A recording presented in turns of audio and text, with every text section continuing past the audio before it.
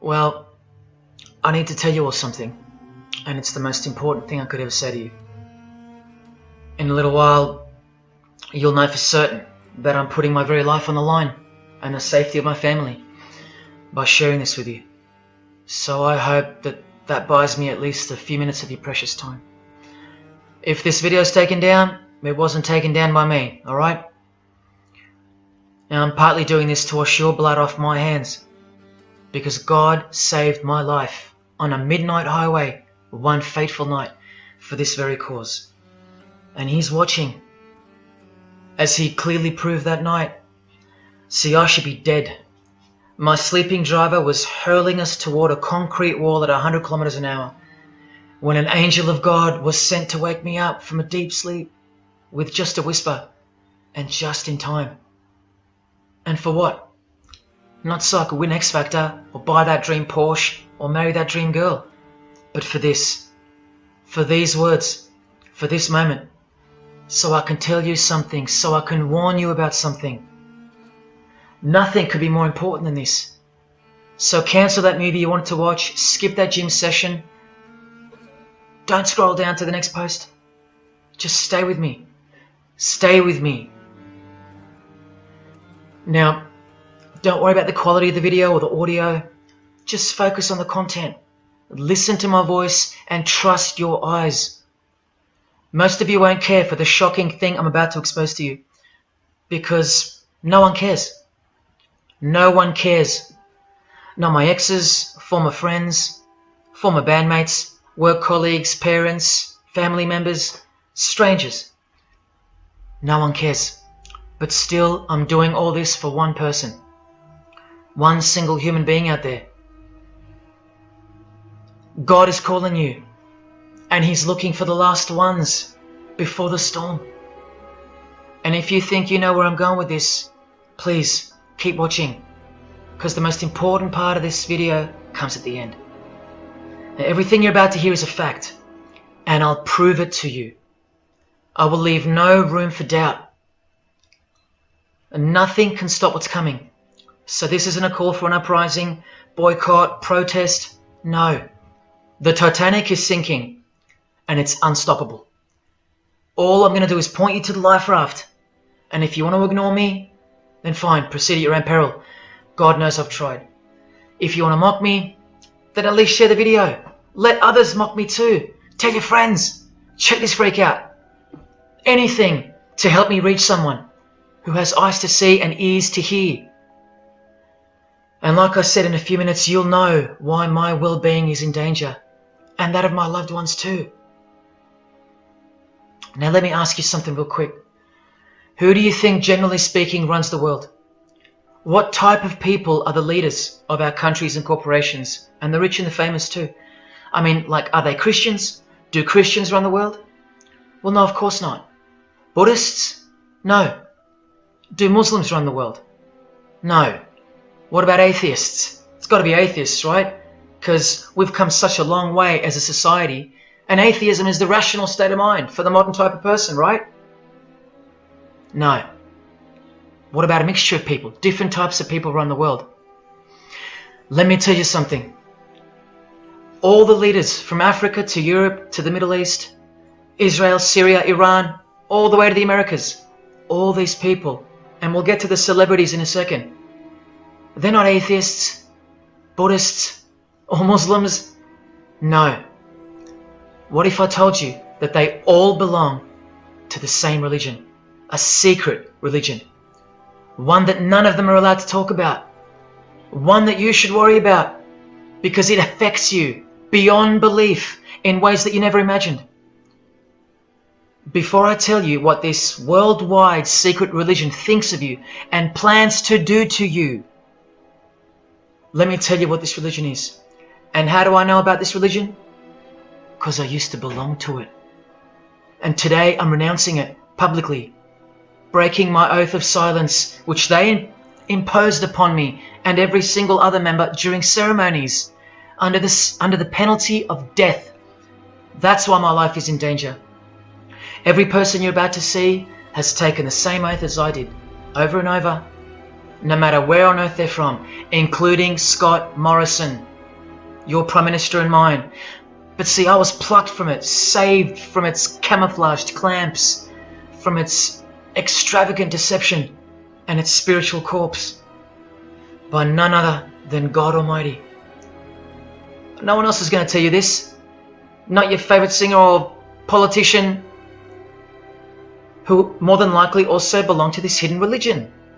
Nowhere will they speak because they love it. They love their lives. They love their success, the money, the worship they receive. And then there are those who have left but have never broken their oath out of fear. Trust me, you don't know who you're messing with here. The few that have spoken out, well, they lost everything.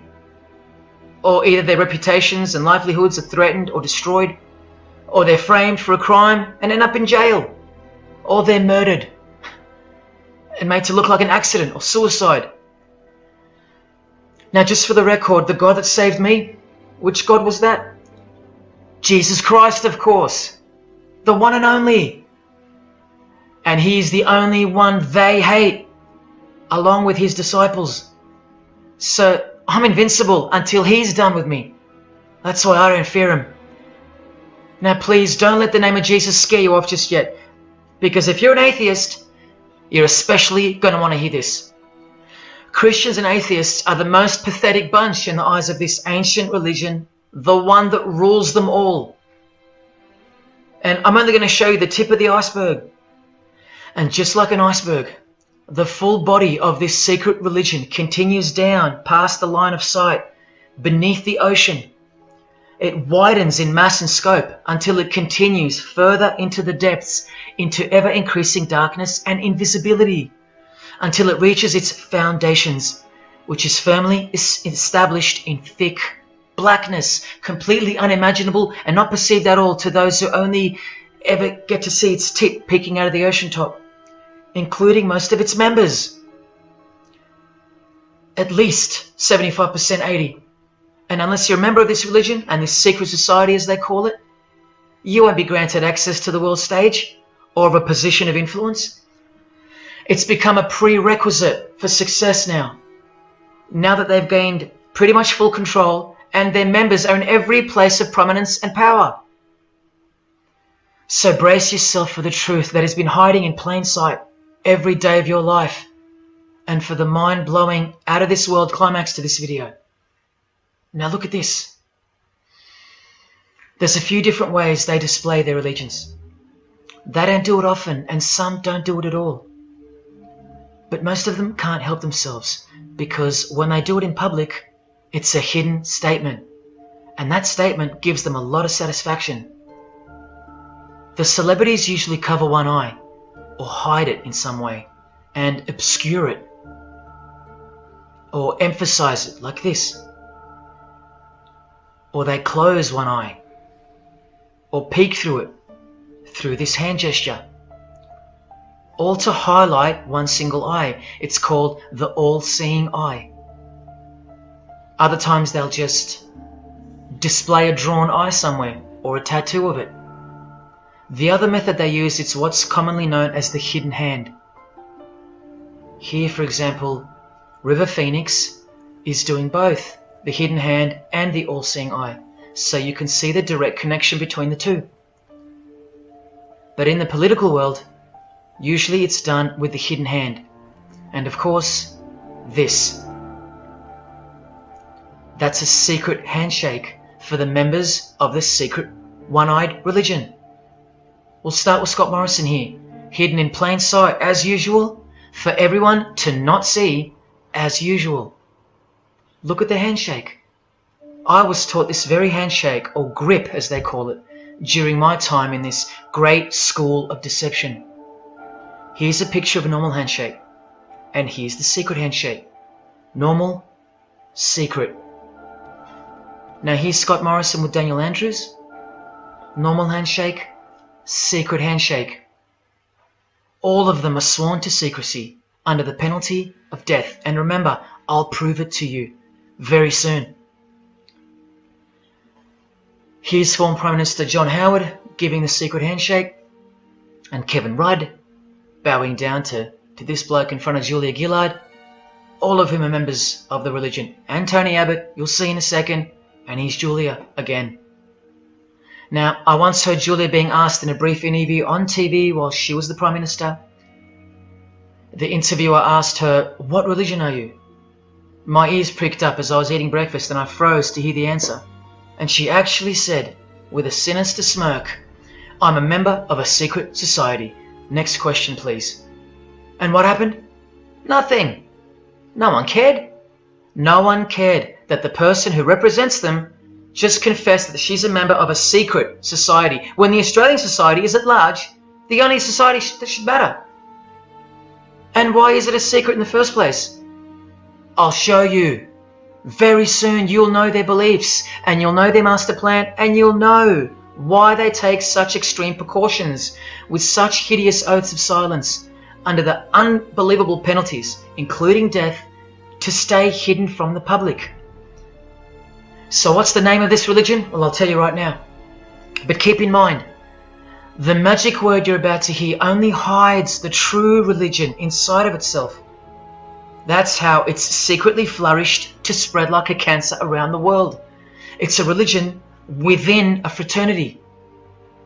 The name of the international fraternity, the one that camouflages, conceals, and cloaks the secret religion inside it, is this: Freemasonry. This is their official symbol, the square and compass. Sometimes with a G in the middle, and sometimes with the eye, the all-seeing eye. This is the same eye that these people are referring to. That's where it comes from. The eye is sometimes placed in a triangle, and that's where this comes from, the eye in the triangle. Here's Chris Angel doing it, standing also next to a mate with a square and compass shirt on. Not a coincidence. This is not something Jay-Z invented. This is the religion Jay-Z belongs to, and proudly, as you're about to see. The Freemasons also place the eye at the top of a pyramid, because the Egyptian pyramid is integral to their secret system. Here it is on Chris Angel's shirt and Madonna's jacket. That's a Masonic symbol. The Freemasons are sometimes called the Masons for short. It'll all come together and make sense really soon. Here it is hidden in plain sight at the Australian MTV Awards. And this is the MTV headquarters, by the way. Trust me, there's no doubting this. Here's the same eye in a pyramid on a Crowded House logo. Yes, initiated Freemasons. Here's the eye on the Harbour Bridge for a New Year's Eve gig. And I wonder what that eye could be referring to. So what's the connection? The religion is the connection. The secret religion. And you'll see. Prepare yourself for an incredible revelation and the amazing climax that comes at the end of this video. Now this is where the Freemasons are counting on you to lose interest. Roll your eyes and move on. Because in their beliefs, the uninitiated, meaning you, are ignorant and stupid compared to them.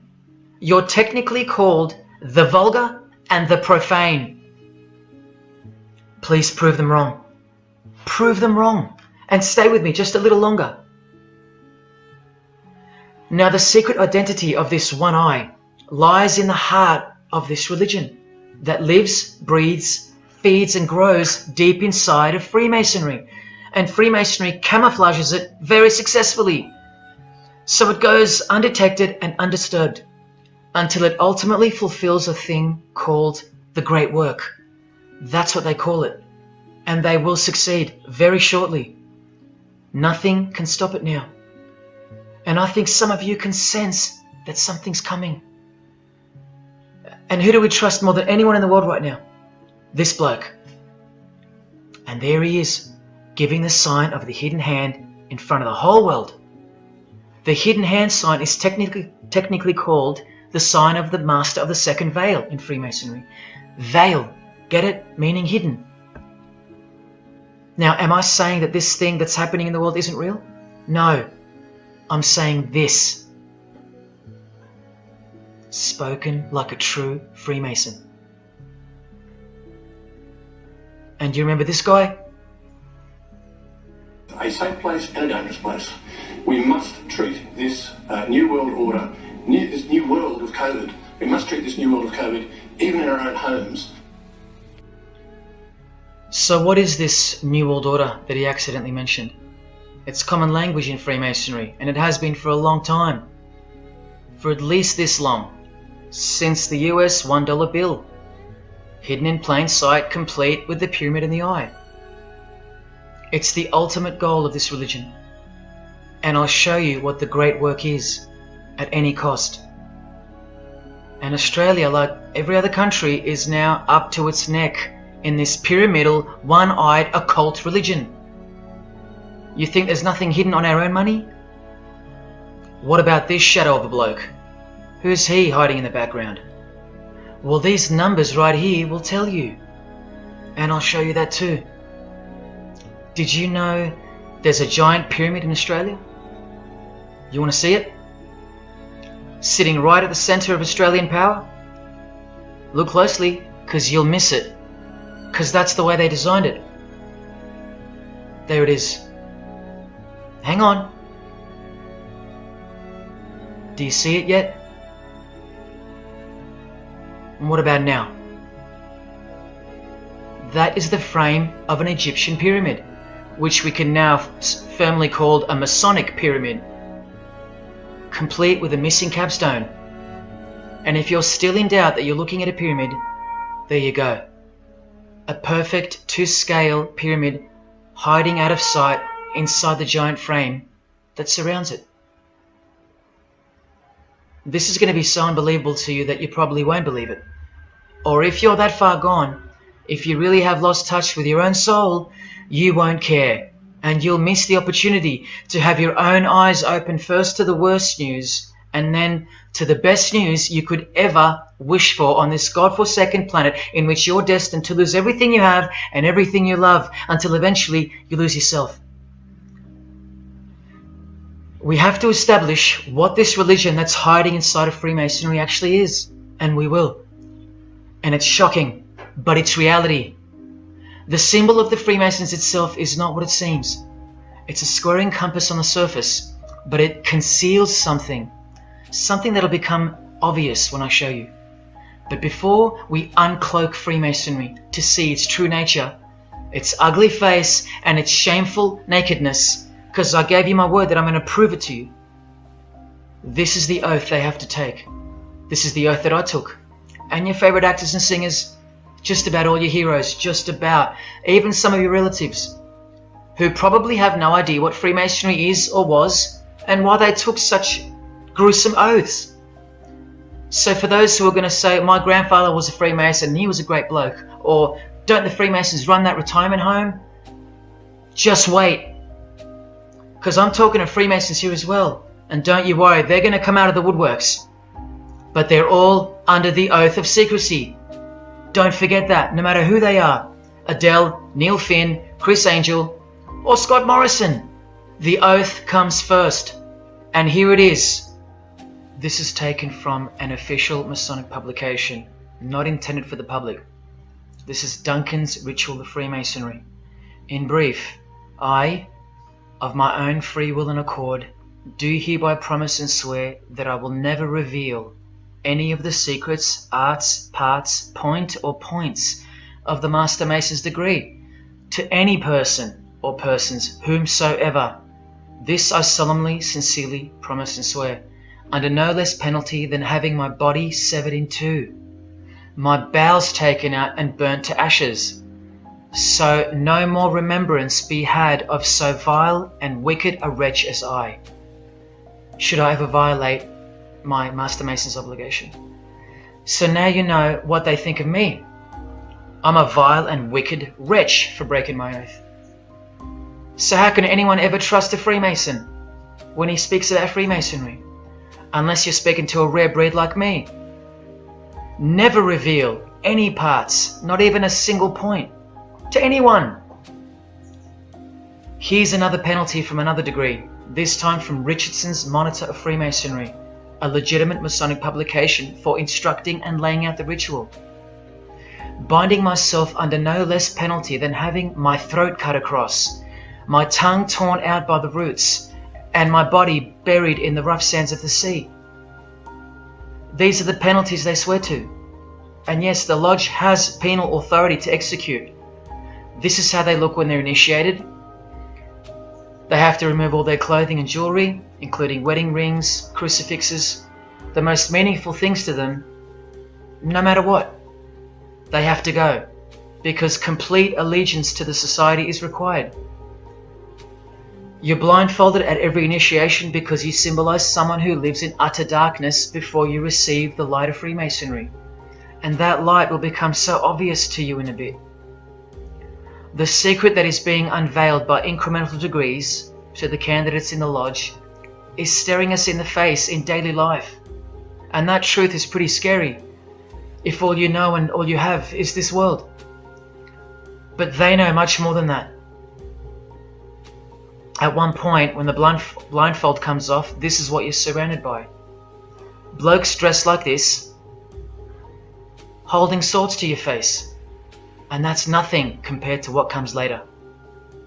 So your own wife or daughter don't qualify for discussion in these matters, unless they too are initiated to the same level as you. So please don't tell me that your grandfather or your neighbour is a Freemason and that there's nothing wrong with Freemasonry.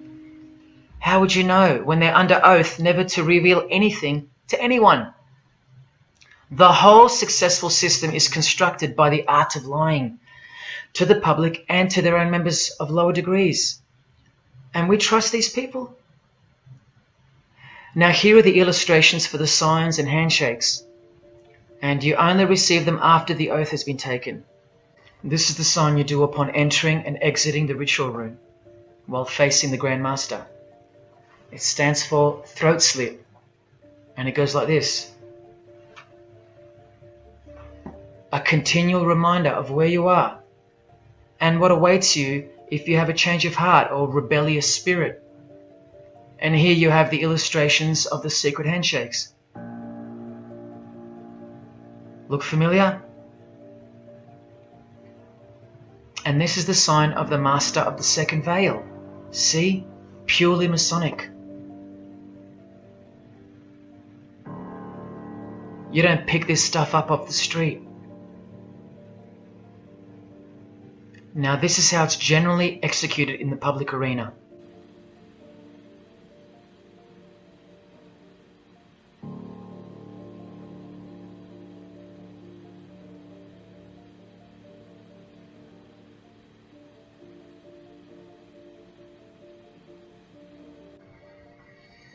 Sneaky, sneaky, huh? So when you see this, or this, you know for certain where it comes from and who they belong to. Look at Kramer on the front page of the privately circulated Freemason magazine, officially a Mason like fellow brother Tony Abbott, and he's doing this.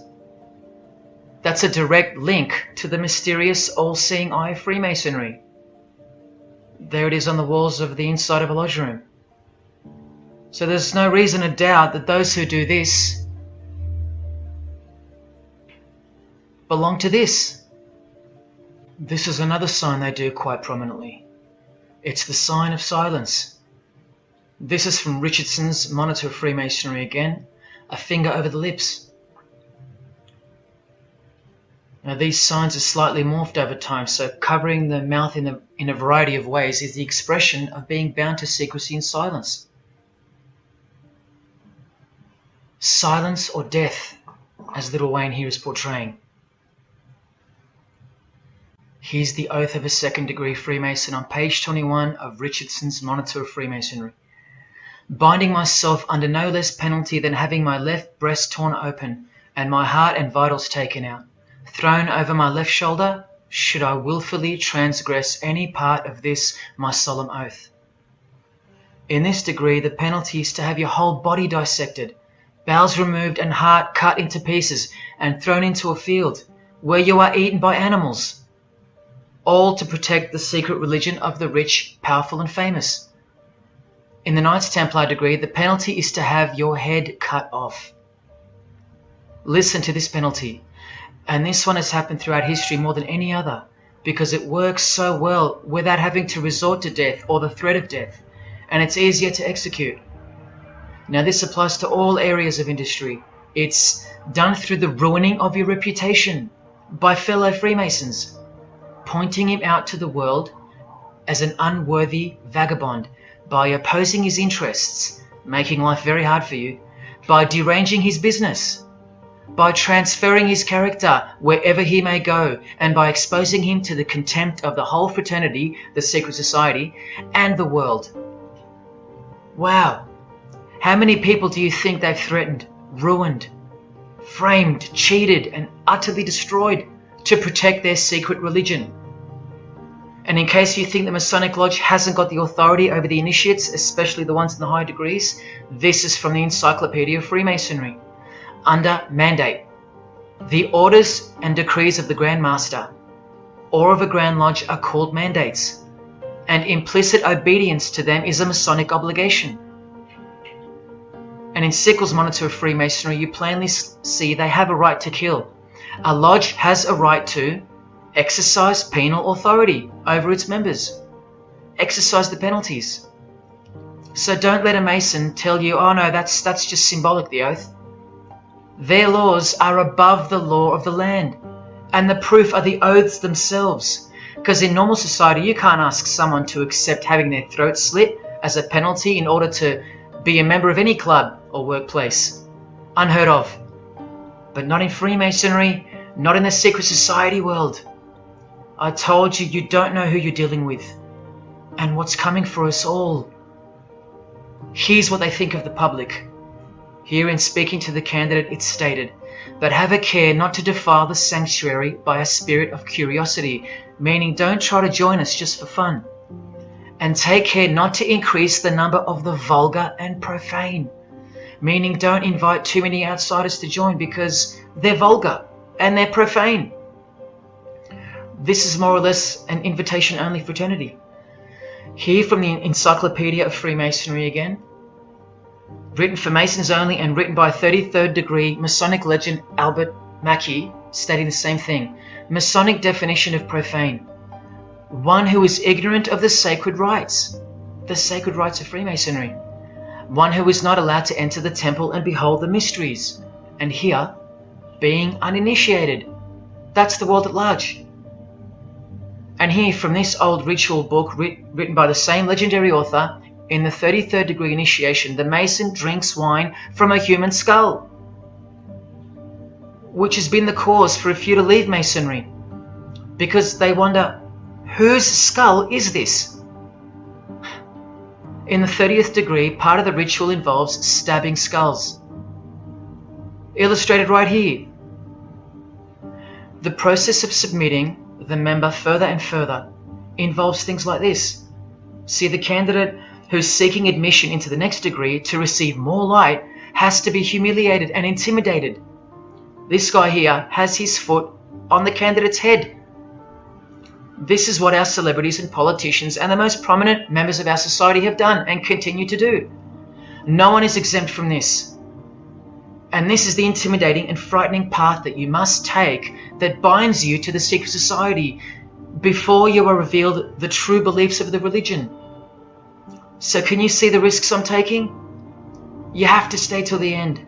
Don't let me down. Don't let yourself down or your fellow man. Believe me, it'll be worth it. Now here's one of the 3 greatest Freemasons of all time, who actually helped construct the 33 degrees or rituals of modern Freemasonry, Albert Pike. A hideous man with a deeply complicated mind, and one who will soon help you to see who they really are. This is how important he is to Freemasonry. He's buried here, in the House of the Temple, a Washington Masonic Lodge, just around the corner from the White House. He was called the Grand Commander Sovereign Pontiff of Universal Freemasonry, a giant of this secret society, the only Confederate general who has his own statue. And who were the Confederates? The dudes that fought for slavery, not against it, defeated by Abraham Lincoln, who was surrounded by these Freemasons, and who was assassinated by this one. John Wilkes Booth doing the same sign of the Master of the Second Veil. A Freemason assassinated Abraham Lincoln. Undisputable when you have the eyes to see. Now, Albert Pike writes in his colossal work, which some refer to as the Bible of Freemasonry, called Morals and Dogma, and on page 113 he says, "What can there be in common between the vile multitudes and the sublime wisdom?" That's what Freemasons possess, sublime wisdom. That's what their secret is. It's sublime. The secret I'll reveal to you. Now just quickly, here's Freemason Kanye West. Here he's giving the Masonic grip to his brother Mason Jay-Z. Look at the lapel he's wearing in this picture. It's the same double-headed eagle as on the front cover of the so-called Bible of Freemasonry, Morals and Dogma, written by the Grand Commander Sovereign Pontiff of the religion that Kanye and Jay-Z have been sworn into, and thus granted access to international success. His Christian conversion isn't what it seems, and you'll soon see what job he has to do. Now look at what else Freemasonry thinks of the uninitiated, from the words of the Grand Commander himself. The truth must be kept secret, and the masses need a teaching proportioned to their imperfect reason.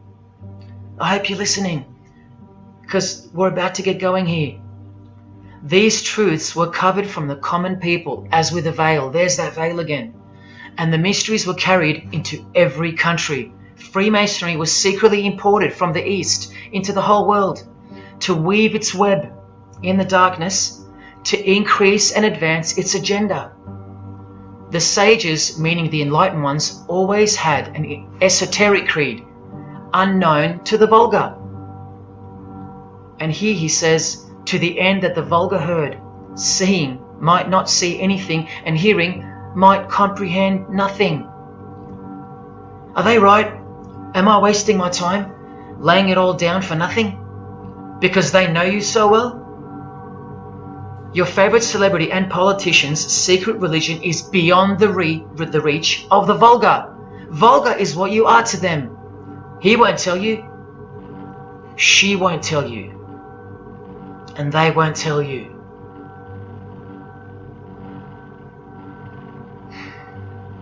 Because the other obscene penalties from the rituals of Freemasonry include having your ear and hand chopped off, or both hands, being hung in your own home, and my personal favourite, having the top of your skull cut off so your brain is cooked in the sun. Now can you imagine what they're hiding? And then the ritual monitor goes on to illustrate the same secret handshakes and signs. Hidden hand, sign of silence. These people mocking us, sometimes to our face with their symbolism, while we respect them, admire them, and sometimes even love them and idolize them. All of them partaking in the same initiation rituals, to belong to the secret society, a prerequisite for success, to belong to the religion that gives you everything you want, everything your heart desires. While the Gospels teach accurately that the heart is wicked. Now here is a practical example of how Freemasonry comes first, even above the title of president. Here's a portrait of George Washington doing the sign of the Master of the Second Veil, and here, Freemason, before and above president. And if you think that's just by chance that they put the word Freemason above president, then here, read this genuine quote from Harry Truman. This should tell you how deep the consequences of Masonic initiation go and what lies deep within. It's Freemasonry above everything else. There's the Queen showing her allegiance over and over. And here's the Queen leaving a very special hospital with a very special nurse. And this was the Queen's father, fully dressed in his Masonic regalia and that God-forsaken apron they wear, which also hides something, just like the square and compass. In fact, what the apron hides is what the square and compass really represents. And it's staring you right in the face. Can you see it yet? Prince Charles, handshake, hidden hand. Prince Harry, Prince William. And here is the Grand Master of English Freemasonry, Prince Edward, also in full gear. What a lovely looking chap. And now he's giving the Masonic grip in front of this stone that was placed there to memorialize his visit to Cape Town Lodge. And what about this guy? Prince Philip, husband of the Queen. Do you remember him saying this? Yeah, and here's the article in case you think he didn't. Initiated member. Do you slowly see what the Masonic mindset is? We are beneath them. And the craziest thing is, if they can turn you into what they think of you, then you deserve what's coming. It's a natural law. It's the law of nature. And I'll soon show you their real Bible, for lack of a better term, which justifies it all, and the one which guides their morals. And it makes a lot of sense, because the power of the deceptive phenomenon of Freemasonry lies in the fact that it contains real truth, intertwined with untruth. Now this actual book that guides their morals and plans, it isn't written by hand, and it's been around longer than the Bible. So they think it's purer, sublime as they call it. And it's the foundation on which the religion is built upon. And that Bible, so-called, that unwritten Bible, is the key to unlocking its secrets. I'm going to hand you that key. And it's all going to come together like a flood. So they're going to own it all by their own words and actions. And they're going to introduce us to a new system of life, but only after a number of shocking events take place, which I'm so close to telling you about. But first I have to tell you the name of the secret religion and the identity of the I. Now for the few of you that think of hospitals and charities and nursing homes when you hear the word Freemason, a word which I soon hope to never speak again after this video, well, it's a front, a cover story, and like everything else in this presentation, I'm going to show you. This too is for the poor Freemasons that are going to have the call to make an appearance in the comments section trying to defend their beloved fraternity. This is 33rd degree Freemason Manly Hall, who was named Freemason of the Century by the Scottish Rite Journal in 1990. And you'd be surprised how many Masons haven't heard of him, because they don't bother entering the Masonic library and searching out the mysteries themselves. These same Masons think they know something, and they parade themselves on websites and social media, calling people like me, oh, he's just an anti-Mason, anti-Mason. Blind fools at best, deceivers at worst. Well, the Freemason of the Century wrote in this book, and in this chapter, Freemasonry is a fraternity within a fraternity, an outer organization, concealing an inner brotherhood of the elect. One visible and the other invisible. The visible society is a splendid camaraderie of free and accepted men and women, enjoined to devote themselves to ethical, educational, fraternal, patriotic and humanitarian causes and concerns like hospitals and charities. But the invisible society is a secret and most august fraternity whose members are dedicated to the service of a mysterious arcanum arcanorum, meaning mystery of mysteries. Now I wonder what that could be. So once again, don't listen to the lost or deceptive Masons that'll come here trying to cheat you from the truth, telling you that I don't know what I'm talking about or calling me an anti-Mason. Because there you just heard it. There's a Masonry for the majority of Masons, and then there's the real thing, the secret religion, which should shock you when it's announced. These same lost or deceptive Masons also love to repeat, like parrots, that Freemasonry is not a religion. Well, what does the Freemason of the Century have to say about that? From this book, he writes, Masonry is essentially a religious order. Not just a little bit religious, but essential. And here, the iconic giant of Freemasonry says in Morals and Dogma, every Masonic lodge is a temple of religion, and its teachings are instructions in religion. So please, sit down, Masons, because Freemasonry is a religion. And soon, I'm going to tell you what it's really called. Now look at this from the same book, and speaking about fellow Freemasons being initiated in the lodge room. Part of the symbols are displayed there to the initiate, but he is intentionally misled by false interpretations. Their true explication is reserved for the princes of Freemasonry. The whole body of the royal art, which you'll know all about soon, was hidden so carefully in the higher degrees. So you see, the whole thing is built on lies. And the ultimate liar lives inside the triangle, above the pyramid, so that even the highest Masons are living a monstrous lie. Wake up, Masons. Even you are deceived, just as the public is. Unless, of course, you're hungry enough to want to acquire all the power and climb up that pyramid closer to the eye that sees all. In that case, close your mouth, go back to your lodge, and good luck to you. Or, of course, be honest. But then you can't, right? Because you'd be breaking your oath. Sad.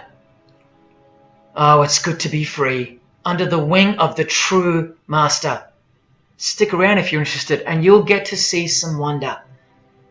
When I pull that cloak called Freemasonry right off, and those that are still here watching will get to see the true colours of the nakedness and the horror of the Masonic Lodge, and the religion that rules them all. Another thing that Masons will repeatedly say is that this has nothing to do with Freemasonry, and it's just a conspiracy theory.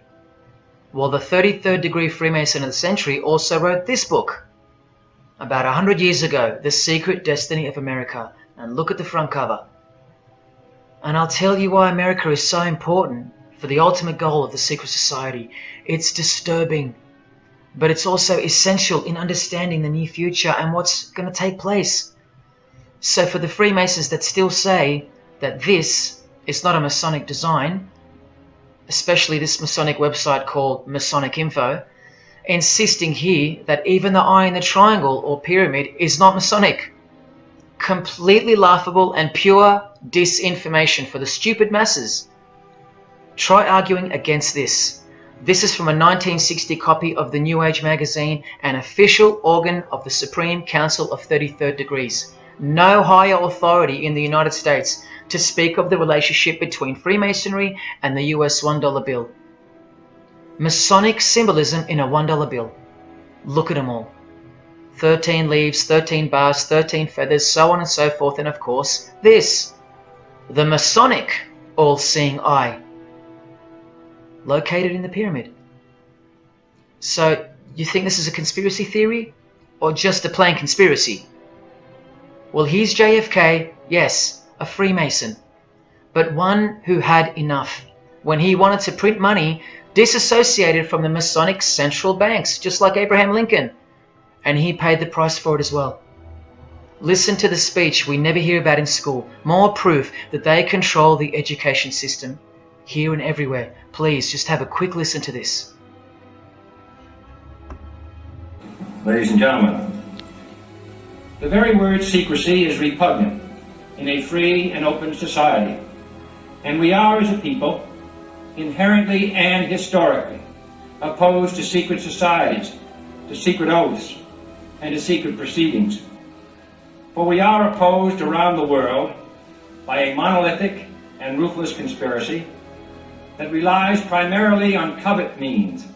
I am asking your help in the tremendous task of informing and alerting the American people.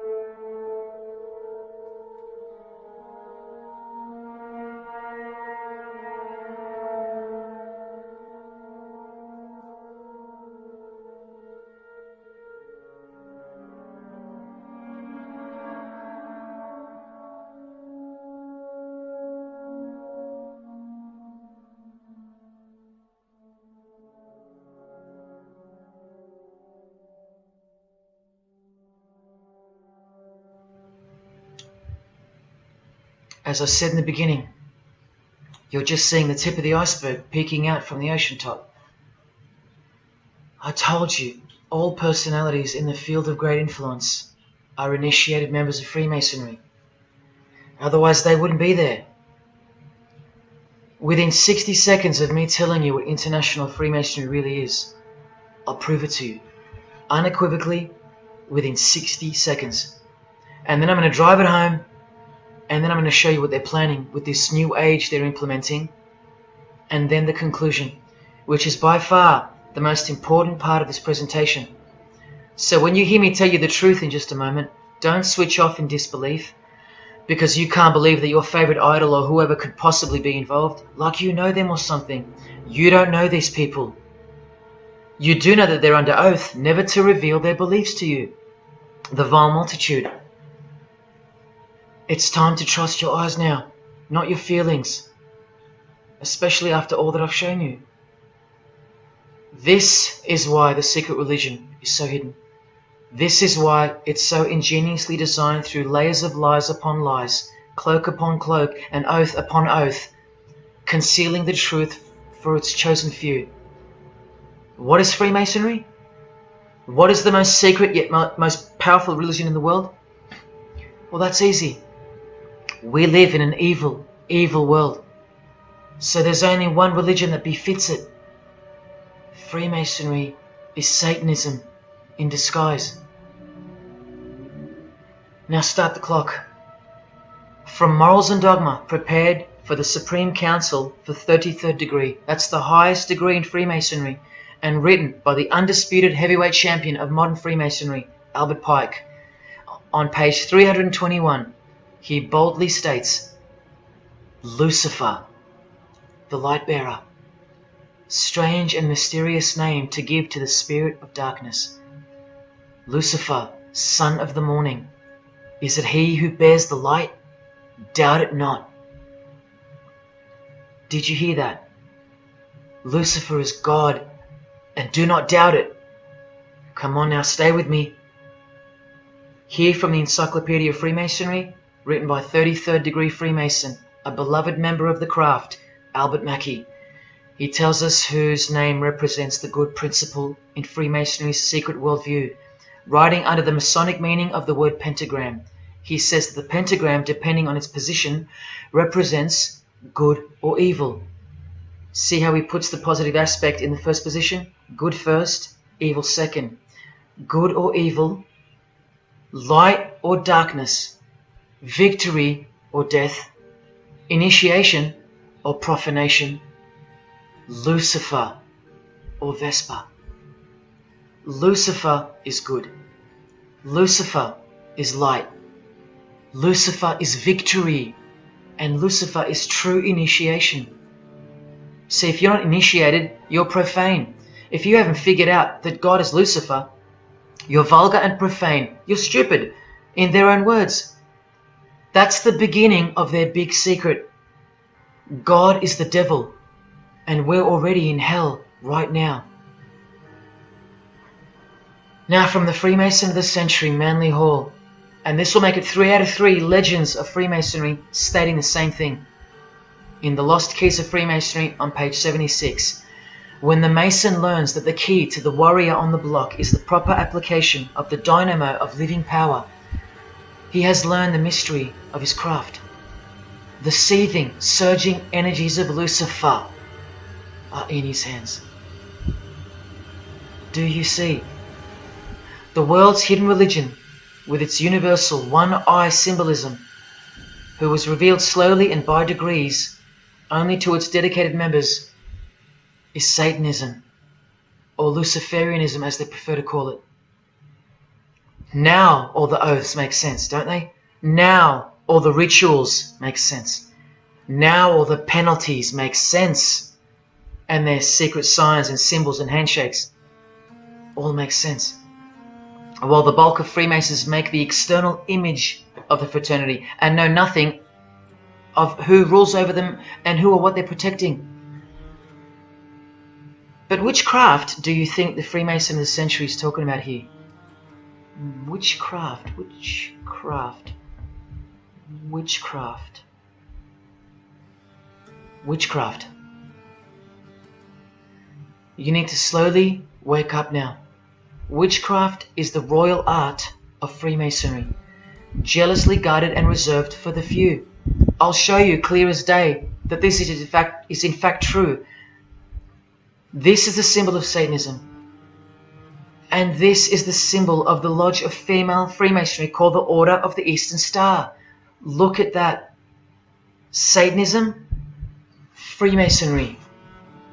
Trust your eyes. This is the symbol of the Church of Lucifer, founded by a 33rd degree Freemason, which I'll prove. Look at the Masonic square and compass in the design. The Church of Satan and Lucifer, two sides of the same coin, nurtured and brought to an organized international level of power and influence by Freemasonry, in secret, and all done right under our noses. And if you think that your politicians or religious leaders or favorite idols can't be a part of this, you have to try and snap out of it, or suspend your everyday beliefs just for a moment, and I will clearly show you how it's not only possible, but it's actual. Please, I feel like it's now or never. If you don't get a glimpse of this now, then when? Who else is going to tell you this? When will you next be confronted with this? This is reality. And as much as you thought that ordinary people came into positions of power through hard work or concern for society or family connections, combined with brains and talent, that's not the case. That's the fantasy. This is the reality. They all go through Freemasonry. You think that Sam Worthington was so talented that he was picked over all those American actors to star in Avatar? Of course not. He was a Freemason. And so was the director, James Cameron, of the highest caliber. You have to remember that to them, Lucifer is good. Lucifer is the liberator. Jesus is the suppressor. Lucifer is pure love. Jesus is impure love. Lucifer left heaven for you. Jesus was crucified because he was a false Messiah.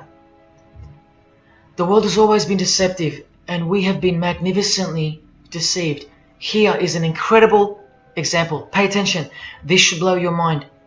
Charles Darwin, the father of atheism and rationalism, was an initiated Freemason, doing the hidden hand of Freemasonry in this picture, and the vow of silence in this one. This would have remained unknown to us because no one's going to teach us this. But now we have the tools to see his beliefs, not through his words, but through his signs and symbols. I told you they can't help but to show off their religions, because they think we're stupid, vile, and ignorant. And I've proven that to you as well. So once again, are you going to prove them right by switching off and ignoring this? Well, unfortunately, more than 90% of you will. What I'm giving you here is priceless knowledge, because no amount of money or success can substitute its importance. And I'm risking everything but my own salvation to share it with you. If only for the few of you.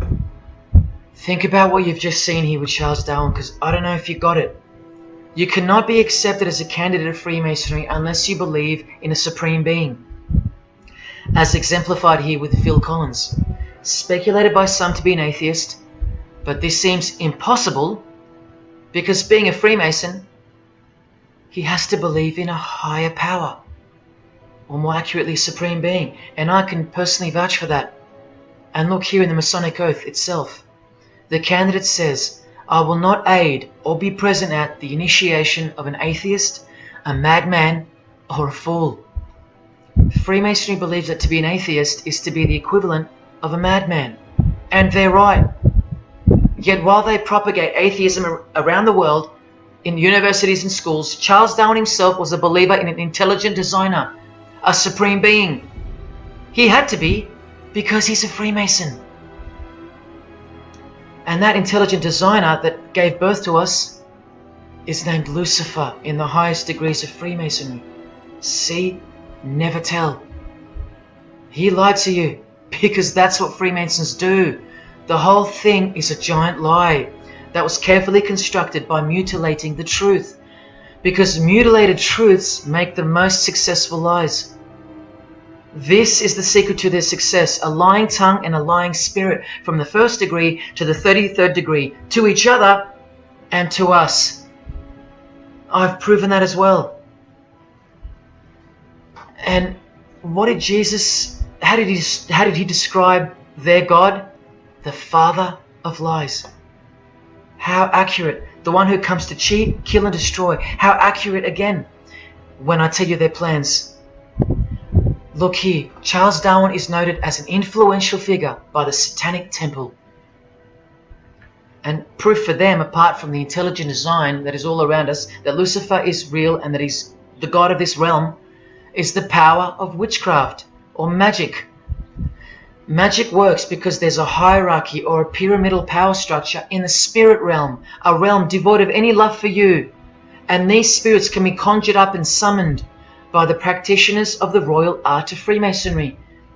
They ask for something in return, however. Listen to Bob Dylan, a Freemason. Hidden hand, one eye symbolism. Out here doing these songs, you know, you're still on tour. I do, but I don't take it for granted.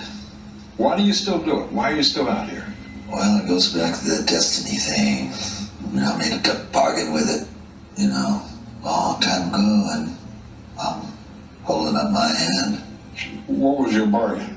To get where I am now. Should I ask who you made the bargain with?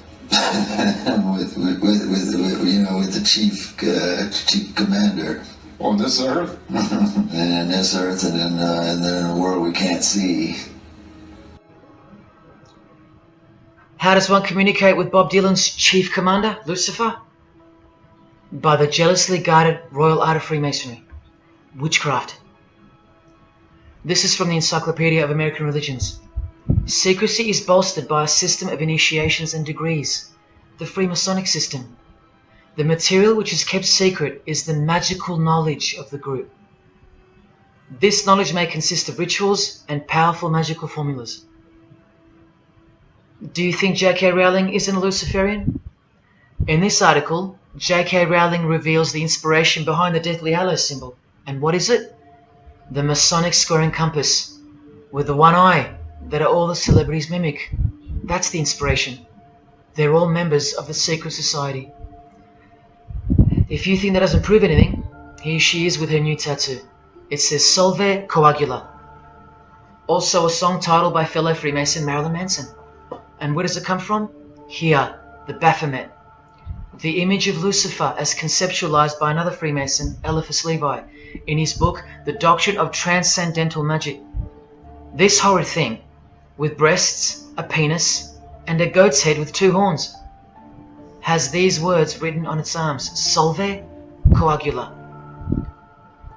The impact of the meaning of these two words should disturb you to soberness when I tell you about them. Because apart from other things, they involve the process in which the new system will be implemented at unbelievable cost to you and I. Here's a statue of the Baphomet at the temple, Satanic temple, complete with two little kids admiring it. That's J.K. Rowling's religion, Satanism.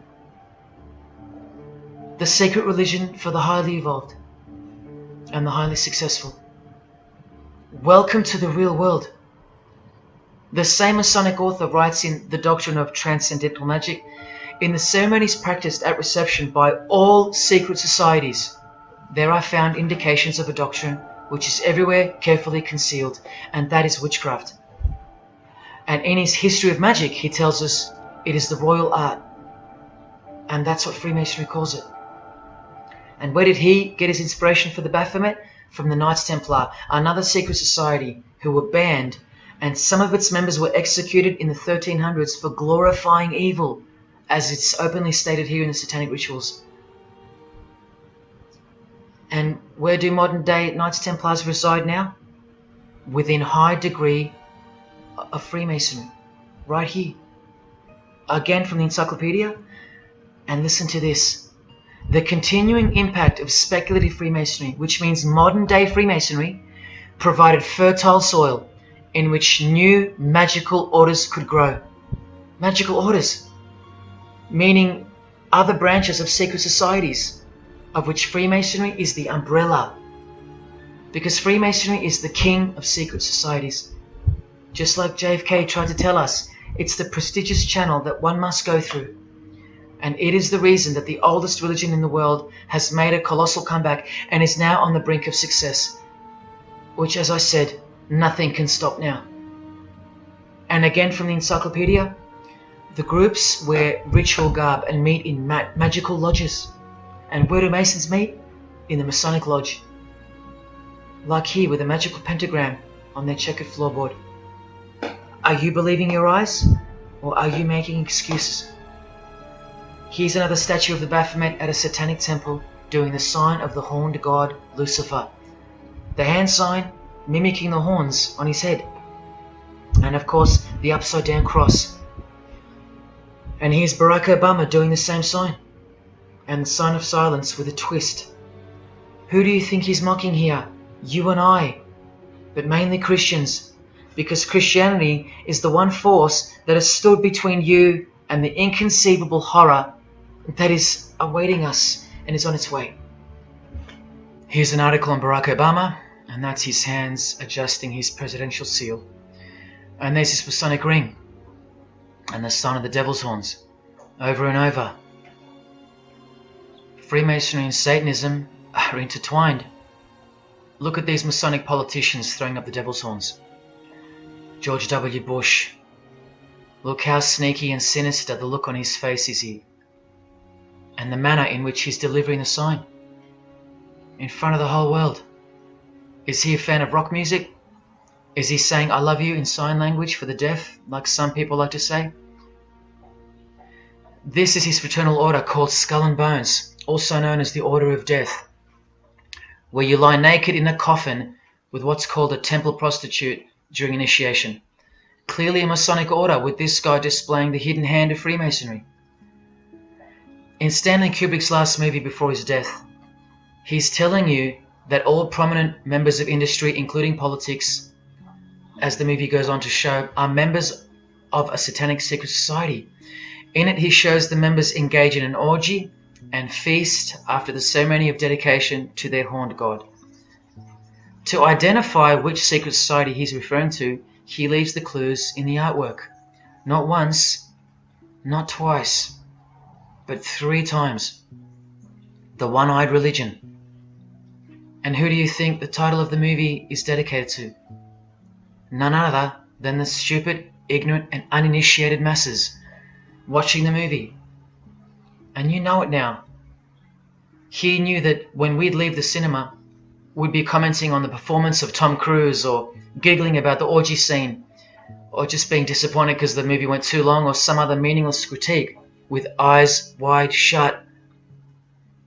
Look at the cover of his other movie, A Clockwork Orange. The eye on top of the pyramid. And on his shirt, the word devil in Italian. Let me take it up a notch, in case this isn't registering. Listen to the founder of the Satanic Church, Anton LaVey, tell us in his book, The Satanic Rituals, which is a companion to the Satanic Bible, Masonic orders have contained the most influential men in many governments, and virtually every occult order has many Masonic roots. This is back in 1972 he said this. Now 40 years later it should read all governments, not many. And why is the founder of the Church of Satan talking about Freemasonry, the most respectable and charitable fraternity in the world, that no one seems to talk about and that we never hear about in school? This is why.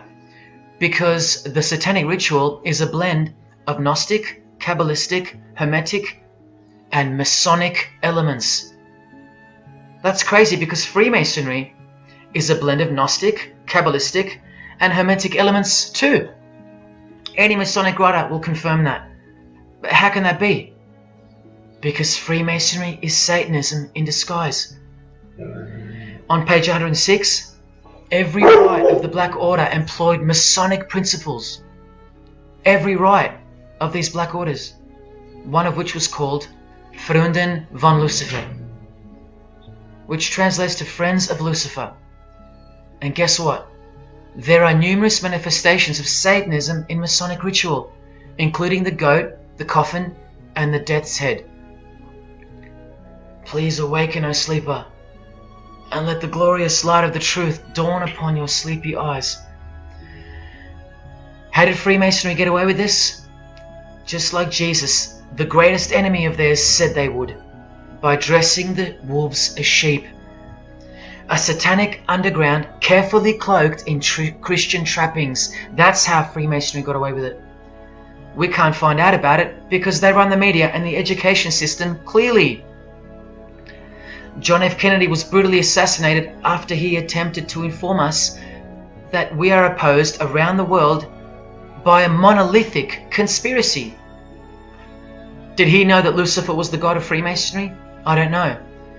The Grand Master of my lodge, who was the mayor of the city, was a 32nd degree Freemason. That's one short of the top, one short of the true beginning of the secret religion, and he had no idea what Freemasonry really was. After 42 years in the lodge, they never invited him into the 33rd degree initiation because he couldn't see past the Christian trappings, as they were designed to do exactly that, trap the Christian, or trap anyone else who was too sensitive to behold the truth. Thus, Freemasonry could halt their progress at any time without suspicion, because it's a rare thing to reach the 33rd degree, and every Freemason knows that. So that there are no rude awakenings that take place with those that aren't ready to embrace Lucifer as the true god of Freemasonry and the world. This is an ingenious system, birthed by what must have been demonic inspiration. Anton LaVey says that this ingenious system I speak of serves as a rudimentary screening process for organized Satanism. Exactly right. It's a filtering process, as I've said earlier. An international filtering process from which men and women are picked and permitted to enter the world stage. And I'm saying all this for those who naively think that politics and magic ritual do not mix. That's the founder of the Satanic Church. He admits that.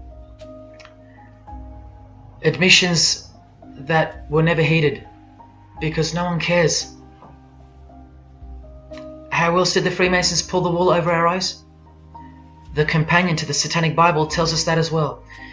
By filling the world with fools. And who's the biggest fool in the eyes of Freemasonry? An atheist. From the Encyclopedia of Freemasonry. One who does not believe in the existence of God. Such a state of mind can only arise from the ignorance of stupidity. All this time, you're laughing at Christians, and the Freemasons are laughing at you. Here's Brad Pitt, wearing his Masonic ring and covering his eye.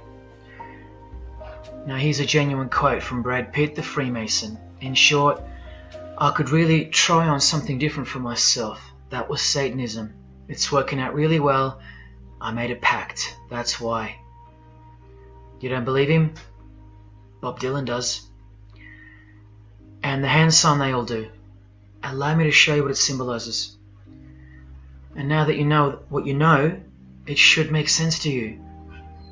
It stands for 666. Yes, indeed.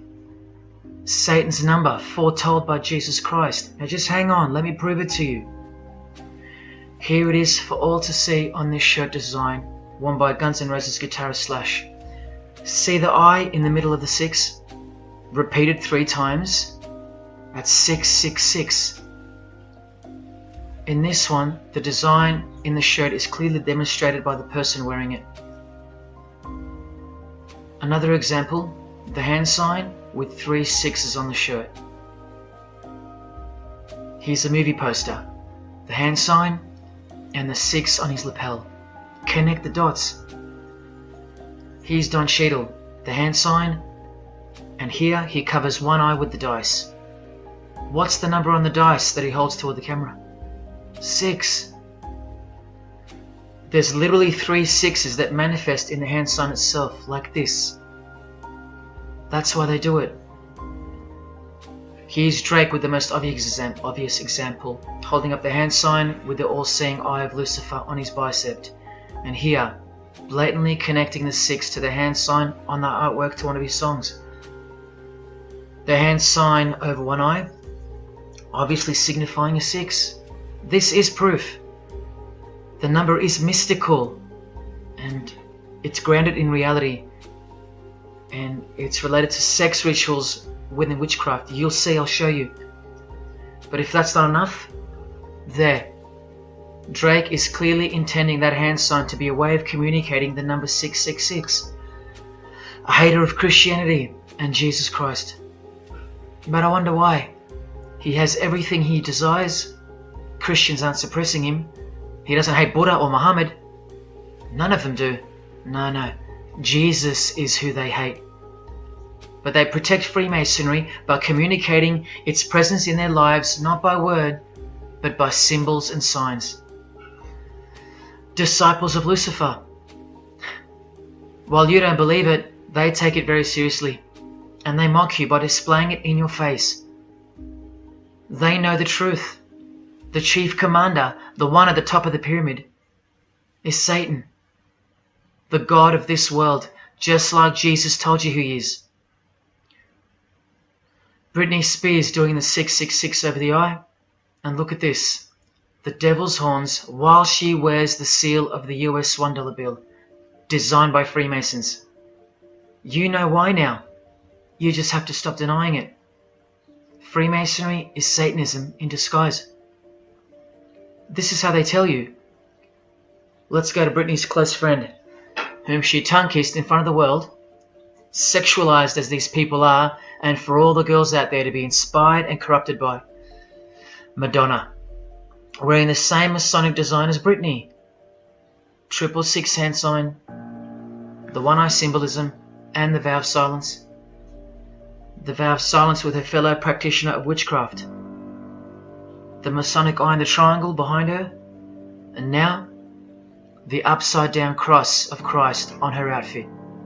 A member of the secret society who hates Jesus with a passion, as you can see here with Lucifer, the god of Freemasonry, giving her oral sex. Deep despisers of Christianity. Are you wondering why yet?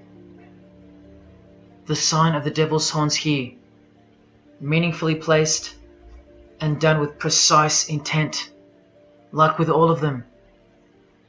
And here teaching her poor children to follow in her footsteps. Truly only God knows how many young people she's perverted in her career, all orchestrated by Freemasonry. Here's the founder of the Church of Satan again, Anton LaVey, showing the horn sign.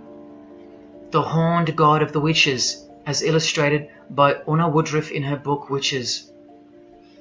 And here, with a member of the Agora sect of Hinduism partaking in a ritual of the oldest religion of the world. She's drinking blood here from what? A human skull. Sound familiar? That's right. That's what all the high-level Freemasons do, except they use wine, until they themselves are invited into the secret religion. It's ritualistically done to gain magical abilities, not a myth. And look at her hand sign. It's also known as the El Diablo. Do you still think this hand sign is a joke, or it's misunderstood or misrepresented by people like me? Look at the cover of Anton's other book called Satan Speaks. Look at the eye. He has one eye emphasized. Can you see? What about the image of Lucifer in the Satanic temple? Look at the right eye. It's darkened. You ready for this? From the Bible. And this passage is thousands of years old. Woe to the worthless shepherd. His right arm shall be completely withered, and his right eye shall be utterly darkened. Where do you think this hatred for Jesus comes from? Do you think it's because we've outgrown it? Or because it speaks the truth? Who do you think this worthless shepherd with one eye darkened is? And who said, I am the good shepherd? Who said that? Jesus Christ is the good shepherd, not the worthless shepherd with one eye. You think this is all just a coincidence?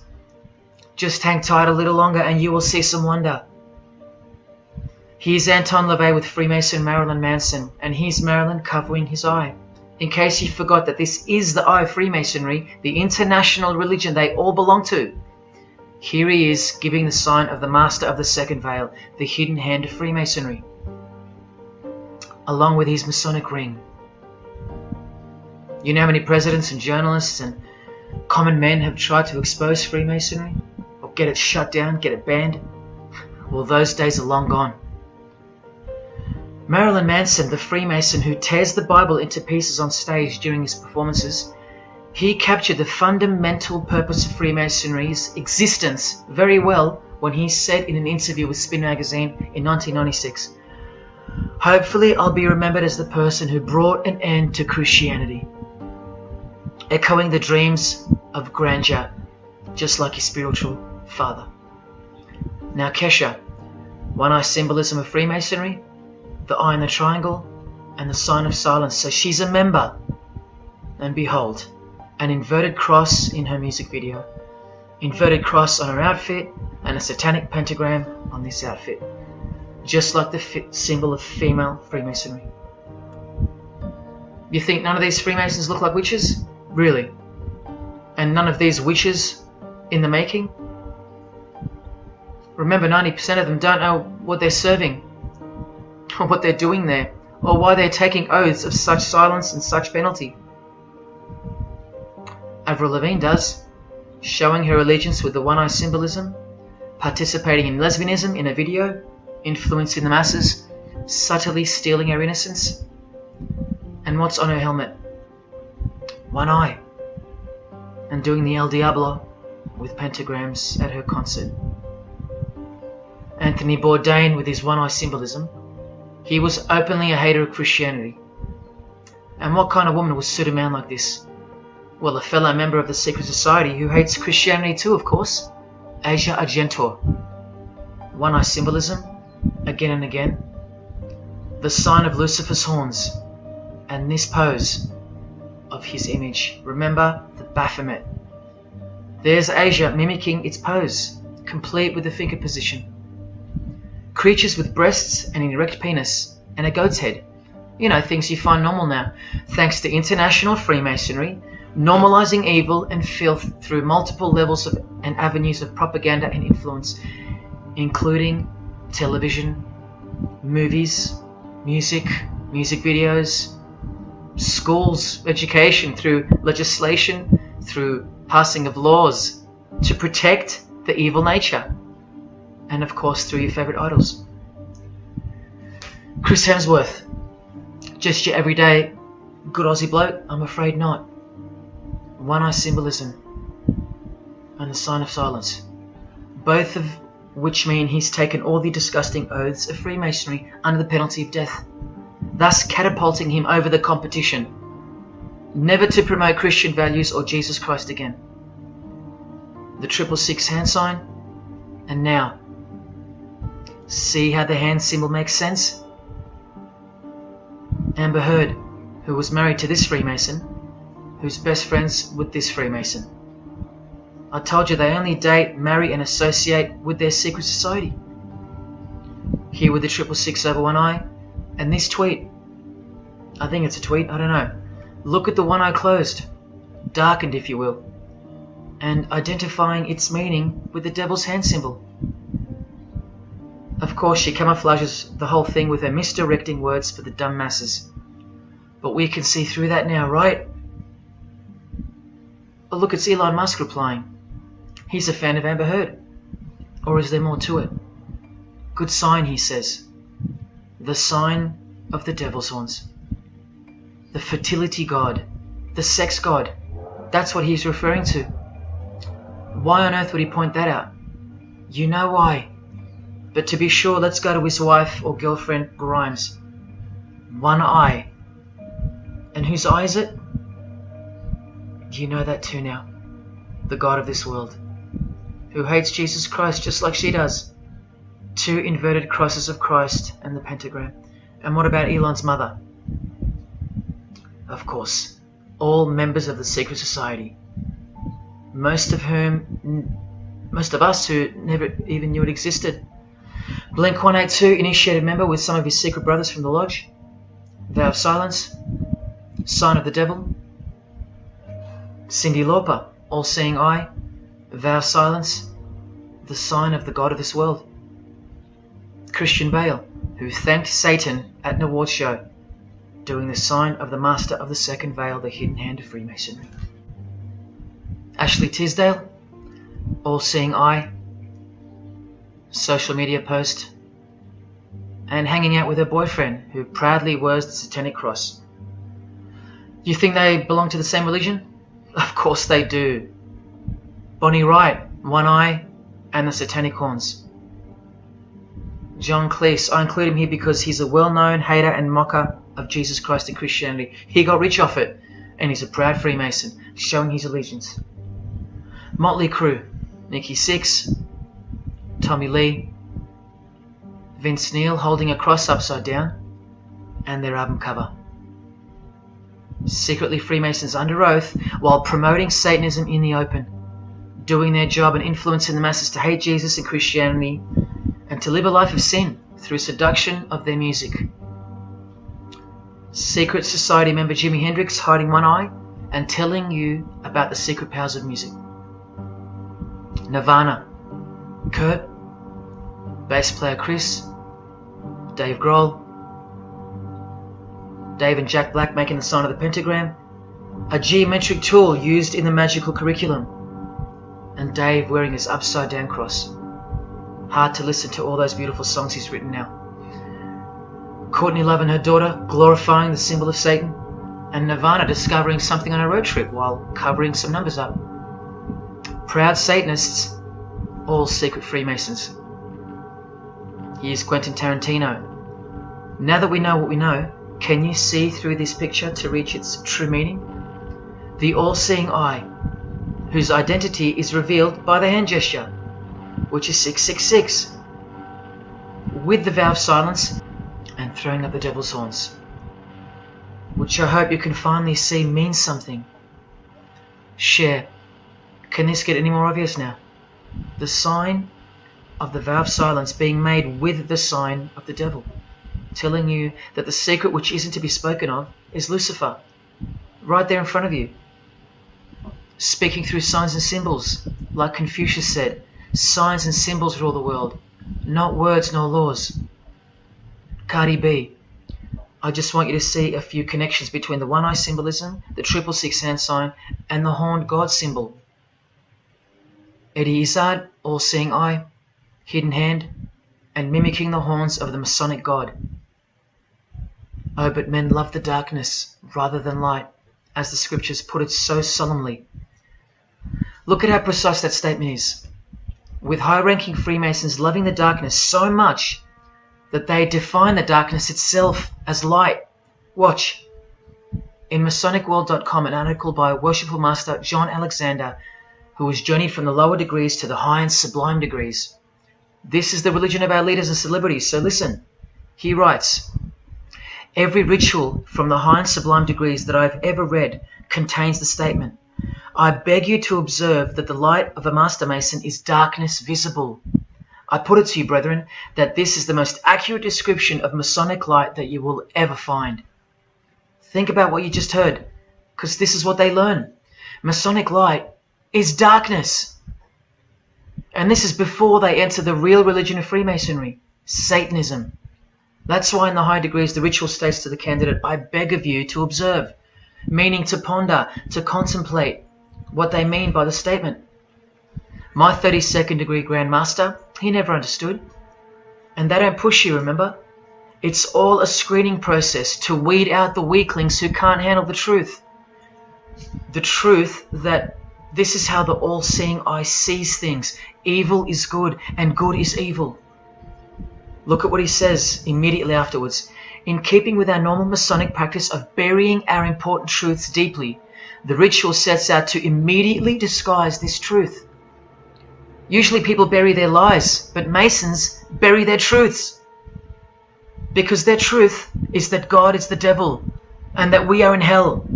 So everything has to be flipped on its head in order for things to make sense in this place where lust creates life, where might is right, where compassion is weakness, and of course, in order to succeed. Look here, with another Freemason of the highest degree, Helena Blavatsky. She writes in her book, The Secret Doctrine. Doctrine means belief. So the book is called The Secret Belief. The Secret Belief of Freemasonry. She says, the sons of God, of whom Satan was one, all those spiritual beings were called angels of darkness, because that darkness is absolute light. Do you see how far they go to protect and glorify the darkness? Because men love darkness rather than light. If these were just randoms next door or some minor cult, I wouldn't be telling you about them, and I really wouldn't care this much. But these are not randoms. These are our heroes. These are those who have crept into the power structure very slowly since 1717, when the first Masonic Grand Lodge was organized, to overthrow Christianity and the world. These are those who we admire, trust. And these are those who have perverted our culture with one hand, the hidden hand, while upholding it with the other hand. So you can never call them out, because they run charities, nursing homes, and children's hospitals in the open, while they propagate smut, violence, debt, and of course atheism in secret. While a plethora of everyday distractions are endlessly supplied to us through entertainment and news, plowing through our lives. That's political Freemasonry, politicizing everything, including entertainment, supplying you with their heroes and their idols. And now that 95% of the world have been spiritually disarmed by thinking, oh, the world is a good place and Jesus is a myth, they've rigged our infrastructure and they're about to bring it down so they can build up their new world from the ashes. A completely new system of life on this planet is coming. I promise you that. In a book called Satan's Master Plan, LaVey affirms his commitment to destroy Christianity. Now check out Anton LaVey, once again in perfect parallel with Freemasonry, stating in the Satanic Bible, waiting at the darkness visible for that bright and morning star. Bright and morning star being a reference to Lucifer. The exact same expression as the Freemason and worshipful master John Alexander that we just heard describing Masonic light. Darkness visible. Identical language. Because Freemasonry is Satanism in disguise. This is what the initiated queen of Freemasonry, Helena Blavatsky, says of the bulk of Freemasons in her book. The knowledge of their members about the full signification of their symbols is nil. And that's of course true to the Freemasons listening. How do I know she's a Freemason? Because her diploma was reproduced on page 66 in Freemasonry Universal, Volume 5, Part 2, in the Autumn Equinox, 1929. And also because she's displaying the Masonic penalty sign, like all these Freemasons. Drew Barrymore, all-seeing eye, vow of silence. And see, the symbol of her secret god.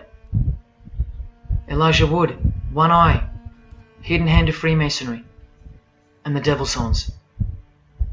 Sammy Davis Jr., the eye of the Freemasons is the all-seeing eye of Lucifer. Because here he is with Anton LaVey, the founder of the Church of Satan. So when you see him hanging with other celebrities like Bill Cosby, can you be sure that they belong to the same religion? Sure you can. I told you they don't hang out with the uninitiated. You think the Rat Pack weren't Freemasons? Well, here's their leader, Frank Sinatra, doing the hidden hand.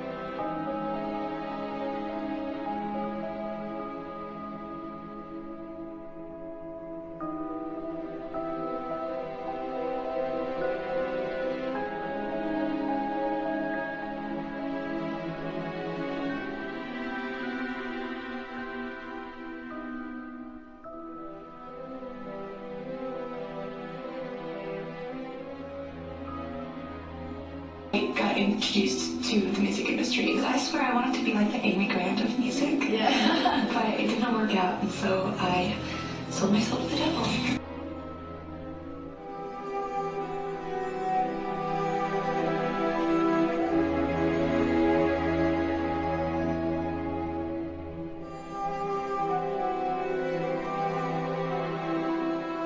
On that, have you considered maybe doing more acting? I only had a few lines. It was fantastic, but I can't really tell you anything else. But it was. Sure you can. I know I can't. It's very secretive. It's a very secret society.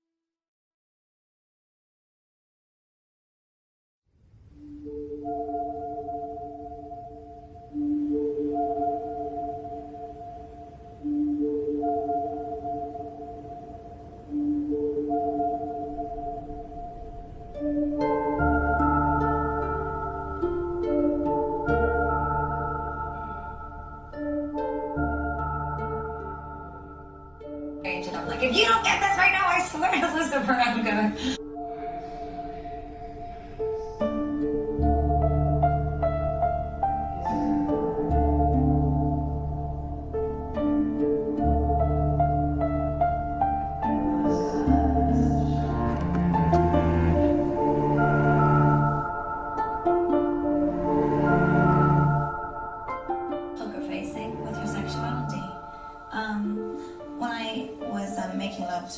boyfriend. I used to think about women sometimes. Oh, good Lord.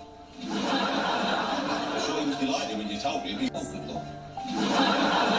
I'm sure he was delighted.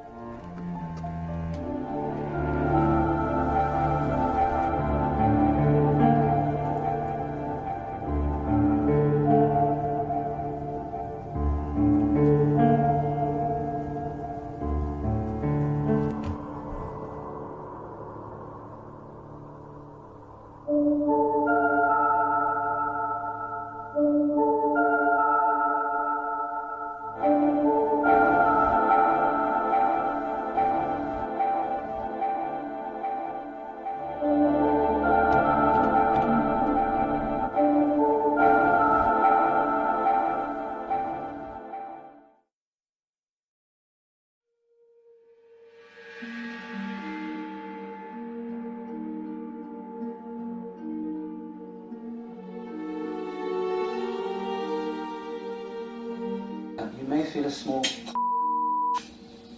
prick.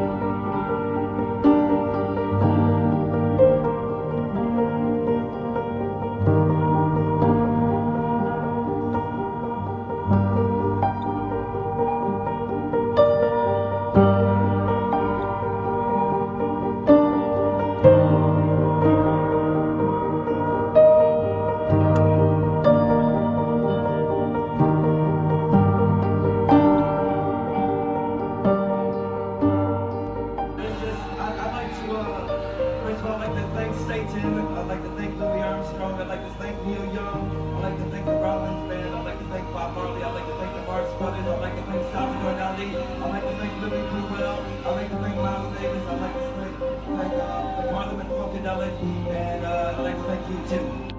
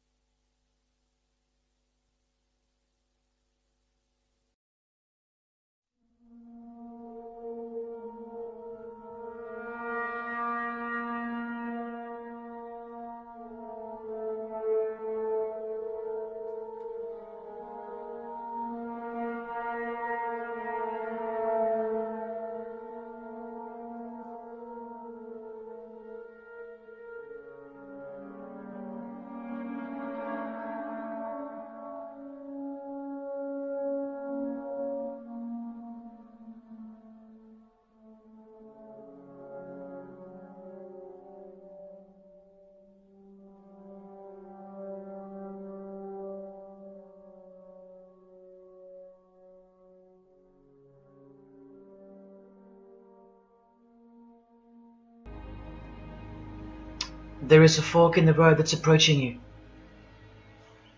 And you can stay on the path which curves to the left by denying the existence of Satanism in the fullness that you've been shown. Or you can surrender to the truth and take the right-hand path. Now, where that road could lead is the sweetest risk you'll ever take. Are you still pretending that this one-eye religion of Freemasonry isn't Luciferianism?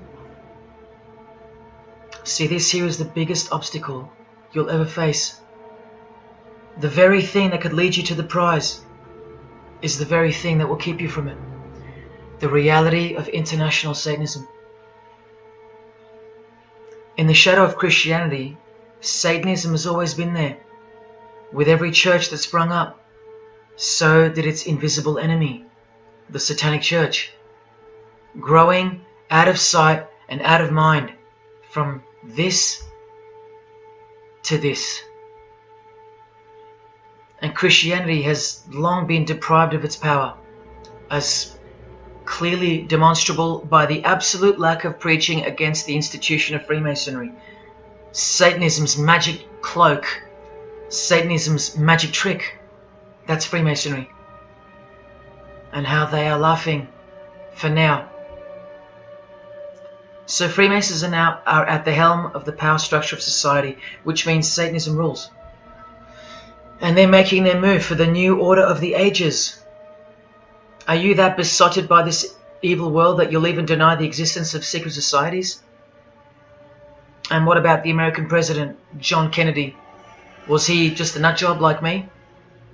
Warning us about an international secret society with an international secret plot. A Freemason trying to tell you and the world about Freemasonry. Shot through the head.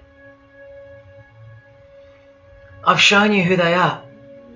I've shown you how they successfully operate with degrees of initiations and horrific and illegal oaths of secrecy. And I've shown you why they are a secret society. I've proven it to you. And only now that I've done that, I can show you in this many minutes what the shocking new order that Freemasonry has so cautiously been guiding us toward actually looks like. And of course you won't believe that either. By now there's a 98.5% chance that you belong to the world. And in that case, the world can do, will do, and is doing whatever the hell it wants to with you. And when all you have is the world, you'll do anything to hold on to it. Christian or not, most of you will follow this world straight to the slaughterhouse in the name of peace, safety, and progress. Clinging to it, because all you love is inside it.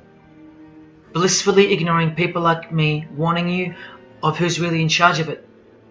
Men, women, actors, singers, businessmen, and politicians, all interlocked, whose God is named Lucifer. You've seen it with your own eyes, but now you can hear it with your own ears from this 33-degree Freemason in person, just in case the Masonic literature wasn't enough for you. Okay, define Lucifer for me. Pure, virtuous, wholesome, innocent individual that's out to help people. Lucifer is? Yeah. Say that again. Lucifer is a pure, holy, Virtuous. virtuous. Now, is he the Lucifer that God created? That's the same one. Oh man, this is great. I'm going to put this on the internet. Oh, Amen. God bless you, Amen. brother. Because that's exactly what the Shriners and Masons teach, is that Lucifer is light. No. And you're What about those confirming it. hospitals? You know what, sir? Jesus said, many will say to me on that day, Lord, Lord, we did not do these good deeds in your name? And you'll say, away from me, you workers of iniquity, I never knew you. Jesus said it? In Matthew chapter 5. You've been bred from childhood to fall for the biggest lie ever told, that Satan doesn't exist. And if Satan doesn't exist, well then neither does Jesus. And while your heroes and idols know full well that they do exist. And when I say you've been bred from childhood, I mean just that. Walter Disney was a high-ranking Freemason. He is a Masonic stamp dedicated to him, and his very exclusive Club 33, which stands for the 33 degrees of Freemasonry. And who's the god of the 33rd degree Freemason, Walt Disney? Or Walter hides the answer in plain sight, because that's what Freemasons do. Firstly, the God of Mr. Disney is wicked. See how they veil evil with a cloak of innocence? What does the word veil itself conceal? Secondly, Walter's God is horny, symbolized by the horned god of the witches. And we all know Walt Disney loves magic, which is witchcraft. So the depictions of sex are hidden in plain sight as well. Remember, lust produces life, not love. So lust is purity, lust is love, for the high degree Freemason. And thirdly, he hides the number of his God's name in the open as well. No, that's not a 666 he's seeing interwoven in the design. That would be ridiculous, wouldn't it? Not even when they separate the sixes from the name, all three of them, and place them together for you like this, in plain sight. No, not even then will people see. Do you think things are any better 50 years later? Here's the Eye of Lucifer in the Nickelodeon channel, and his lightning flash. Remember what they actually believe about Satan.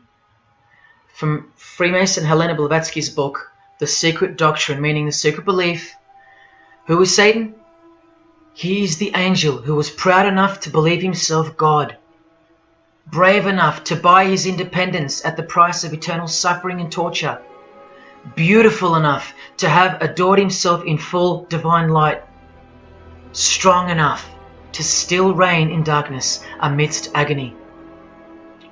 Helena Blavatsky is suggested as recommended reading by the Encyclopedia of Freemasonry right here.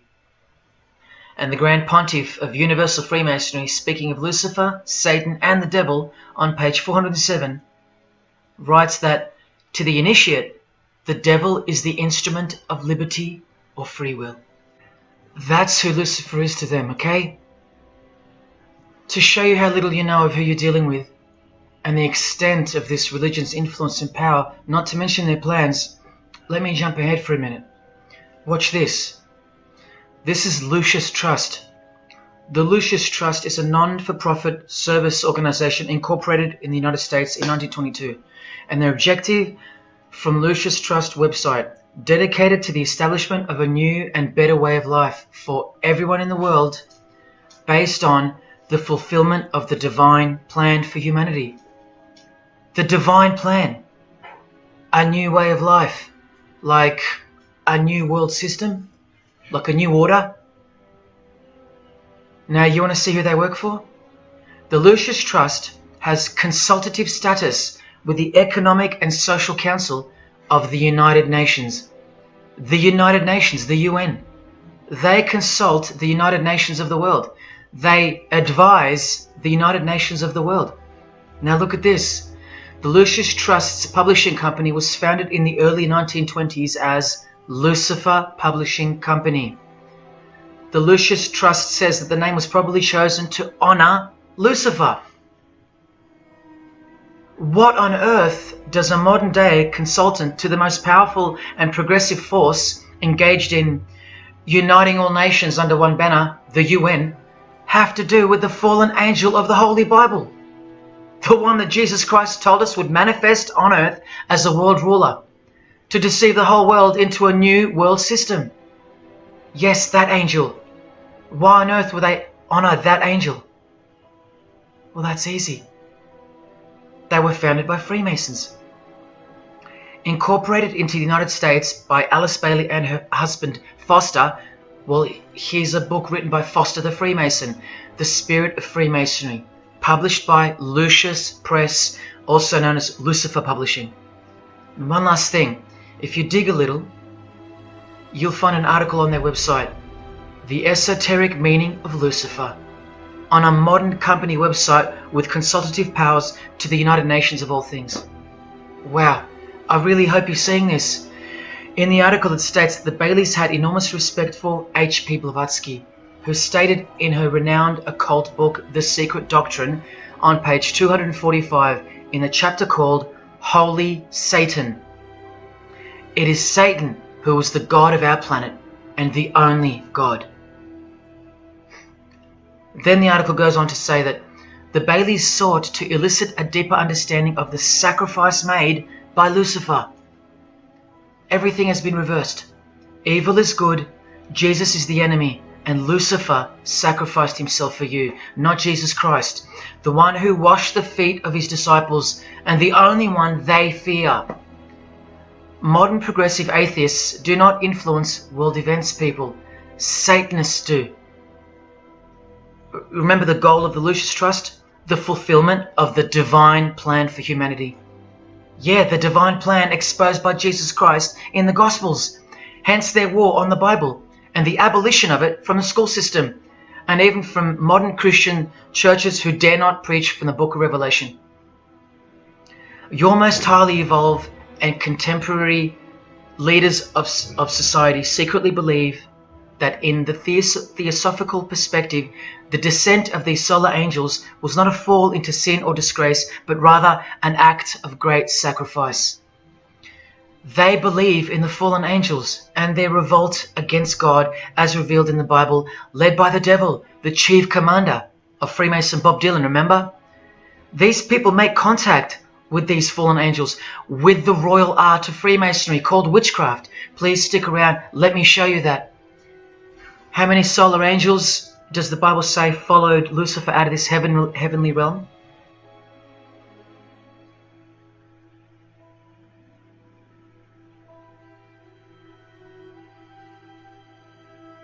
A third of the angels makes 33%. Does that number sound familiar yet? 33 degrees of Freemasonry. Just a coincidence? From the Gospels again, which expose these people every time. Do not let anyone who delights in false humility and the worship of angels, and who has access to some visionary world, beguile you, trick you of your reward. You still don't believe that the false humility of the charitable fraternity of the Freemasons is behind it all? Well, Blavatsky also published a magazine called Lucifer, with a woman named Annie Besant.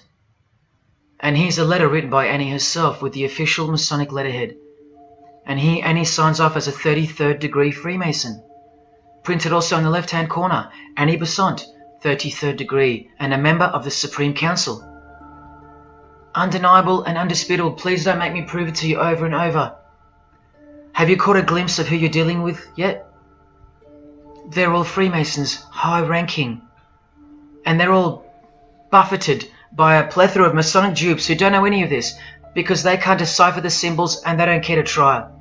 They're proud and boastful and defensive of their beloved fraternity, in which they get to rub shoulders with the most important people of their suburbs, cities and towns, and in which they got on their knees to take blood oaths of death, calling other old decrepitated men worshipful master, yet still they think it's innocent and has nothing to hide.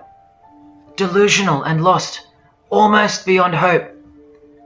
Some of them still think it's a Christian organization, just like the founder of the Satanic Church described.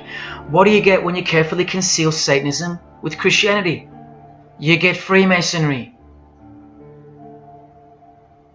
People, Satanism is at the core of our world, and it is behind the new order that will be implemented soon enough. It will be all done through deception. You'll be tricked. Remember how I told you that the all-seeing eye sees that we're in hell? Well, the massive witch and Freemason Helena says so right here. Satan is the minister of God, Lord of the 7 mansions of Hades, the angel of the manifest worlds. Hades means hell, manifest worlds means earth. This is who you're dealing with. This is the religion and the beliefs of the rich, powerful and famous. And yes, politicians. Do you want to go back to sleep? You can sleep after this. Or wait till I show you what they're going to do to you, coming up in this many minutes. For those who simply refuse to believe that Bono or Scott Morrison or Prince can be Luciferians because they all go to church, let me show you another Masonic ritual they do. And this is before Satanism or Luciferianism is revealed to the candidate. And then you tell me if Bono or Scott are capable of secretly believing in Lucifer. It all starts here with the Masonic apron. Different kinds signifying different grades. Have you guessed what it's hiding yet? The genitals. Pretty obvious. Like everything else they hide, once you can see. The genitals are the true working tools of a Mason. Freemasonry is foundationally a sex cult, like Satanism, because it all starts with sex, doesn't it? Life itself starts with sex. So the mystical force of the true God of Freemasonry hides in the hidden part of the human body. That's the Holy of Holies, covered by the Masonic apron, the seat of God, the seat of Lucifer. See here with Satanist King Diamond's artwork?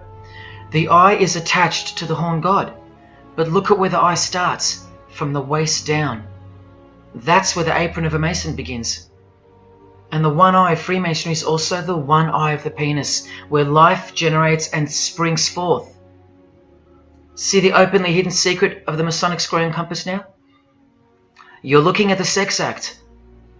That's the female in missionary position, and that's the male mounting her. The sex act. And the eye in the middle, with these emanating rays, is the orgasm and the ejaculation of the penis. See life shooting forth. That's how they see the sun and the earth too. The sun is the visible penis of their true God, shooting forth life continually. The light itself is the mystical sperm of the God of this world. The sun and penis generate life, while the earth and female womb produce life. The letter G, when replacing the I in the middle of the square and compass, stands for generation, sexual generation. The practical aspect of Freemasonry and Satanism's religion is that of a sex cult. You see Rod Stewart telling you he's a Freemason? By displaying the hidden hand of Freemasonry, also known as the Master of the Second Veil, and look at his other hand, taking the Masonic apron's place for covering his penis, which is the Holy of Holies, the seat of God for the Mason. And from the Grand Pontiff of Freemasonry, Albert Pike, hence the significancy of the phallus, the penis, or of its inoffensive substitute, the obelisk. Straight from the horse's mouth, the erect penis graces us, or should I say disgraces us, with its presence in every country in the world, marking its territory. The Masonic obelisk in our face, everywhere, making its bold statement, yelling, screaming in silence. This is another reason why we're considered the ignorant and stupid masses. Another example of hidden in plain sight. And here's an erect penis on the front page of the female Freemasonry magazine, The Eastern Star. I once stood in front of this obelisk in Sydney, and I must have asked 30 people what they thought it was. Not a single one of them knew. To the Freemasons of the higher degrees, the whole universe is in fact one giant and continuous sex act. This is the structure of Freemasonry. You can take this path to the top or this path. And way up here, you have the Order of the Mystic Shrine. The Mystic Shrine is what's found behind the Masonic apron, because that's where life comes from. That's the Mystic Shrine. You have to be a 32nd degree Freemason to be asked to join the Order of the Mystic Shrine. And then, once you're inside, you can be invited to join this order, the Royal Order of Jesters. See, Freemasonry is like Russian dolls, and Satanism is at its center. Look at some of the pins and lapel designs for the Order of the Jesters. You can only join them unless you're at least a 32nd degree Freemason. This is a certificate that a Jester receives after his initiation, and you see here their patron is named King Momus, and he was a god, or a daemon, which is a variant of the word demon, who was expelled from heaven, as the legend goes. Sounds just like Lucifer, because it is. I told you that Satanism was the oldest religion in the world, and it is. The sex act was ritualized and organized as a religion before we called it Satanism. But Satan has always been the god, the horny god, the horned god of these sex cults. All of them, from Sumeria to Egypt to Greece and so on, that's called paganism. And the real Bible of the Freemasons and the pagans, the one not written by hand, the one that's older than any book, the one that supersedes all the rest in age, thus making it the purest and most unadulterated word of God in the eyes of the Freemasons, is nature. Nature is their Bible. And before you think there's nothing wrong with that, wait a second, because you're not thinking straight. Ask a Mason, whether he be a 1st degree or a 33rd degree, what is Freemasonry? And the universal go-to answer is this: a peculiar system of morality, veiled in allegory and illustrated by symbols. Now, why would you need to veil your morals? Because in their peculiar system, evil is good and good is evil. That's Satanism 101. A peculiar system of morals. That should tell you something. That should tell you everything. Why would your morals need to be a secret? Because their deeds are in fact evil. Glorifying the laws of nature, where cruelty and self-obsession are virtuous characteristics. That's nature. Nature is as cruel as she is kind. The checkered floorboard, where everything is legal. It's Christianity that lives in reverse. The first shall be last. Love your enemies. The meek shall inherit the earth. These are unholy and unnatural concepts in the eyes of visible nature, the nature of Freemasonry, which is Satanism. What the Freemasons really mean by this morality veiled in allegory is that they're allowed to steal because nature allows it. They're allowed to kill because nature allows it. They're allowed to commit adultery because nature isn't monogamous. They're allowed to lie, indulge in all their God-given senses, especially sexual, because nature encourages it, as long as no one finds out, under oath. Jesus said, narrow is the road that leads to life, and broad is the road that leads to destruction. The Freemason of the century says, no true Mason can be narrow, for his lodge is the divine expression of all broadness.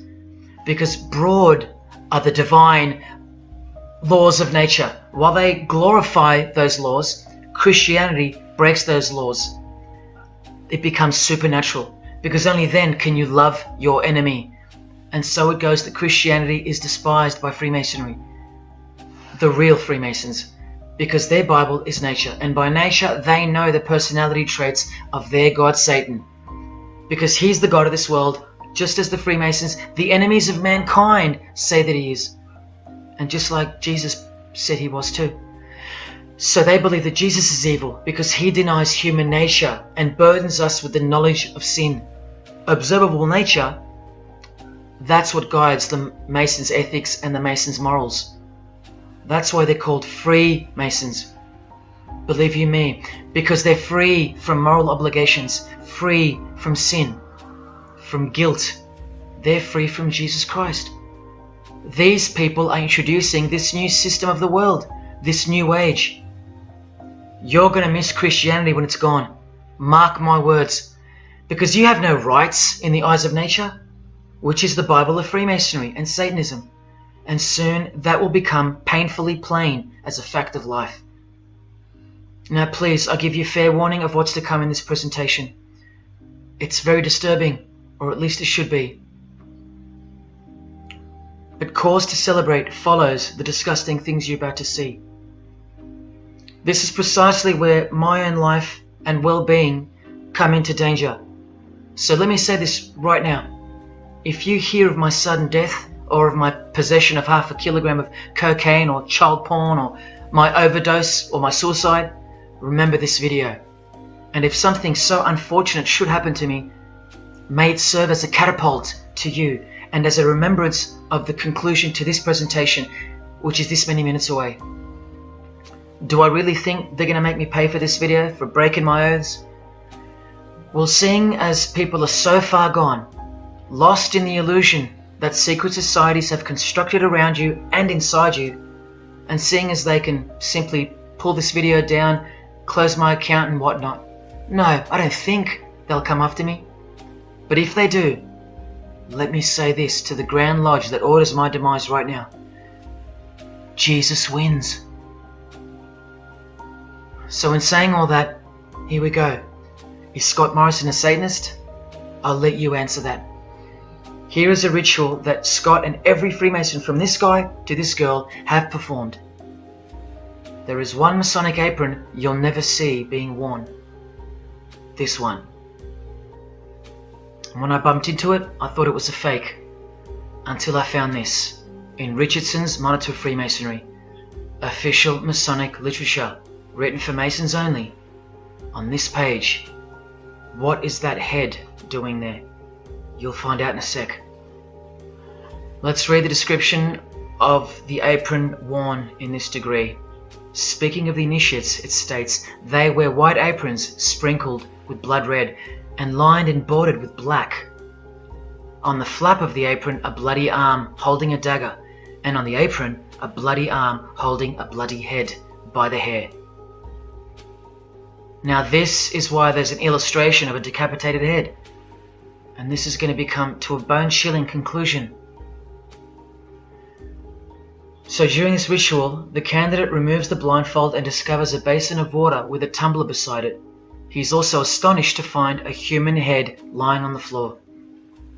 The Master of Ceremonies returns and directs the candidate to take up the knife in his right hand and the head in his left. Yes, this Pope, this rock star, this pop star, this actor, this actress, and this beloved Prime Minister. This is what they've done. All of them, hands down. And you thought all you needed to be is talented to succeed? No, you need to belong to the secret society called Freemasonry. And believe me, when you belong to them, you belong to them. Now you tell me, can these people end up believing in Lucifer? Is that really a stretch? Carrying around a bloody head? Swearing to have your brain cooked, tongue torn out from the roots if you ever reveal anything? No, the stretch is that you think they couldn't believe in Lucifer. That's the stretch. Lucifer, the one who sets you free, remember, from sin by sinning. Can you now see the bloody spirit of Freemasonry lurking behind the veneer of charity and the veneer of Christianity? Because Scott Morrison goes to church, apparently. The Pope is a Christian, apparently. But look at these people. So-called Christians, or Christians, gathered around a giant erect phallus in the middle of the Catholic square. This is Freemasonry, the demolition of morals, the creation of hypocrisy, and the demolition of true virtue. These minds are directing the future. Now, to be fair, I don't know if these heads are real heads. I never got that far to find out. But I will tell you this. All the skulls they use they're real. All the skeletons they use they're real. And they run every single noteworthy funeral home in Australia and the world. I know that personally and for a fact. Once again, you are only seeing the tip of the iceberg, because I can't bring myself to tell you about what I really know of the rituals that come after the 33rd degree Freemasonry. For as much as they celebrate life in various grotesque ways, they also celebrate death in ritual form, which are the things I can't speak of to you. They have to celebrate death in order to prove that they can see things through the all-seeing eye, the one that sees above evil and above good, the checkered floorboard, where things kill each other to live, where life is cruel, where morals are broad. There is no sin, there is only nature. See, these Masonic rituals are designed to desensitize the candidate further and further in preparation for the raw truth of Satanism, the truth which is plainly stated by the Grand Pontiff of Universal Freemasonry. Lucifer is the light bearer, and that you should doubt it not, from their own literature and from their own mouths. Until finally the candidate's introduction into the royal art of Freemasonry, witchcraft, the ancient craft. Why do you think that witchcraft has disappeared? It never disappeared. It was hidden, forced to go into hiding by the appearance of Jesus on the human scene. Another reason why he's passionately hated, and soon him and his ways will be done away with in this new world. and so will your rights. You still don't believe me? You're still doubting all the evidence, like the Freemasons are counting on you to doubt? Well, remember from the Encyclopedia of American Religions, the continuing impact of speculative, modern Freemasonry provided fertile soil in which new magical orders could grow. Watch this 2-minute clip. I can vouch for every single thing you hear come from the former Masons' mouths. In the initiation in Freemasonry, we had to be recommended by another Mason. Well, in order to join witchcraft, you have to be first screened. You have to be recommended by somebody currently in witchcraft. Well, when I was initiated, I was blindfolded and bound by a rope, and on your bare chest was thrust the point of a spear. In witchcraft, we were initiated through a very involved ritual, initiation ceremony, wherein the candidate was led blindfolded, bound by a rope, to the edge of the magic circle. And the rope is around your neck and your lid forward. And up front, at the eastern end of the building, is a person who's a worshipful master. And you kneel down before him as if he were a god.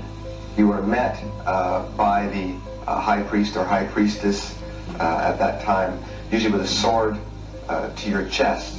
When I went to enter the lodge, a sharp object was put to my left breast.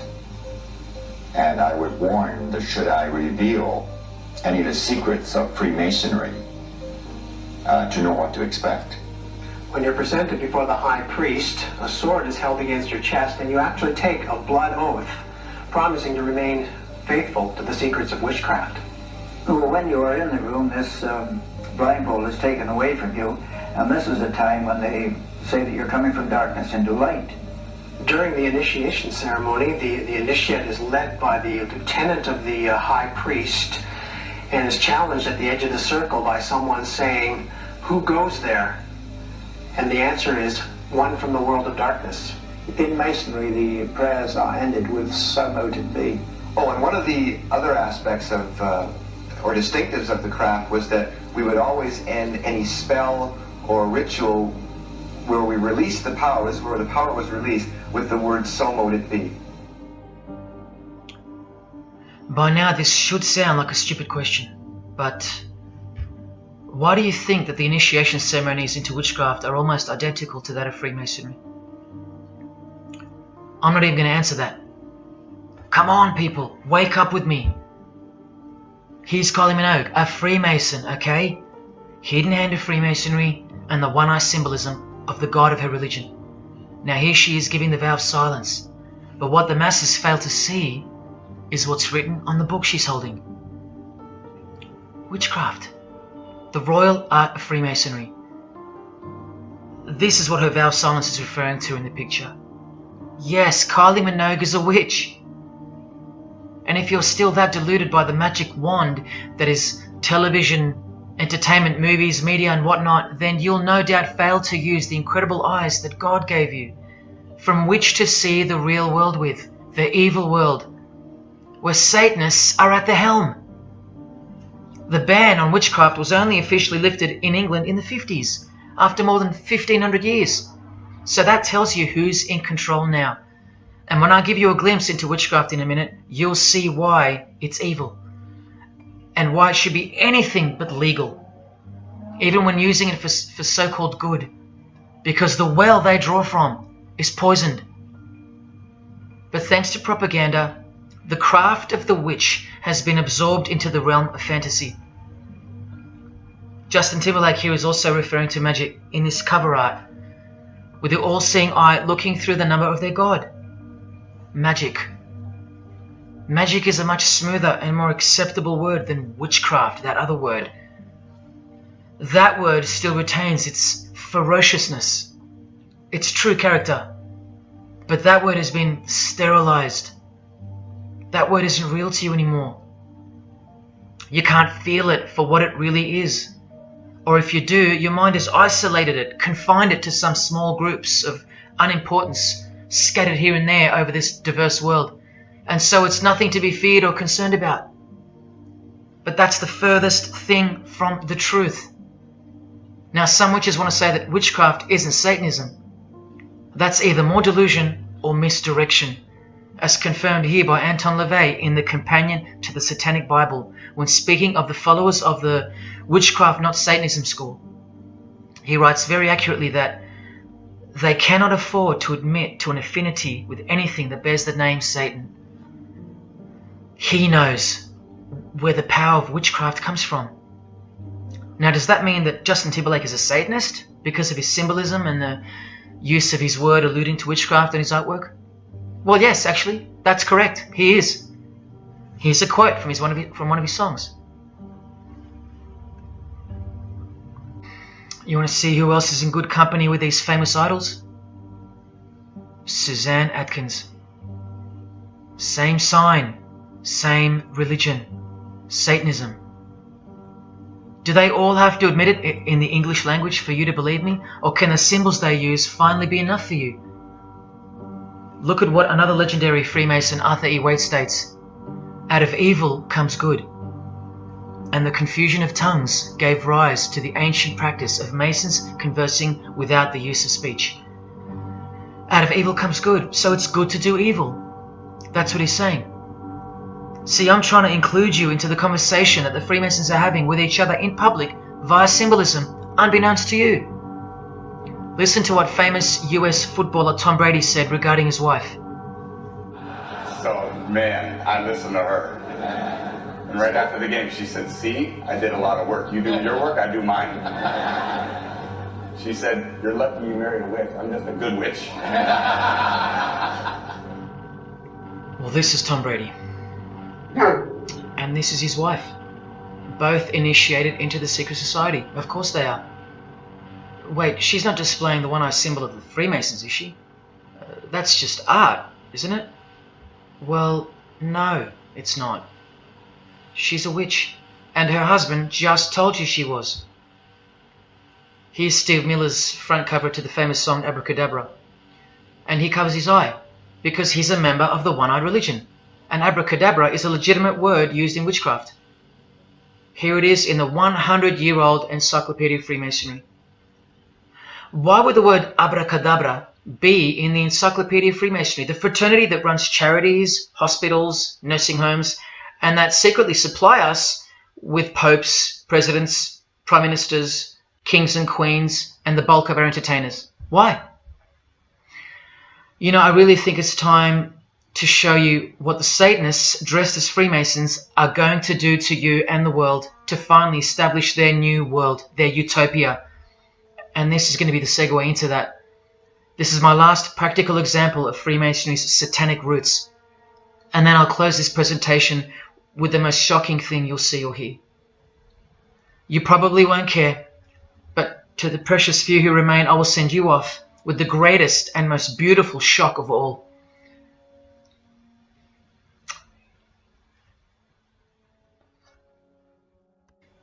This is Jay-Z inside his Masonic Lodge. You can see the Masons in aprons in front of him. This is where Jay-Z takes his sick oaths of silence, kneels down in front of other men and calls them Most Worshipful Master, an appalling title to give to a man on this planet. Jay-Z the Freemason writes songs like this. This one's called Lucifer. And in Empire State of Mind he writes, Jesus can't save you. Life starts when the church ends. Oh, but he can save you, Jay-Z. He can even wake you up just before you collide into a concrete wall doing 120 kilometers an hour. I should know. This is fellow member of the craft Alicia Keys, who sings on the track. Here she is, showing her allegiance and wearing the broken and bloody cross of Jesus Christ. The occult peace sign, pure hatred for Jesus. There is peace when your conscience has been killed, seared to sin, and you can indulge to anything. A false and temporary kind of peace, no doubt. Here's a shot of Jay-Z's clothing line, purely Masonic, The Craft. Well, this is the craft he's referring to. This is him with well-known witch, Marina Abramovich, also showing her sign of allegiance to Freemasonry. Now here we go. Here's Jay-Z wearing a most revealing top and the dead giveaway that you need to see behind the curtain of Freemasonry. Do what thou wilt. Do whatever you want. That's the adopted motto of the most notorious Satanist of the 20th century, 33rd degree Freemason, Aleister Crowley. Here is his certificate of appointment, known as the 33rd degree inscription and the double-headed eagle of Freemasonry. And here, next to his name on the certificate, including the symbol for a Grand Commander of Freemasonry, as shown in their encyclopedia. But to really confirm that he's a Freemason, here he is doing the Masonic sign of the Master of the Second Veil. Now here's a legitimate letter from Aleister. Again, the addition of his inscription of the 33rd degree, and he signs off with a symbol of the past Commander of Freemasonry. What does he write beside it? Baphomet. This Baphomet. Now listen to this man to get a clearer picture of the truth behind the secret religion of the stars and the leaders of the world. Aleister is the founder of a Luciferian church called the Ordo Templi Orientis, and he named himself the Beast 666, straight from the Bible, depicting the number of wickedness in human form. In his what's called Liber's writings, he says, "With my hawk's head, I peck at the eyes of Jesus as he hangs upon the cross." Do you see the hatred? You think they don't hate you too? Keep watching. And from the equinox, with the all-seeing eye of Freemasonry, this illustration. What does it mean? The writer himself explains. The picture is symbolic of the new eon, the new age. From the blasted stump of dogma hangs the hag with dyed and bloody hair, Christianity. There's a massive glimpse into the new world order that's coming. Keep watching. And down here, do what thou wilt is the true nature. The true nature, remember? The broad morals. There is no such thing as evil. So do what you want. Can you see the Masonic future yet? Can you see the hidden hatred that pulses through its veins? If they believe in do what thou wilt, what do you think they will do to you? And what do you think they'll do in order to build this new world?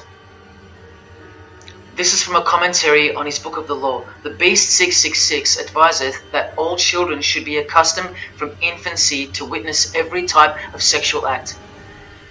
Do what thou wilt. And what about the royal art of Freemasonry? Magic is the highest, most absolute, and most divine knowledge of natural philosophy.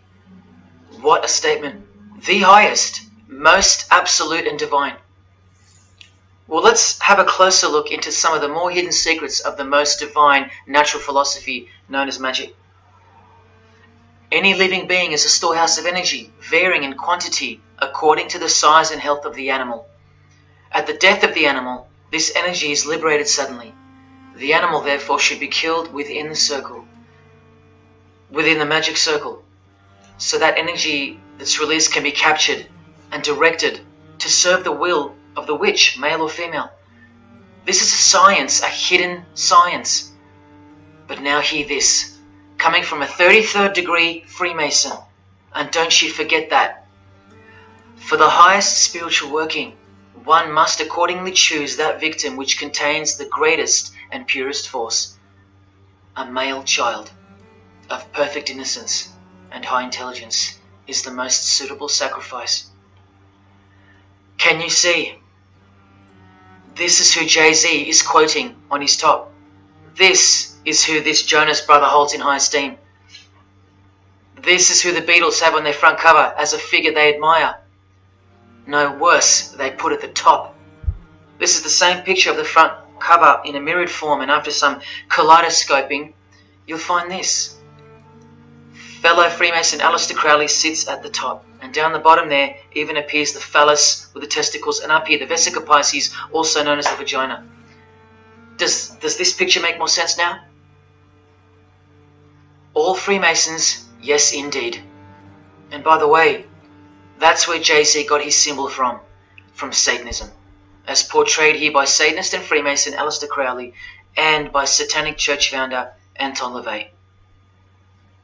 Does anyone still think that Freemasonry isn't Satanism in disguise? Let's finally take a peek into the royal art of Freemasonry. And this is the briefest way I can show you from the complete book of magic and witchcraft. This is a practitioner's manual, not from some bogus author trying to expose witchcraft.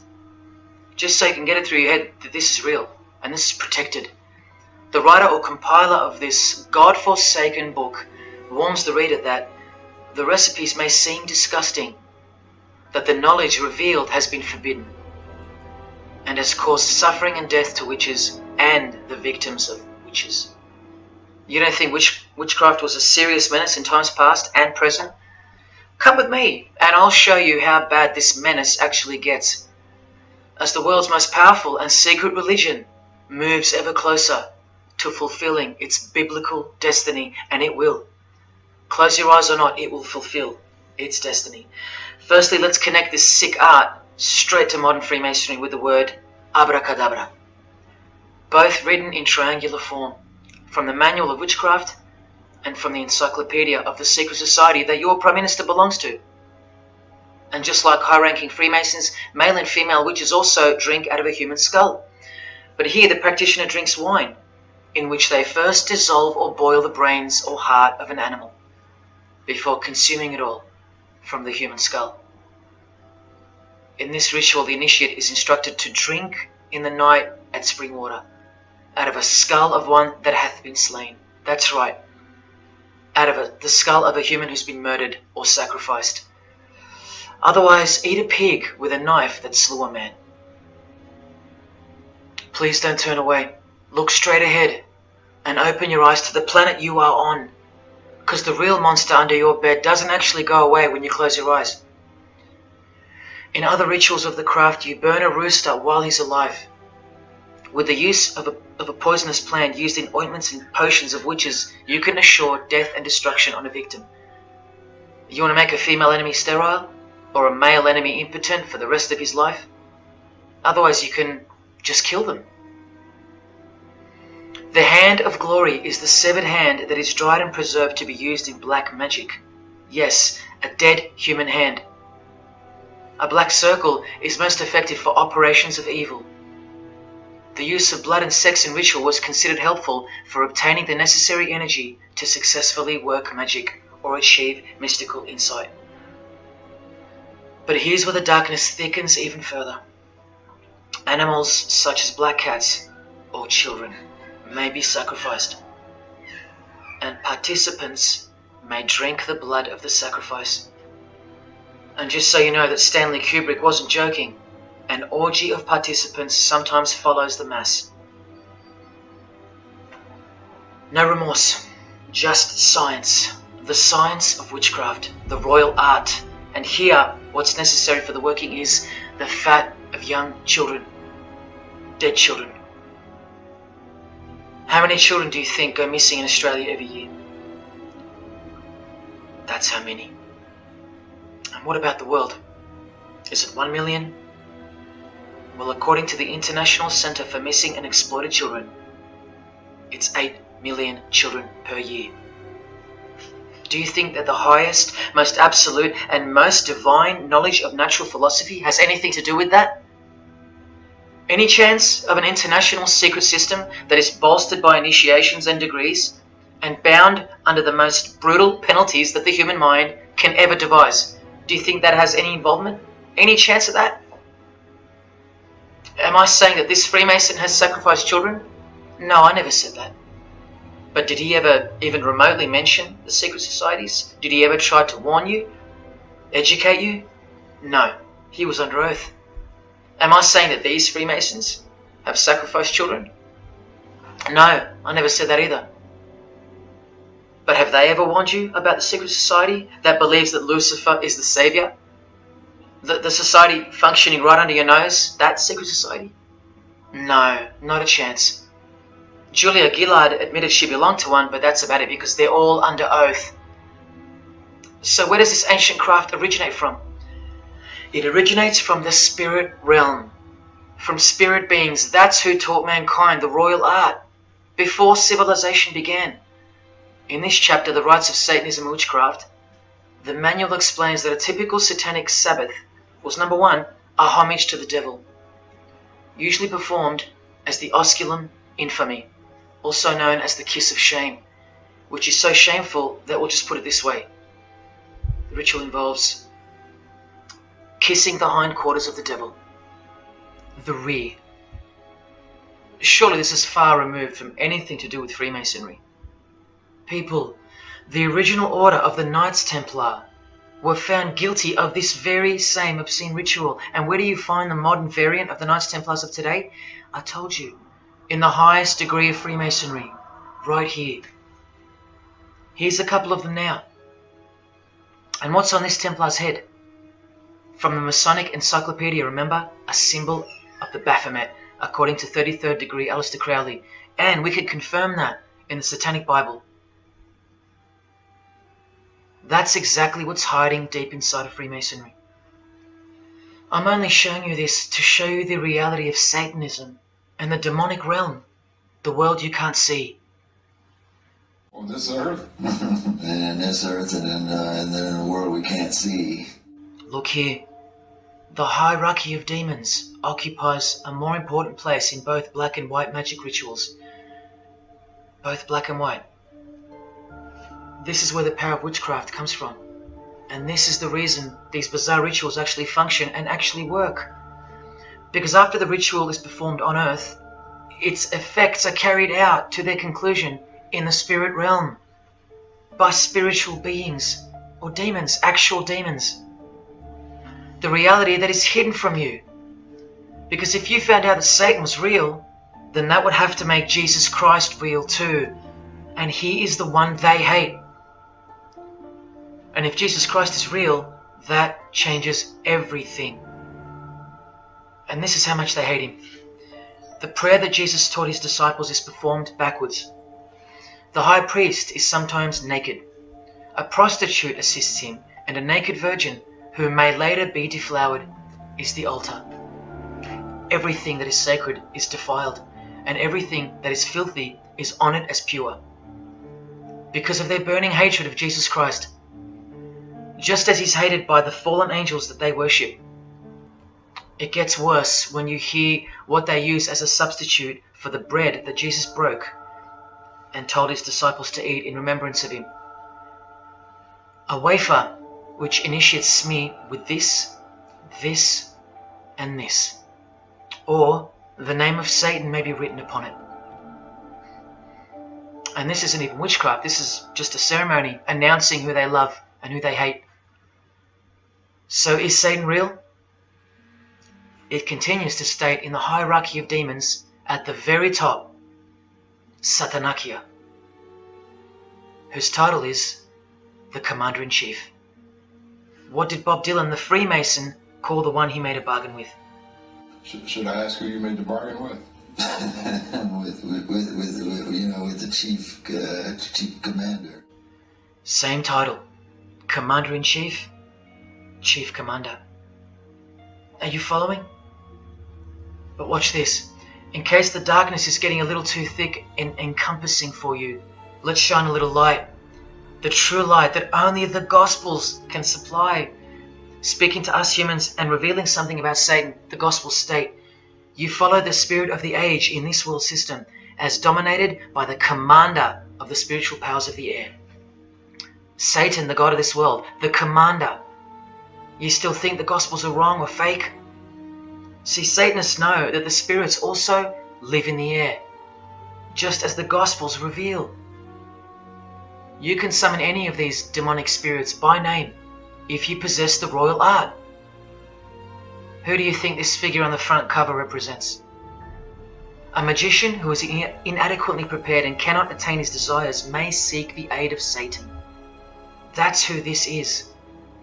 Now that you know, hopefully for a fact, that these are at the top of the human food chain, do you think they'd be fooling around with stupid fairy tales? No, witchcraft and Satanism is absolutely real, hence their earthly power. This demon here, fifth in the pyramid structure, holds the title of Inspector General. And what's the title of the highest degree in Freemasonry, who exists in every local lodge in every suburb, a suburb near you? Inspector General. Same title as the living demon. Do you believe me now? You can even conjure Lucifer himself, or be Beelzebub, who the Gospels call the Prince of the Devils. Both of whom are listed as superior spirits in this book of witchcraft and magic. I can show you so much more from this disgusting book, but I'll cut it off here with the seal of Satan, a demonic sigil from the complete book of magic and witchcraft. And this is his seal. Can you see? Do you see? This is the society that lives amongst you, above you.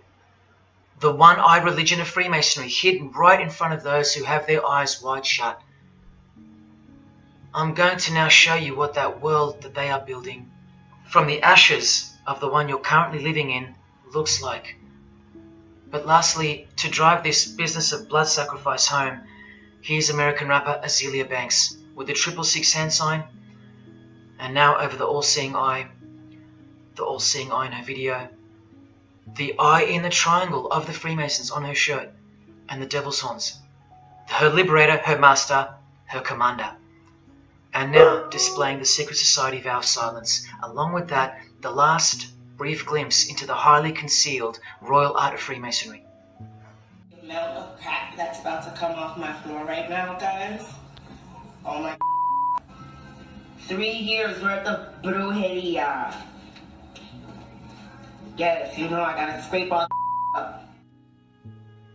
And what does brujeria mean? You know what it means. Witchcraft. Azealia Banks, the witch, with her eye in the triangle shirt, and the logo of, for example, the Grand Lodge of Freemasonry in Spain. One and the same symbol. The logo of the Fraternity of the Freemasons and the logo of this Church of Lucifer. The one eye. One and the same symbol. Freemasonry has deceived you. Yes, people, now you know how Satanism has functioned out of sight and out of mind. You still think there's no such thing as witchcraft? Or that it only existed in the olden days? You still think that blood isn't a part of the royal art? You still think that local Masonic lodges of the world are not filtering systems for Satanists and a cloak for organized Satanism with a grand master plan for the world? You think there's nothing to the blood sacrifice of Jesus Christ?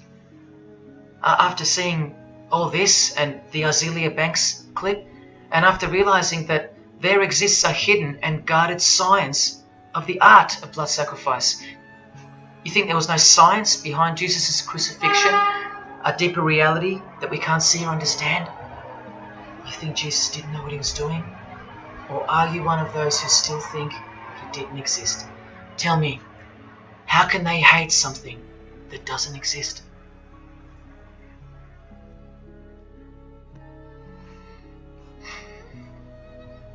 If only you could hear from some other Freemasons who have the courage to break their oaths. But you won't. You won't.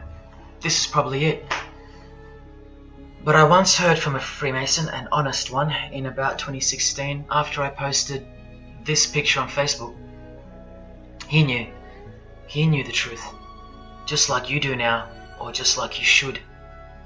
And he wrote to me, and he said, by the time we are done, every church will be a brothel. Well, in case you think that that's impossible, this is a fashion show that was held in a church, a real church, and it was organized by high-ranking Freemasons, who you will see now to be Satanists. Designed to be a heart-wrenching mockery and a colossal sign of the times, this event. Just so you know, it's a Masonic production. Here's the inside of a lodge. See those twin pillars? Well, here they are. See the Masonic checkered floorboard? Well, there it is. See the Masonic square and compass? Well, there it is. And do you see the eye of Freemasonry? Yeah, there they are. The lower square in the square and compass has been disfigured so that as to not make it too obvious. But now that we've established that, here is the spirit of Freemasonry, as displayed through just a few of the models. This one wears the horns of the Baphomet, the horns of Satan, with his all-seeing eye in the background. More horns. This model wears the all-seeing eye, as does this one. And this disgusting thing with another huge all-seeing eye of Lucifer in the background. Then there's this, with a satanic pentagram on her face. And finally, this male model in a skirt with 2 satanic inverted crosses of Jesus Christ on his top in a church. Oh, the morbid victory of the Freemasons. Unstoppable. For now. When people like Lady Gaga cover one eye while wearing an inverted cross, and you don't see the connection of the one eye symbolism to Satanism, then your observational skills have been compromised. In the span of 2 days, I saw these ads in my local shopping centre.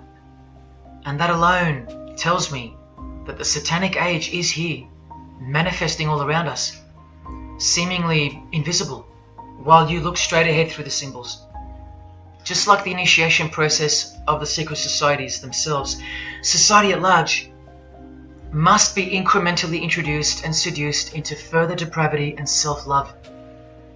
And haven't we been slowly but surely perverted over time, degree by degree, until we think that men dressing as women is beautiful and healthy, anal sex is a form of expressing love, the sick world of pornography is considered as liberating for women and men, and protected by free speech.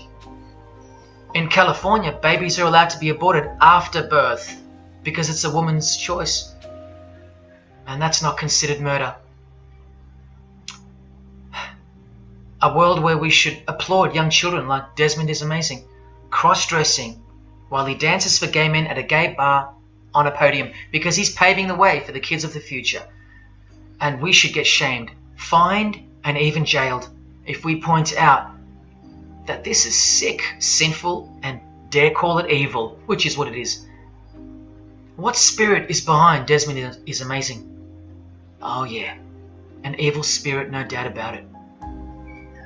You think Freemasonry and their peculiar morals aren't behind the decline of Christian morality and morality worldwide? It's all by design.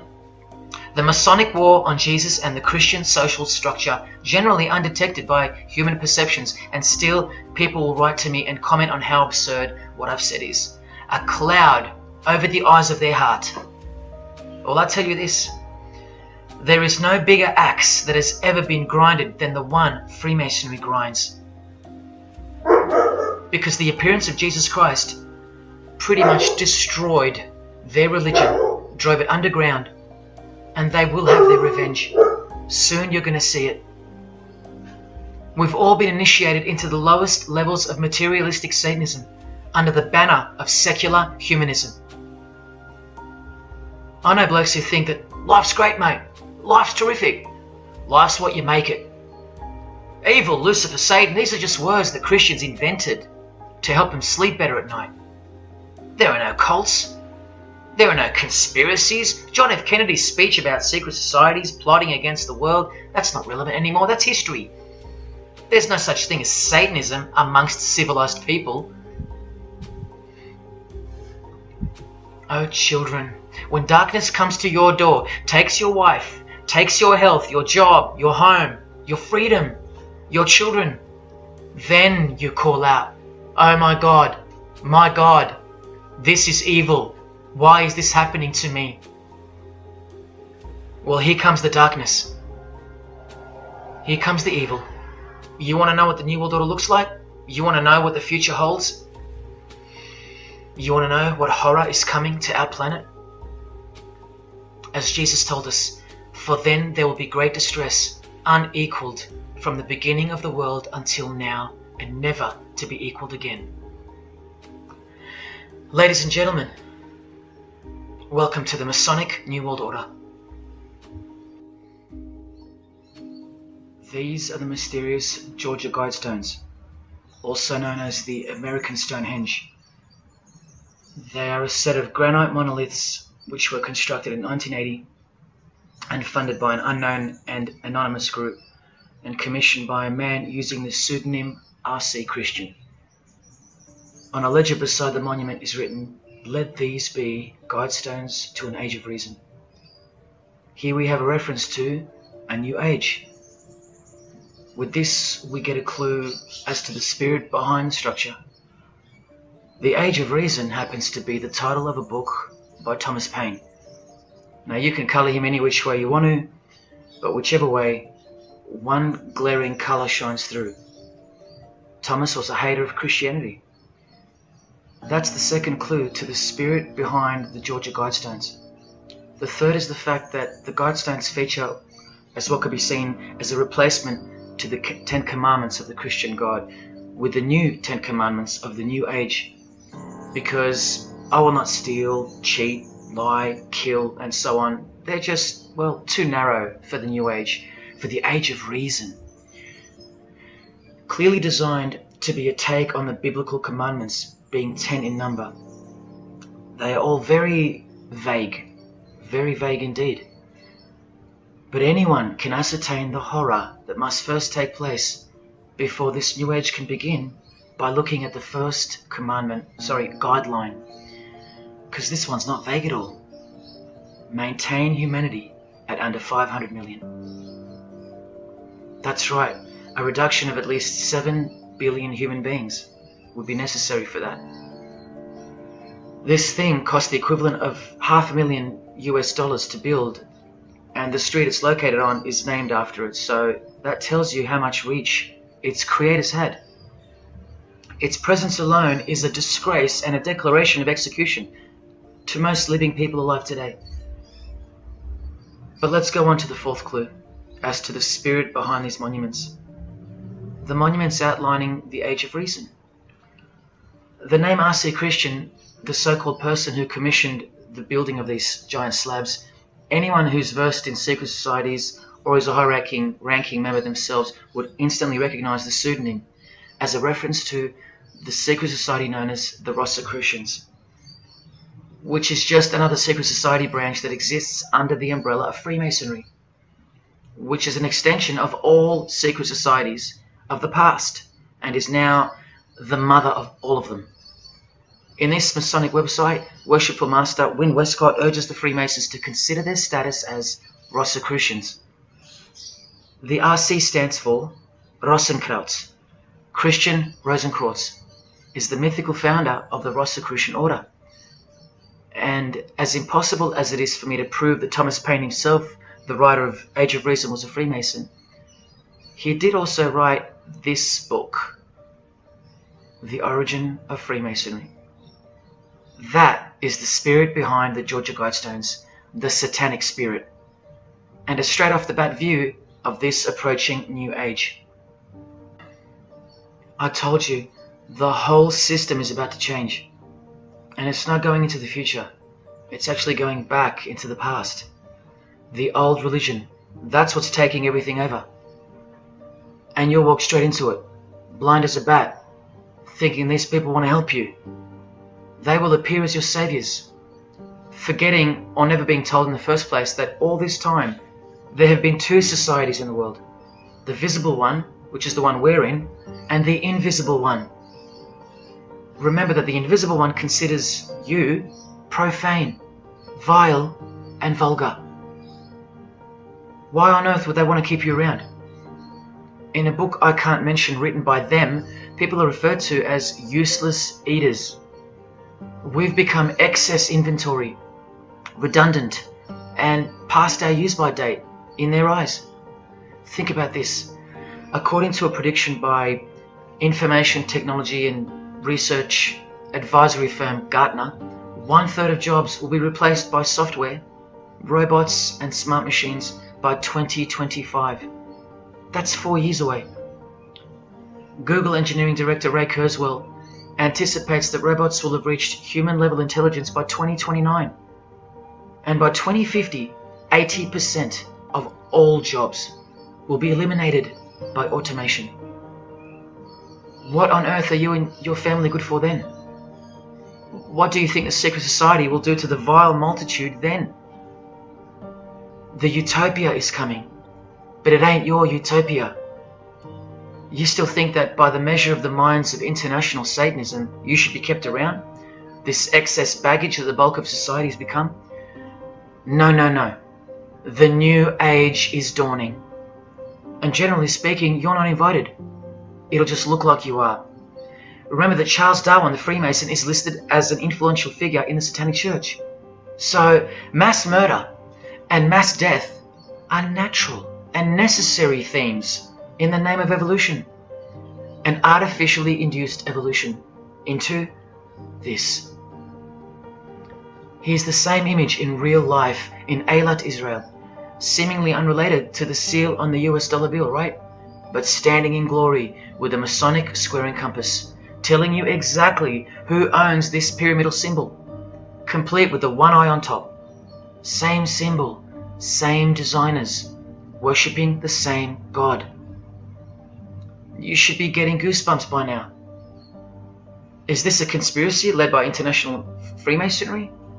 Oh, you don't have to bet your life on it, because your life has already been placed as a bet on your behalf and without your knowledge, but with your permission, because all of the information is hidden in plain sight. In your face is where it's hidden. You're going to lose this battle unless you've been hidden in Jesus Christ, the only one who warned you that the new age is a trap and that it is the climax to this epic drama being played out on planet Earth. Now hang on, brace yourself, because I ain't going to let you down. This is a magazine called The New Age, but if you press rewind, you can find its source.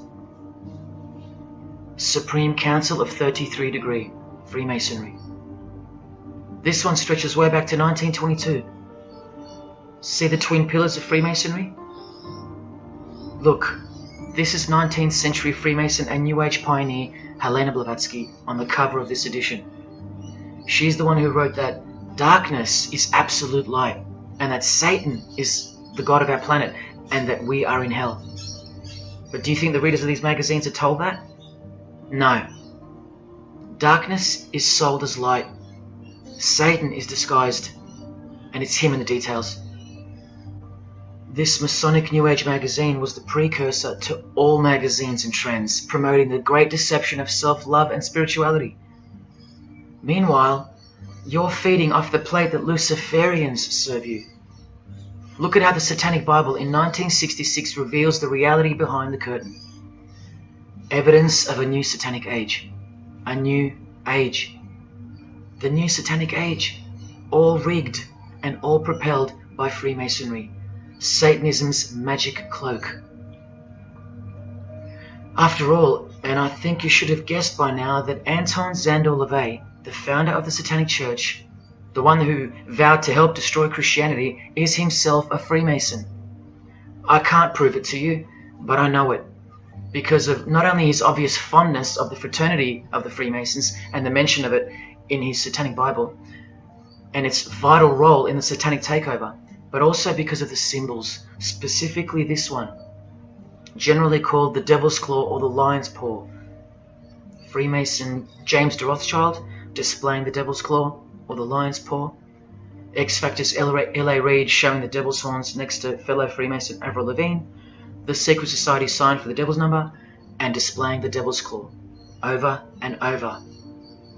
The better example is with New Age guru Annie Besant, co-writer of Lucifer magazine and 33rd Degree Freemason, also showing the Lion's Paw here and here.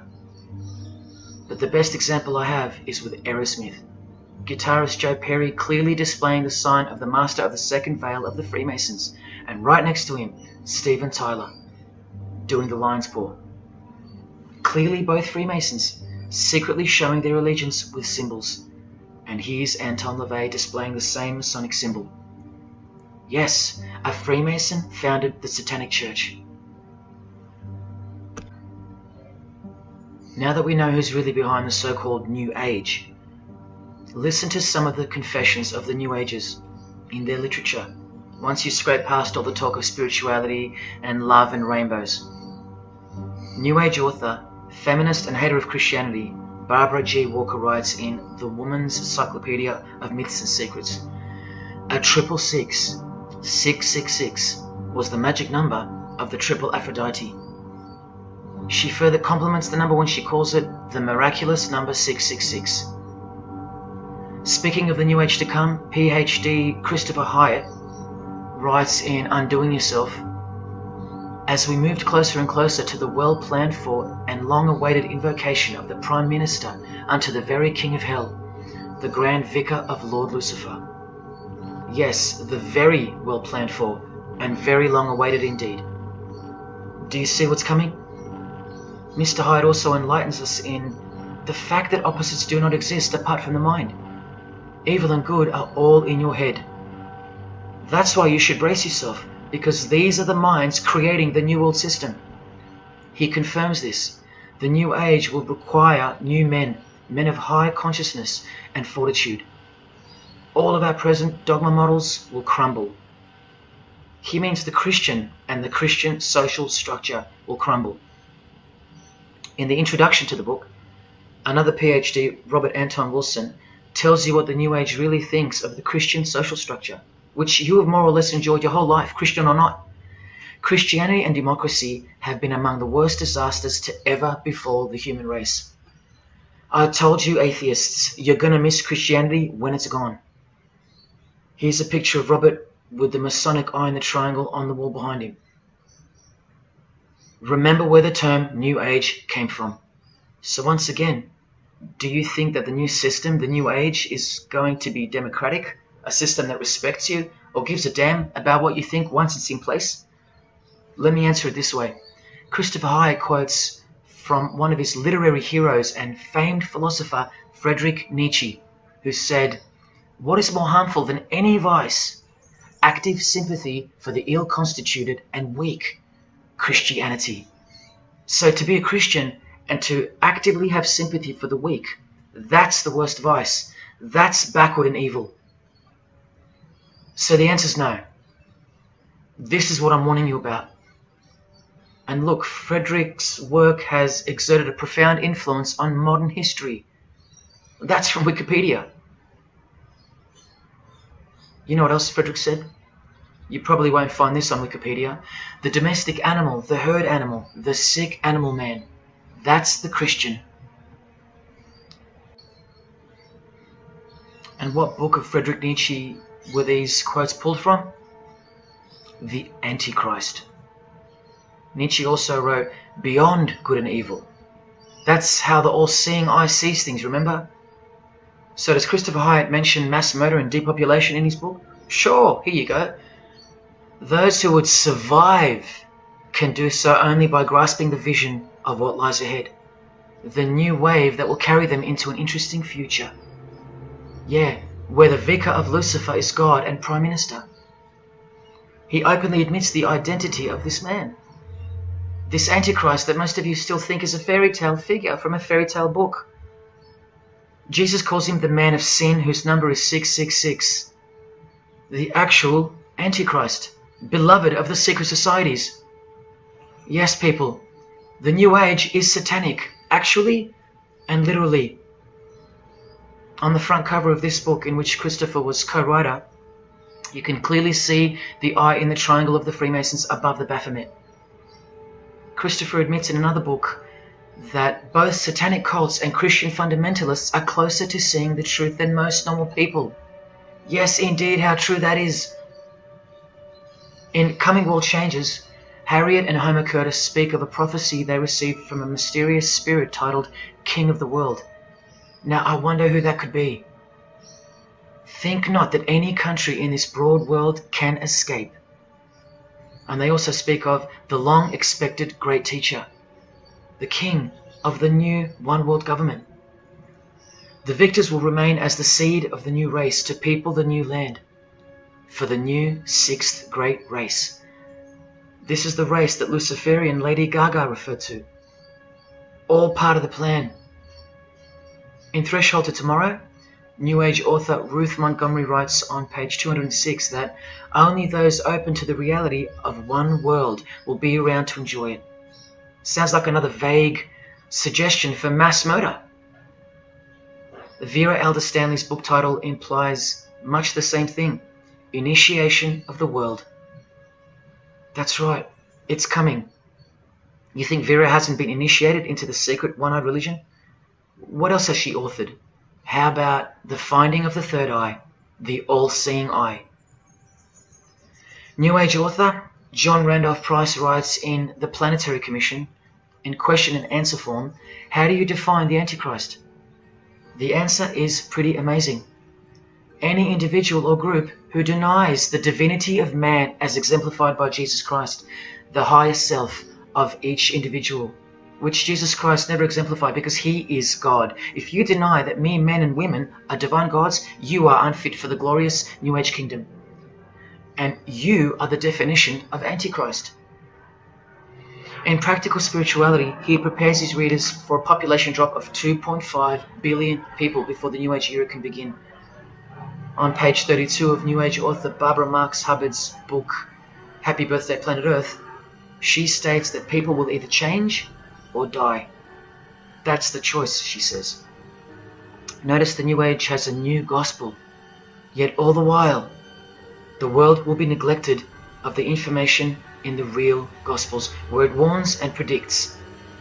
For if someone comes and preaches another Jesus, not the Jesus whom we preached, or another gospel, you are most beautifully tolerant of them. In the Book of Knowledge, The Keys of Enoch, the writer has a quote-unquote direct experience with two spirits, Enoch and Metatron, and they share with the writer spiritually scientific teachings regarding the new system of things soon to be fully manifest. The reason this work is considered extra special amongst its readers is because it was the first book to point out the alignment between the Great Pyramid and the constellation of Orion. The first book ever. That's basically proof that these spirits, Enoch and Metatron, are the real deal. Not only that, it was also the first book to show the direct relationship between DNA coding and the divine name. That's pretty serious, and the atheists should be really waking up by now, because this is the world's most powerful and secret religion we're talking about, nothing less. The writer was told that those who govern the earth are those who have fallen from the heavens.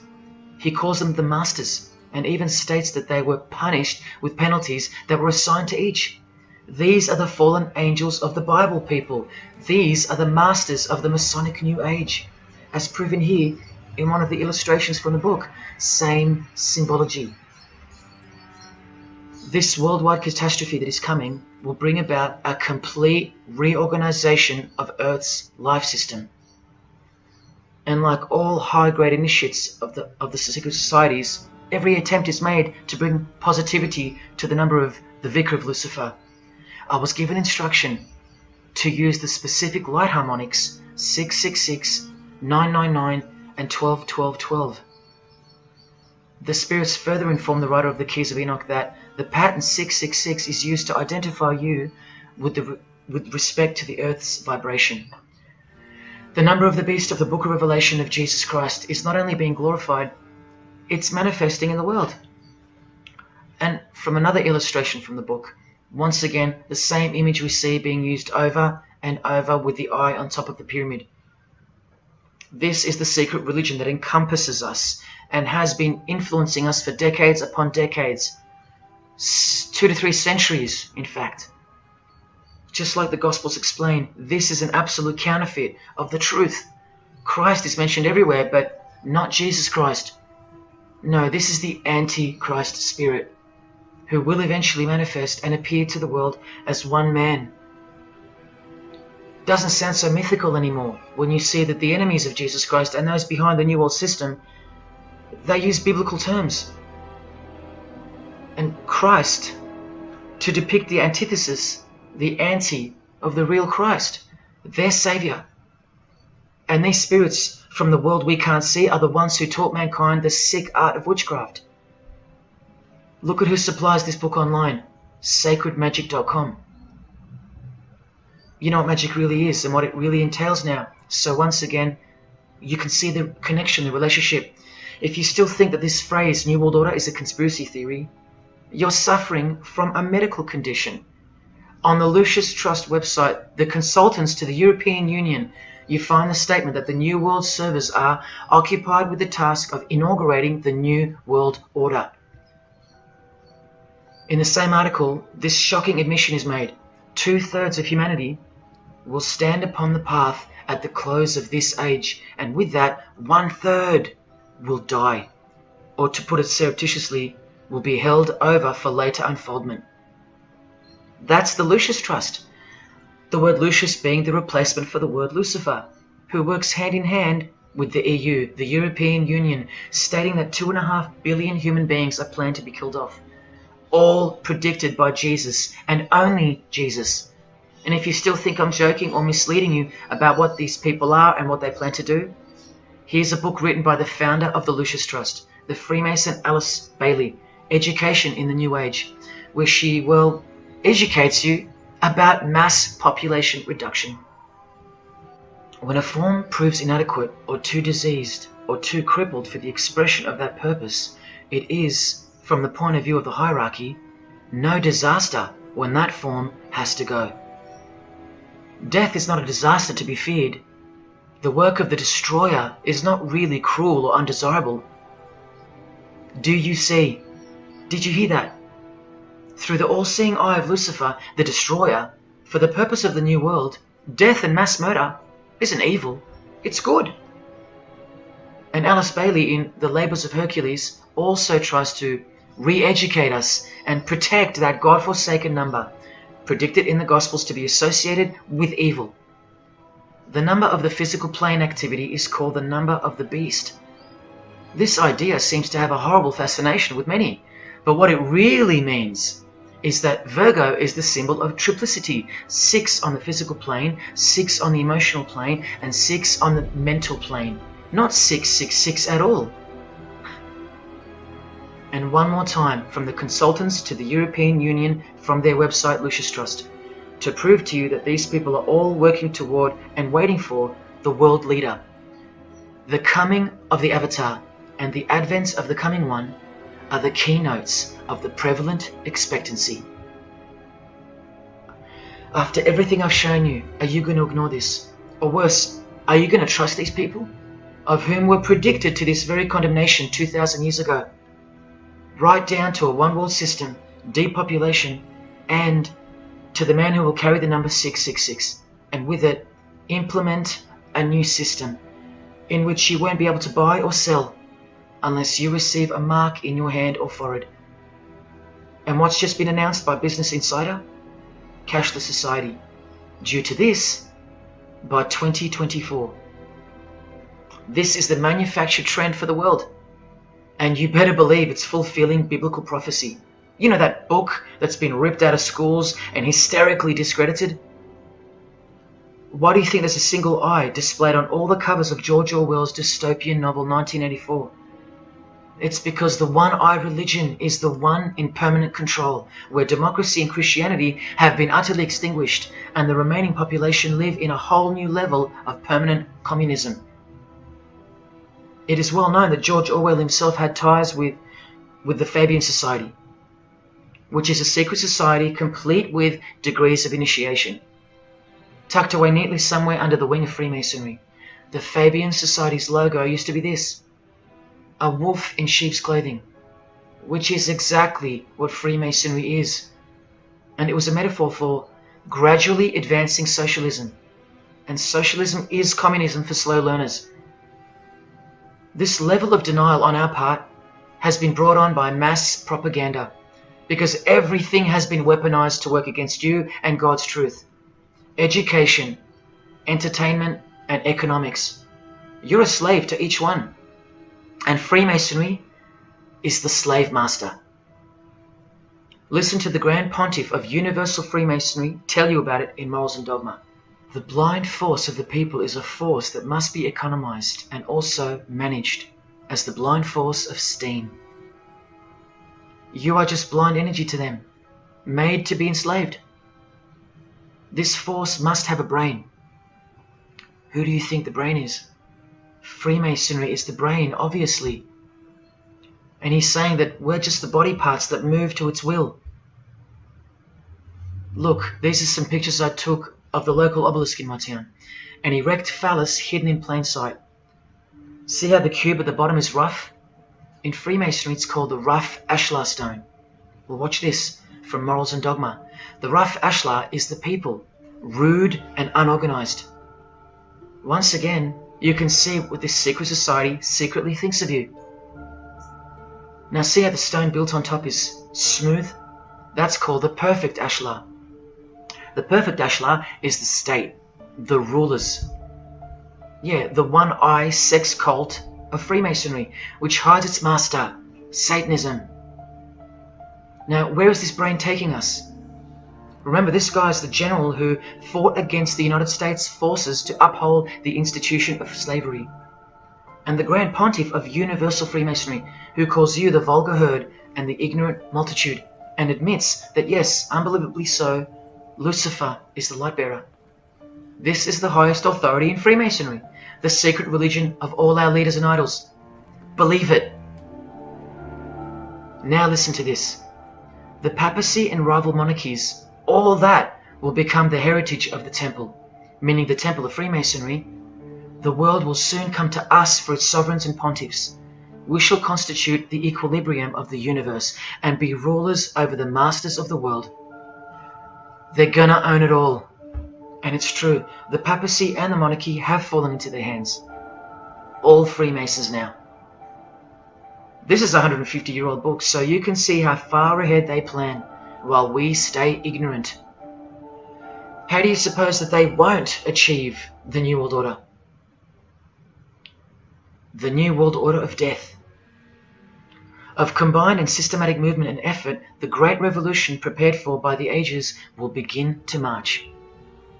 The future is all planned for by them, and the revolution prepared for by the ages is coming, and it'll look like a natural occurring event, just as current events seem natural.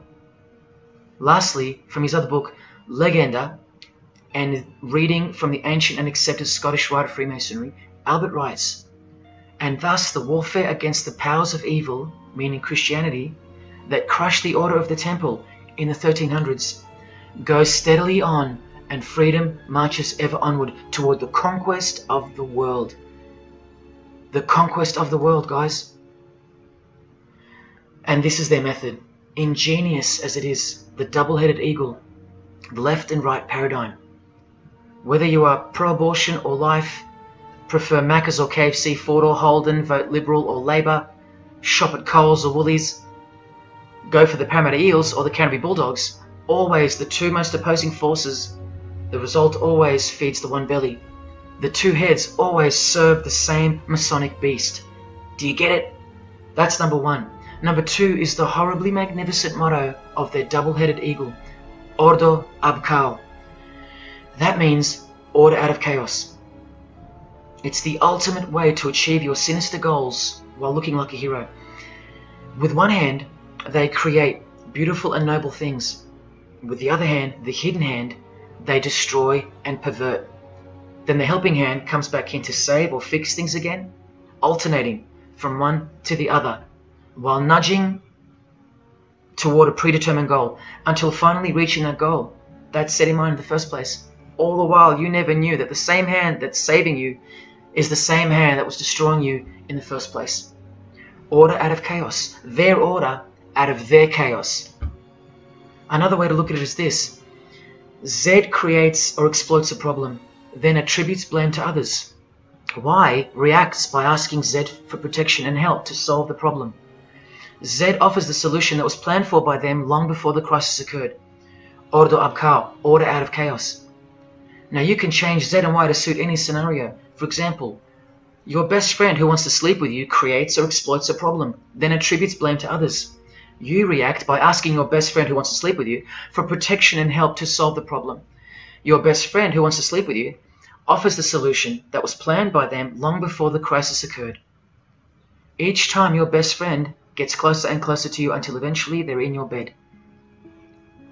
How about your employee creates or exploits a problem, then attributes blame to others? The employer reacts by asking the employee for help to solve the problem.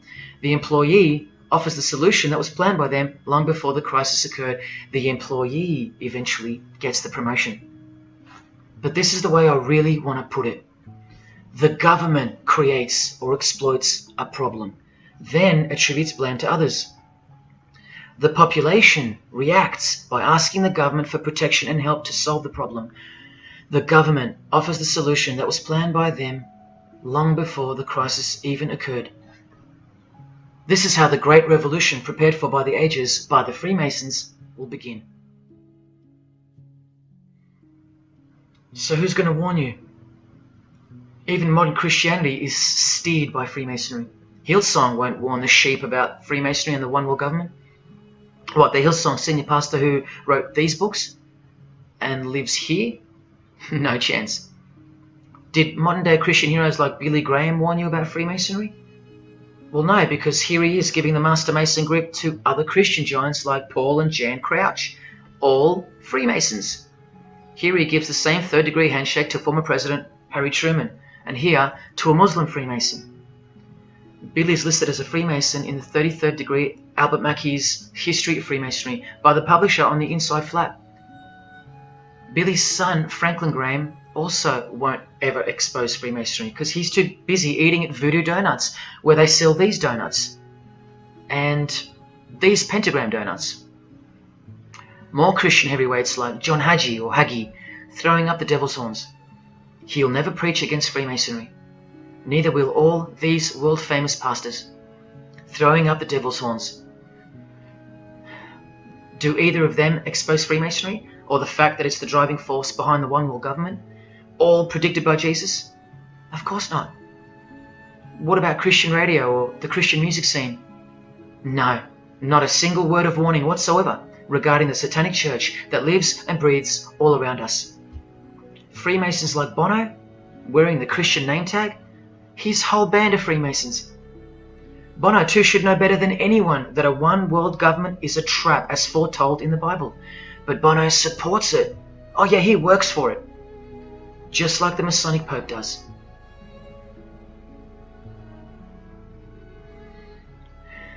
Even if by some freak chance they didn't know any better. No disciple of Jesus can bend their knee to another man in the Masonic Lodge, calling him master and swear to keep secrets. Look what they call each other from the Encyclopedia of Freemasonry. Master Mason, Grand Master, Most Eminent Grand Master, and the most appalling title of all, Most Worshipful Master. Most worshipful. Do you see how extra diluted the Christian Freemason has to be when Jesus said, "Do not be called master, because one is your master"? And what about all those oaths? Don't worry, Jesus covered that too. What I tell you is this: do not put yourself under oath at all, but let your yes mean yes and your no mean no. How's that for an idea? But the Freemasons' yes means no, because they all swear to lie and conceal from the first degree initiation all the way through. What is whispered in your ear, proclaim it from the rooftops. That's Jesus. You see the contrast? How precise he was and still is. Do you think Bono and the Pope don't know about the Masonic calendar and how it's not the same calendar as ours? From the Encyclopedia of Freemasonry, the real date of the world is found by adding 4000 to the Vulgar era.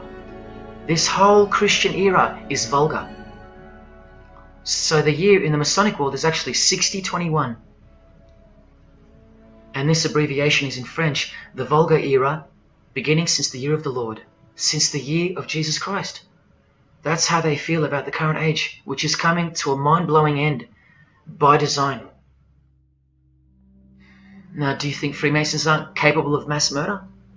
Well, Joseph Stalin murdered approximately 20 million people, and he was a Freemason, displaying the sign of the master of the second veil of Freemasonry. Vladimir Lenin was the leader of the Bolshevik Party, and he paved the way for the mass murder of 60 million people, mostly Christians, and he was a proud Freemason. And ladies and gentlemen, this is Adolf Hitler, a Freemason, clearly giving the grip of a Master Mason. and here he sits next to his military leader, Hermann Göring, who is also displaying his allegiance to Freemasonry with a hidden hand. He even displays the Masonic triangle, just like fellow Masonic brother Jay-Z. The mind of Hitler surrounds you now. It just hasn't pounced yet. The mind of Hitler isn't isolated to some portion of the world anymore. It now encompasses you. Hitler is everywhere. Far more clever than you can imagine. Evolved and sleeping in your bed. It's easy to say that's impossible. Once upon a time, 70 million Germans adored him. Once upon a time, Hitler was named Man of the Year by Time magazine. You've been fooled by the satanic machine. Please don't try to get inside to the mind of Freemasonry. It's like trying to understand Satan himself. You can't, and you don't want to. Freemasons will make friends with their most hated enemies. They will cross-dress their morals to move closer to their goal. They'll make the English language void of any meaning by turning everything inside out and upside down to camouflage its objectives. They will simultaneously create charities along with the greatest machines to ever destroy the hearts of men, like pornography. They will sell their souls to gain the world. They are a dichotomy, a paradox, a lie that loves to speak the truth and a truth that loves to lie. They are a snake eating their own tail, consuming what they produce. Freemasonry is hell dressed as heaven, death dressed as life. Its God is an angel of darkness dressed as an angel of light, and 90% of its membership is a shield, lost in its symbolism. Freemasonry has become the ally and the opposition. Who are the biggest voices on so-called climate change in recent years? Which is more order out of chaos? Al Gore, a Freemason, and Greta Thunberg, from a Jesus-hating secret society family. Freemason and former Russian President Mikhail Gorbachev said this in 1996. Yes, the whole world is under the control of the evil one, like the Gospels say. Freemasonry controls the opposition, with the most popular conspiracy theorists, Alex Jones and David Icke, both banned, yet both secretly Freemasons, who will lead you in every direction except into the arms of the ultimate power of the Gospels.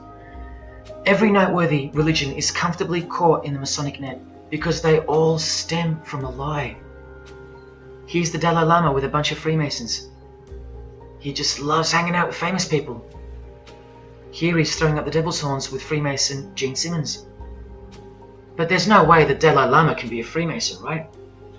Well, here he is displaying the hidden hand of the Freemasons next to George W. Bush, a fellow brother. That's right, the Dalai Lama is a Freemason, under an oath of silence and sworn to secrecy. Are you going to wake up now? Here he is with his students in his temple. And what's behind him? This symbol. Can you see?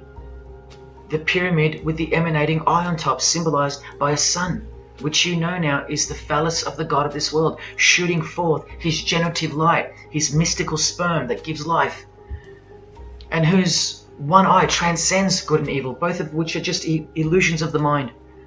Understanding this comes by initiations, and yes, tantric initiations are used in Tibetan Buddhism. Gerald York was the Dalai Lama's emissary, his personal representative to the West, and he was personal friends with 33rd degree Freemason and Satanist Aleister Crowley, who wrote 20 essays named Aleister Crowley, The Golden Dawn, and Buddhism. And he also served as a consultant to the movie Lucifer Rising, the Dalai Lama's representative. See how the eye can also be represented by the sun, caught behind the moon in this movie poster. That's just like the Dalai Lama's logo. And here's a scene from the movie with the Masonic square and compass hidden in plain sight. Look at the symbol of Buddhism, and look at the floor inside every Masonic lodge, symbolizing opposites and equilibrium, which creates life, and where evil is not what it seems, it's necessary. Why do you think the New Age author Christopher Hyatt, who writes that the Grand Vicar of Lord Lucifer is soon to be crowned Prime Minister of the world, notes in that same book his appreciation of Nietzsche, the man who states that the Christian is the sick animal man, the Zohar, which is witchcraft, and Buddha. These are the people he appreciates. Why does he lump Buddha into the same basket? I'll tell you why right now. Because in his highest manifestation, the Buddha, seeing the illusionary world through the all-seeing eye, his third eye, would not interrupt a rape if he happened to walk by, so as to stay detached from the karmic cycle. Whereas Jesus, knowing everything and more than the Buddha, would sacrifice himself, because he was born to destroy evil, not transcend it. So tell me, who would you rather have walk by if you were being raped? A transcendental meditator or Jesus Christ? Whatever you think of me, you will have to reconcile the fact that all the leaders of the world, from Scott Morrison to the Dalai Lama, belong to the very same secret society as Adolf Hitler did, Freemasonry. The secret religion no one speaks about, for good reason, and by good I mean very, very evil. What do you think is going on here? I've told you almost exactly what's going on. We're in a lot of trouble, because in the land of the blind, the one-eyed man is king, and Hitler, Stalin, and Lenin combined will be child's play compared to what's just ahead. Now here's a point-blank picture of the future, and the reality of their most brutal truth, from the 33rd degree Freemason Aleister Crowley's The Book of the Law. We have nothing with the outcast and the unfit. Let them die in their misery. Compassion is the vice of kings. Stamp down the wretched and the weak. This is the law of the strong. Do you see? Can you see the future yet? Now please pay attention from his other book, Magic in Theory and Practice. This is what all the degrees of initiation are for. And this is what it takes for them to create the New World Order. He speaks of the initiation in the true order of the Rosy Cross. Rosy Cross being another name for the Order of the Rosicrucians. Remember the guys that built this? Now this is a 33rd degree Freemason speaking. It is extremely desirable that he should have attained an absolute degree of moral emancipation. That is purity of spirit and perfect understanding. I've shown you this over and over. Because the world is full of evil, they mimic the morals of nature, because they are the true morals of the true God of this world. That's purity to them. That's true honesty and perfect understanding. Evil is good. That's the moral emancipation he's speaking of. Now watch this and brace yourself, because this is the future. There is a magical operation of maximum importance, the initiation of a new eon. When it becomes necessary to utter a word, the whole planet must be bathed in blood. This bloody sacrifice is the critical point of the world ceremony of the proclamation of Horus, the crowned and conquering child, as Lord of the Eon. I've shown you that secret societies participate in the science of blood rituals. Well, this is what it climaxes into. A massive blood ritual in the name of the new Eon, the new age, which revolves around a divine plan not of this world, as confessed by all of them. You are not who you think you are. You are not where you think you are. Do you see it? Can you fathom? And what blood means in this world? So much more than what you may have known before now. Blood sacrifice is of the utmost importance. It's what the beings in the other realm require, desire. We can't fully understand it. But do you see how the blood sacrifice of Jesus Christ takes on a whole new meaning now? A very real meaning. And guess what? Because of it, the good guy really does win in the end. You either fall under the blood of the world or under the blood of him. There is no middle ground. Blood is like the monetary currency of the spirits, and that's how God bought us back from the legal ownership of the ruler of this world with blood, his own blood.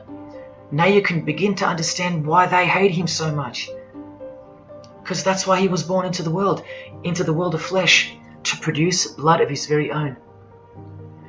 Not by means of perishable things were you set free once and for all, by the payment of ransom money, but by costly blood, by the one who was visibly manifested at the closing years of the times, for your sake.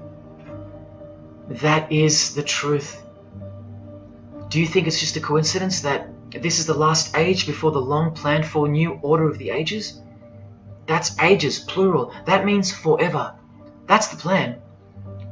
That's why the Gospels say that he was visibly manifested at the closing years of the times, at the end of this last age.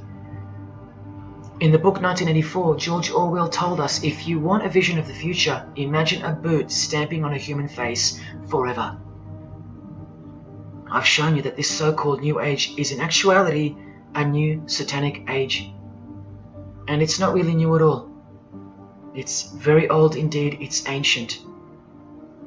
But like I said, its progress was derailed by the appearance of Jesus on the human scene.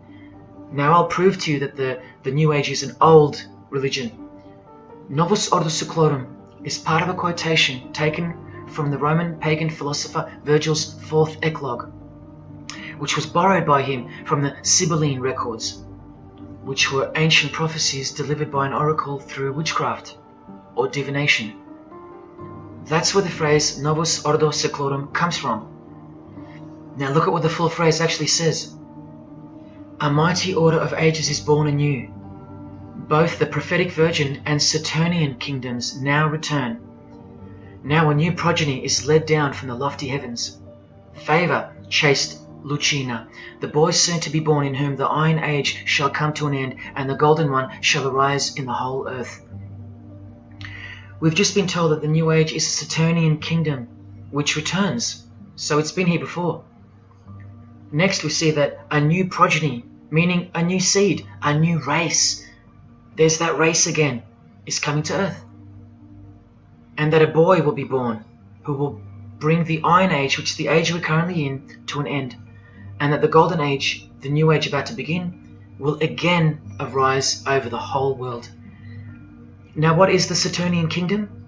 Well, for starters, this is a band called Saturnian Mist. And here on their front cover, we have a reference to magic. Then we see by the singer's shirt, they're Satanists. Then with his other shirt, we see the connection once again between the inverted pentagram of Satanism and the one eye of Freemasonry, the secret religion of the who's who of planet Earth.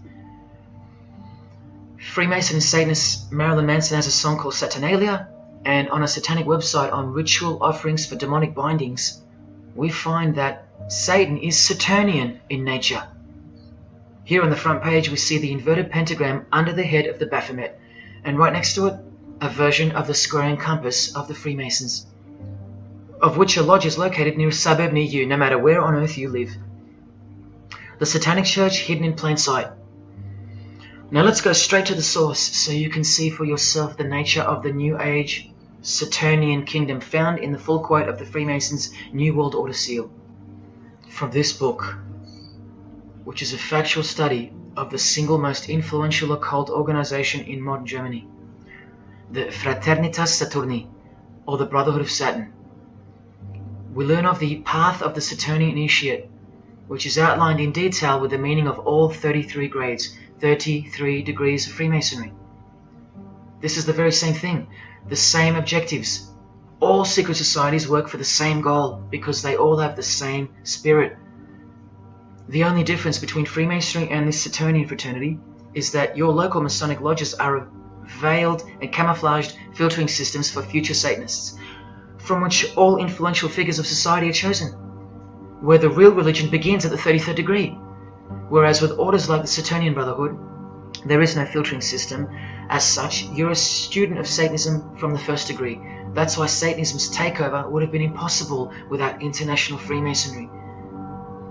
The Saturnian teachings include sexual mysticism, sex magic, and Nietzschean Thelemism. Nietzsche, remember the guy who says that Christians and the mindset to help the weak makes up the sick animal man? The guy who wrote this book and doesn't believe in good and evil. And Thelemism from 33rd degree Freemason, who says that in this book that to initiate the New Age the whole world must be bathed in blood in a bloody sacrifice before man can accept the law of Thelema. Nietzschean Thelemism. That's what the New Age Saturnian kingdom, from which the Freemasons took this phrase from, actually looks like. This factual study on the Saturnian Brotherhood is filled with references to Lucifer, Satan, magic, sex magic, blood, sacrifice, the number 666 as mentioned by Jesus Christ himself, and of course, Freemasonry. The secret society that all of our politicians and entertainers belong to. And what's the demonic sigil for Saturn? The Masonic square and compass. Are you going to snap out of it now? When you see a beautiful sunrise and smell the fresh air, or hear a great song, or see a great movie, are you going to forget where you really are? When you hear people using Jesus Christ's holy name as a cuss word, are you going to forget where this phenomenon really came from and why it's taking place? Now that you've seen how actual and bona fide the reality of 666 is from their own mouths and symbols, let me show you where else it's revealed. Do you see these Roman numeral numbers down here? They add up to 1776, the year that America officially became the country we know of today. And also the year of the birth of another secret society, which was absorbed into Freemasonry after it was banned in 1785. But look, the base numbers. M is 1000, C is 100, and X is 10. All you have to do is subtract the base numbers. 1776 minus 1000 minus 100 minus 10. Or simply remove the Roman numerals which represent the base numbers. No, I'm not playing tricks on you. Neither are your eyes. But someone else is. Now that you've seen the prevalence and seriousness of this horrid number, now that you've seen what you've seen, I can show you where else it appears. This figure is represented by the numbers. To make this work, they had to remove the number 1 altogether and separate the 2. Of course, we'd be too dumb to pick up on it. But 789 minus 456 is this, multiplied by this lonesome 2. That's right. This dark and mysterious figure is none other than the long-anticipated Antichrist, the ruler of the Saturnian kingdom, which is on its way. And Australia has been steeped up to its neck in secret societies since the early 1900s. World Economic Forum logo, with this slash through the O's, is of course representative of the number of the ruler of the New Age, 666. The barcode is the primitive version of the worldwide system that Jesus predicted would revolve around the number of the beast. And as you can see, the base of every single barcode in all the world is 666. No matter if the lines are on the ends and in the middle are elongated or not. I found that out from the horse's mouth in an interview with the man who was commissioned by IBM to come up with a new way to automate data collection. There are in fact 3 6s in the Google logo, which comes from this occult symbol. Coincidence? And here found in a Masonic lodge, the square and compass symbol appears in the middle of a hexagram, which is a symbol used in the royal art of Freemasonry, witchcraft, as shown in this book.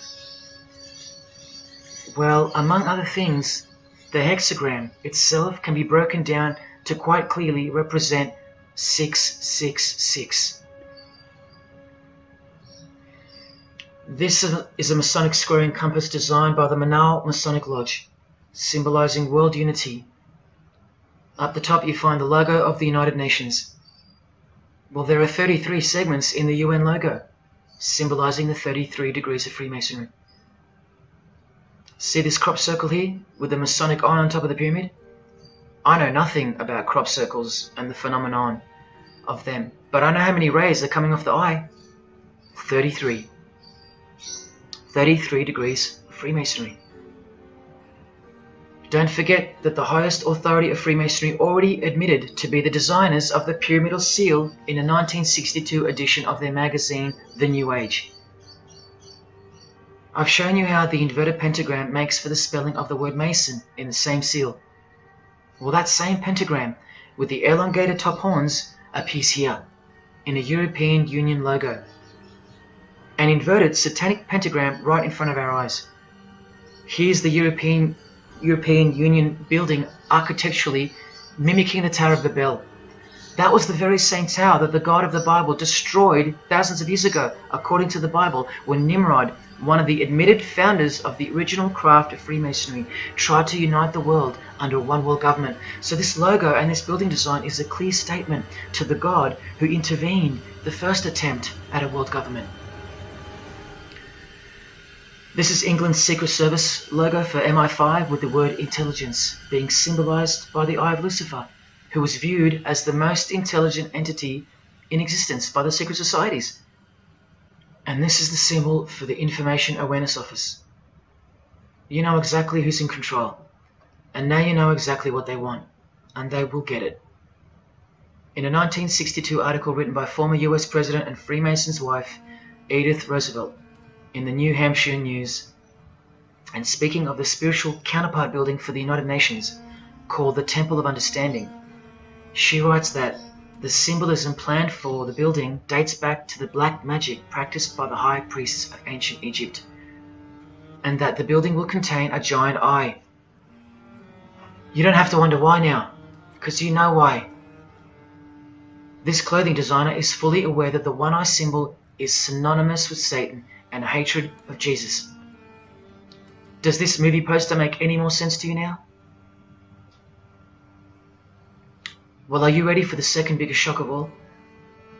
Whatever you think of what you're about to see, please come see me on the other side of this so I can show you something. This clip only goes for a few minutes. And keep in mind, the only reason I'm showing you this to you is because the writer and director of the preview of this movie-style documentary was murdered, along with his wife and his little daughter and his dog, all before the production could begin. The murder was made to look like a murder-suicide, the news of which never made national broadcasts, just the local news. Case closed, nothing to see here. You have to ask yourself why, after so many movies with a dystopian, World War, totalitarian type theme, why was this movie so dangerous and strictly unacceptable for public viewing that a whole family would be murdered? Well, this movie was going to tell us about America's secret destiny. And one other thing which you'll see on the other side of this clip, an amazing thing. As titled by Manly P. Hall over 100 years ago, what's the secret destiny of America? Well, it's this.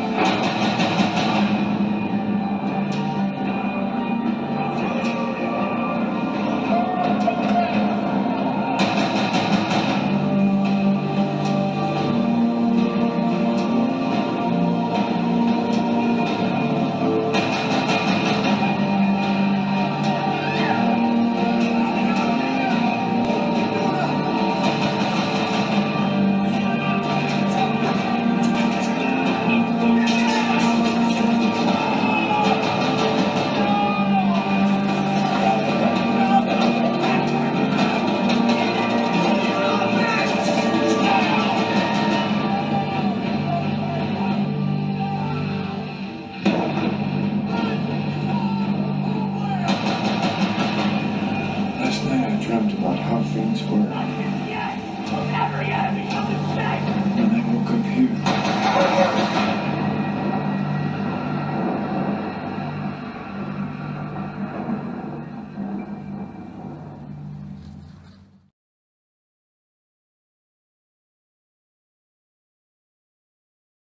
What was David's hidden message inside the Grey State?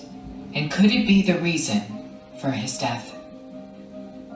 Perhaps the scariest part of Grey State's conceptual trailer is this character here, who appears to be operating a guillotine.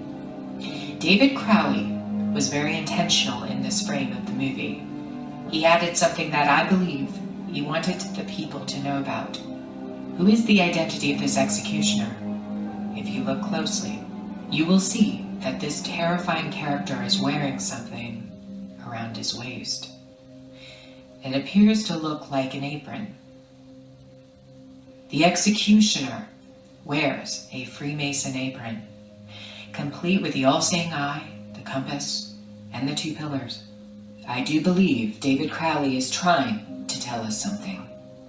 He is telling us that the organization behind the French and American revolutions, the organization behind the Italian Revolution of 1830, the organization that outlined a plan to overtake the Vatican in a document called the Alta Vendita, the organization behind the Trail of Tears and the deaths of thousands of Native Americans under Freemason Grand Master Andrew Jackson, the organization behind the Ku Klux Klan in the United States post-Civil War and its rebirth in 1915, the organization behind Hiroshima and Nagasaki during 33rd degree Freemason Harry Truman's presidency. These are men with a radical revolutionary agenda throughout the entire world because they worship and follow a radical revolutionary deity. The first to have led a revolt against the Most High Lord.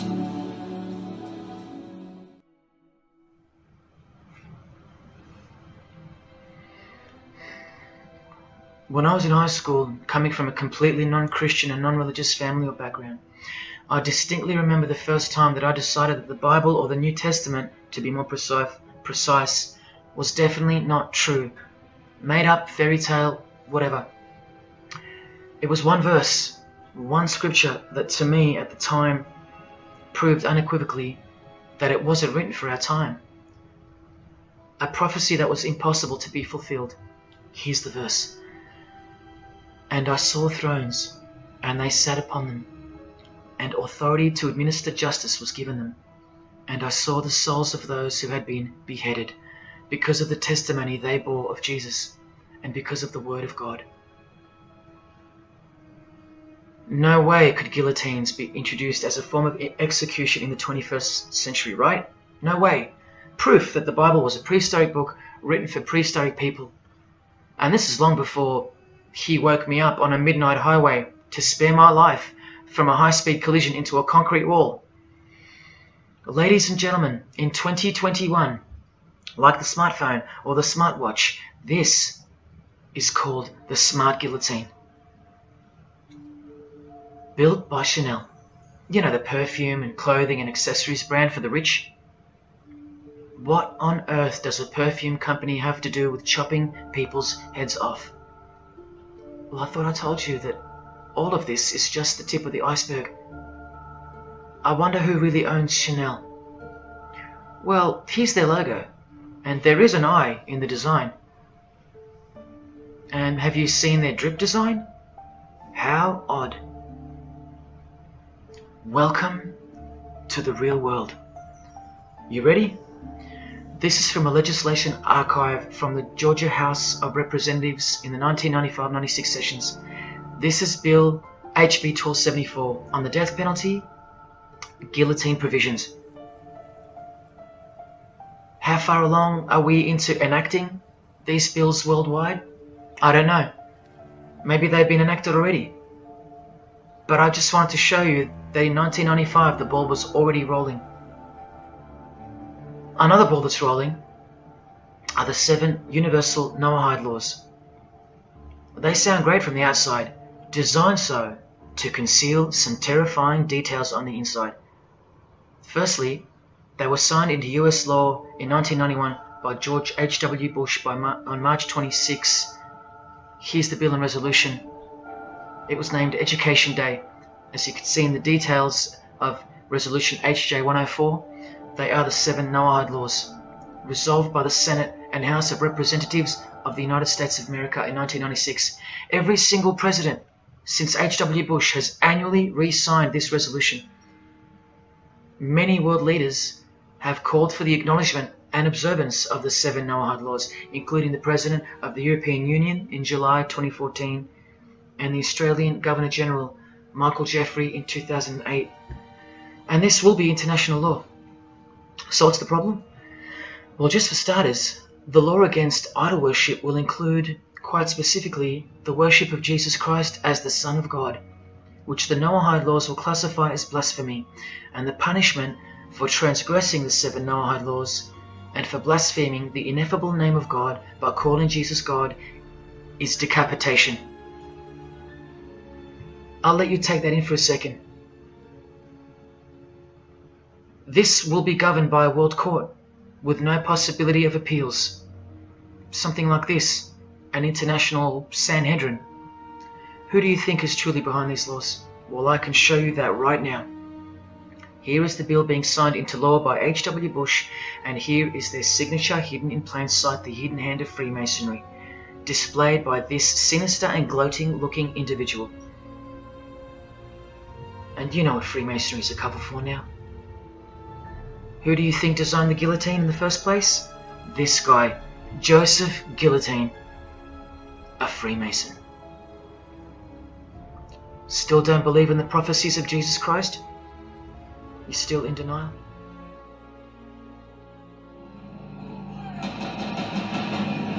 Last night I dreamt about how things were. And I woke up here.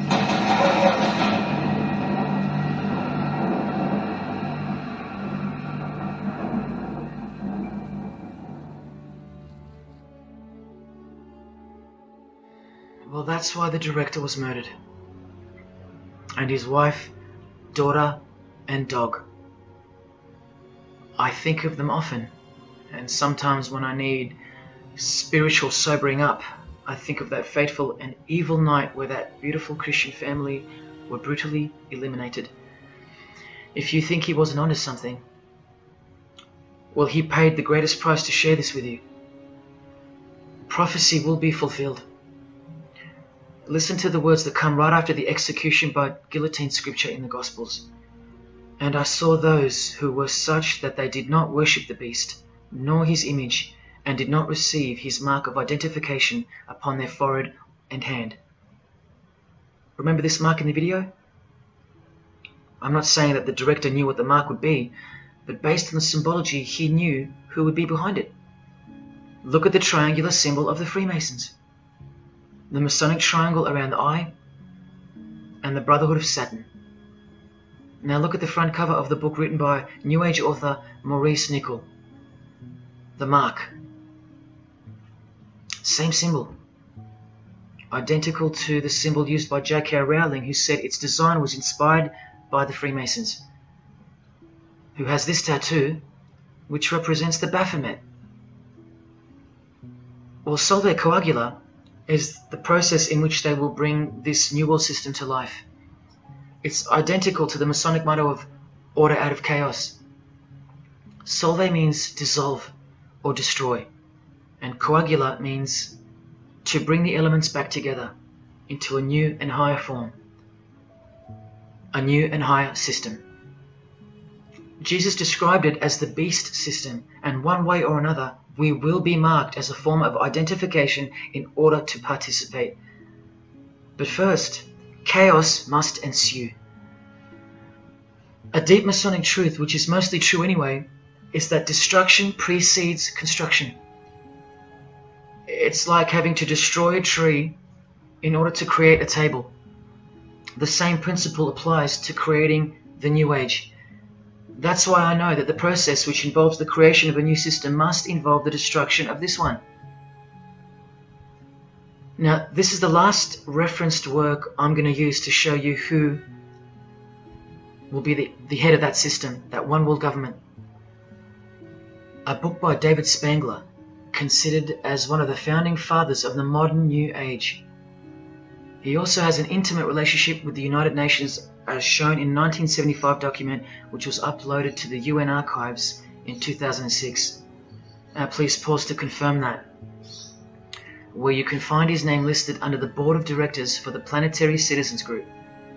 In his book, Reflections on the Christ, David Spangler, remember, one of the founding fathers of the New Age and a member of the Board of Directors in a United Nations sanctioned program, repeatedly upholds and honors the entity known as Lucifer. He tells us all about what is required to step into the New Age. Well, mainly, what's required is a new understanding of the angel Lucifer. He writes that when this great project of evolution began, man went forth as consciousness to learn his divinity, and Lucifer went with him. It is important to see that Lucifer, described as an angel, a being, a great and mighty planetary consciousness. He says that, just like in Halloween and trick or treat, if the person offers a treat to Lucifer who knocks on his door, and the person says to Lucifer, "Come in, and I will give to you the treat of my love and understanding, and I will uplift you in the light and presence of the Christ," Christ meaning my outflow, then Lucifer becomes that being who carries the ultimate treat, the light of wisdom. Lucifer represents experience. Lucifer is literally the angel of experience. The Luciferic element becomes the true revealer of light, the angel of light. The light that reveals to us the path to the Christ comes from Lucifer. The Christ that he refers to obviously is the Antichrist spirit, who will eventually manifest on earth as one man. But for some odd reason on page 60 he feels compelled to clarify that he was only joking once when he said maybe to enter the New Age we all need to take a Luciferic initiation. Well, that's definitely no joke. That's right, Lucifer is the savior of the secret societies. The solar system was the manifestation of the consciousness of a very great being known as the Solar Logos. And if we go back to the secret society of the Brotherhood of Saturn, we read that mankind will be able to take a measure of egocentric power from the Solar Logos. In this way, Lucifer is the savior of humankind.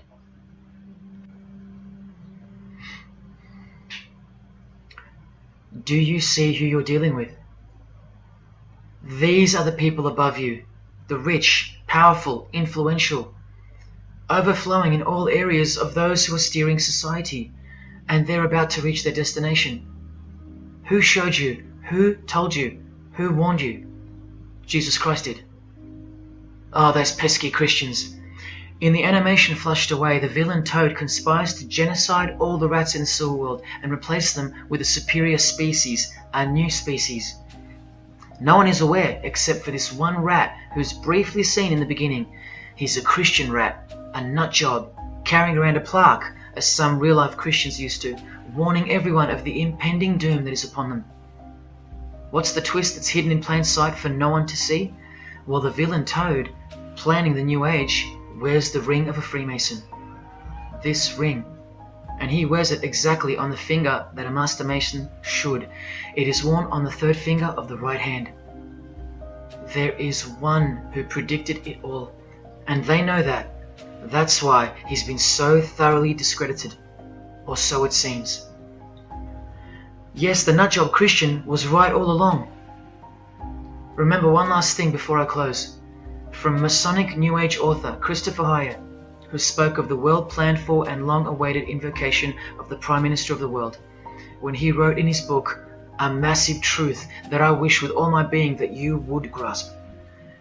Both satanic cults and Christian fundamentalists are closer to seeing the truth than most normal people. The world has always been at war, a spiritual war from the beginning. And if you don't know it, then you're losing the battle. The Gospel tells us so accurately that the enemy we wrestle against is not made of flesh and blood, but it is made of spiritual forces of evil in heavenly realms. That's where the real war is being waged, in the spirit. And now that we know what secret societies are and what they've tapped into, we can rest assured that that statement from the Gospels is true. That's why the common denominator between all of the secret societies is the anti-Christian sentiment. You need to ask yourself why. Why the negative obsession with Christianity? It's not as if Christians run the game. Freemasons have banned Bibles from schools. They teach evolution as a fact. Pornography is thriving. There are no Christian protesters left. Homosexuality is rampant and protected, and Christianity is buckled. Which church preaches against Freemasonry? Which church is telling you about Satan and his hidden church, which has permeated every vein of society? So why do they hate Jesus if they're at the top of their game? Because Jesus Christ is real, that's why. And he left us prophecy that they can't escape. See, the more they win, the more they fall into the hands of the prophecies of Jesus and his Gospels. What a blessing for you, those who would grasp this as truth. What good news for you, and what a terrifying conundrum for them.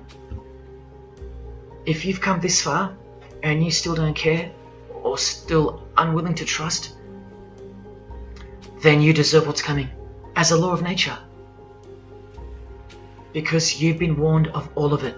The one world government clearly on its way. Cashless society, inevitable. The mark that each person will receive, without which you won't be able to buy or sell or participate in this world. And the manifestation of the name, the number of the name of the one who will implement this system. 666. All of it is coming to pass. Inescapable we are from him. Everything and everyone will fall back into his hands, where he will finally separate the goats from the sheep.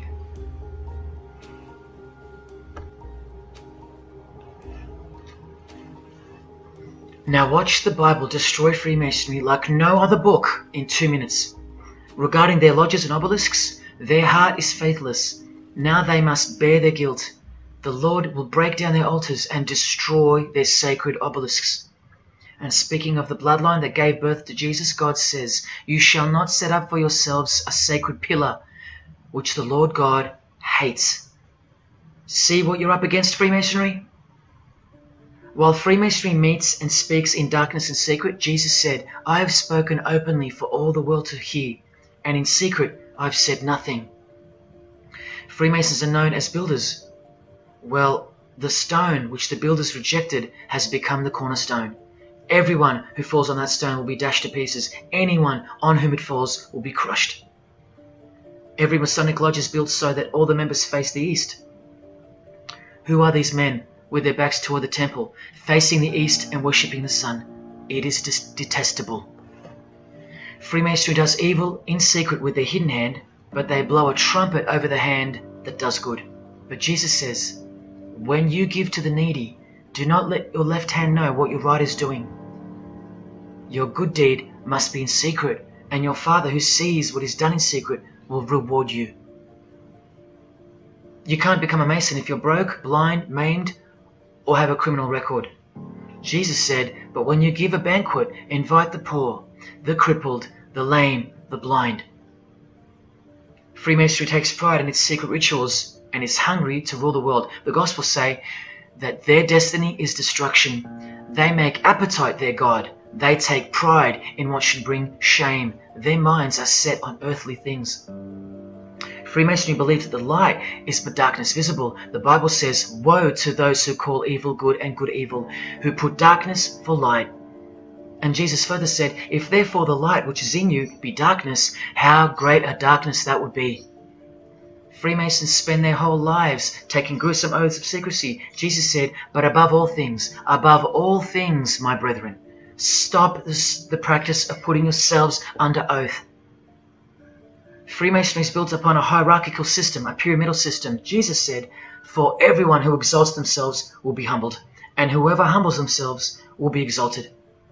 We could go on, but we're going to end on this one. Exclusively written for the practices in the lodge room of political Freemasonry. A troublemaker and a villain, who goes about with a corrupt mouth, who winks with his eye, signals with his feet, and teaches with his fingers, who plots evil with deceit in his heart. He always stirs up conflict. Therefore, the disaster will overtake him. He will suddenly be destroyed. That is Freemasonry through and through. And apart from the man in the mirror, prior to your baptism of the Holy Spirit, Freemasonry is the villain. They do go about with a corrupt mouth as they are sworn to secrecy. They do proverbially wink with the eye, making the one eye. They most certainly signal with their feet and teach with their hands and fingers. In the lodge, I can vouch. And they do plot evil, stir up conflict, in order to further their goal of the New Age and the New World Order, the greatest conflict being up ahead. But thank God Almighty above, the verse also tells us that disaster will overtake them, and they will be destroyed. One frightful and glorious day. You can count on that. Because the only thing you can count on in this world, more than death, more than taxes, is the Son of God.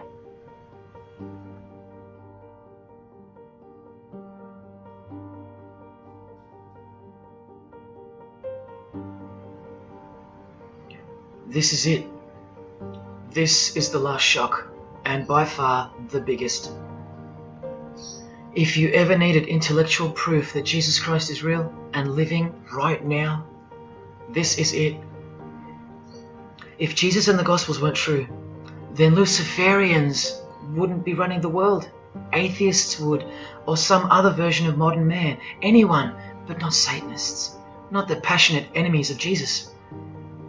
If Jesus wasn't real, then so-called Satanists would be scattered here and there over the world in little local covens by silly teenagers rebelling against society and living in their own la-la land with their own little make-believe devils, being make-believe rebels. But no, people who believe that Lucifer is God run the world from top to bottom. They are dedicated to the core. They're highly sophisticated. They make the movies, they star in the movies. They write the songs, they sing and dance. They are worshipped as idols. They set trends, they live large, and they practice witchcraft, complete with sex magic and blood sacrifices. Why? Why do they do that? Why would they bother?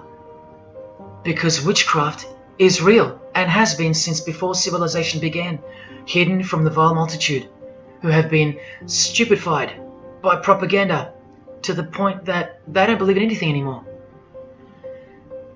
And who waged a war on witchcraft on your behalf? God did, the God of the Bible. If Jesus wasn't real, Luciferians wouldn't be building their paradise on earth. Atheists would. If Jesus wasn't real, Luciferians wouldn't be passionately hating him to the point of keeping their existence hidden under penalties of torture and death. Lo and behold, in the 21st century. Yes, if Jesus was a myth, Luciferians wouldn't be working overtime to inadvertently fulfill every prophecy that Jesus gave us. Can anybody read me? What part of Jesus foretold a worldwide cashless system, a worldwide government, and a worldwide religion do you not get? If Jesus wasn't real, why do former Satanists freely admit that only the true Christians are immune to witchcraft? They have no power over the disciples of Jesus. How is that possible? And what about this one that's been going around? If the Gospels were written by the Catholic Church in order to control people, then why didn't they include a Pope in the Scriptures? There's no Pope here. Why didn't they include instructions to obey the priests? There's no priests in the New Testament, except for God himself and all his disciples. We're all priests. If the Gospels were an invention of the Catholic Church, why does Jesus say to call no man Father except your Father in heaven? Yet every priest holds the title of Father. If the Gospels were an invention of the Catholic Church to control people, why were only priests allowed to own a Bible and not the common people? Why did they burn William Tyndale at the stake, a Christian scholar who translated the Bible into English? Are you with me?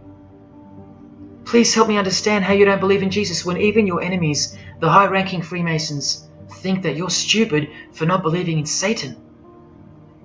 There was the first shock, which was the fact that an international secret society exists at all, and that all people in power, prominence, celebrities, they're members of it. That was the first shock. The second shock was the oaths they take and the rituals they perform. Decapitated heads, brains exposed to the sun, drinking wine from human beings' skulls, all done by the people you respect the most. Pretty shocking if you have any brains left in your skull and heart left in your ribcage.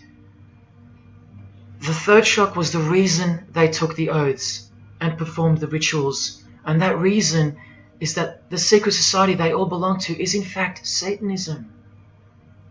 The fourth shock was the details of witchcraft and the details of the new Satanic age, the Saturnian kingdom, where billions are planned for death to pave the way for a spiritual and technological utopia.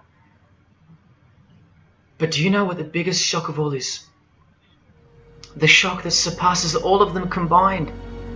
It's Jesus.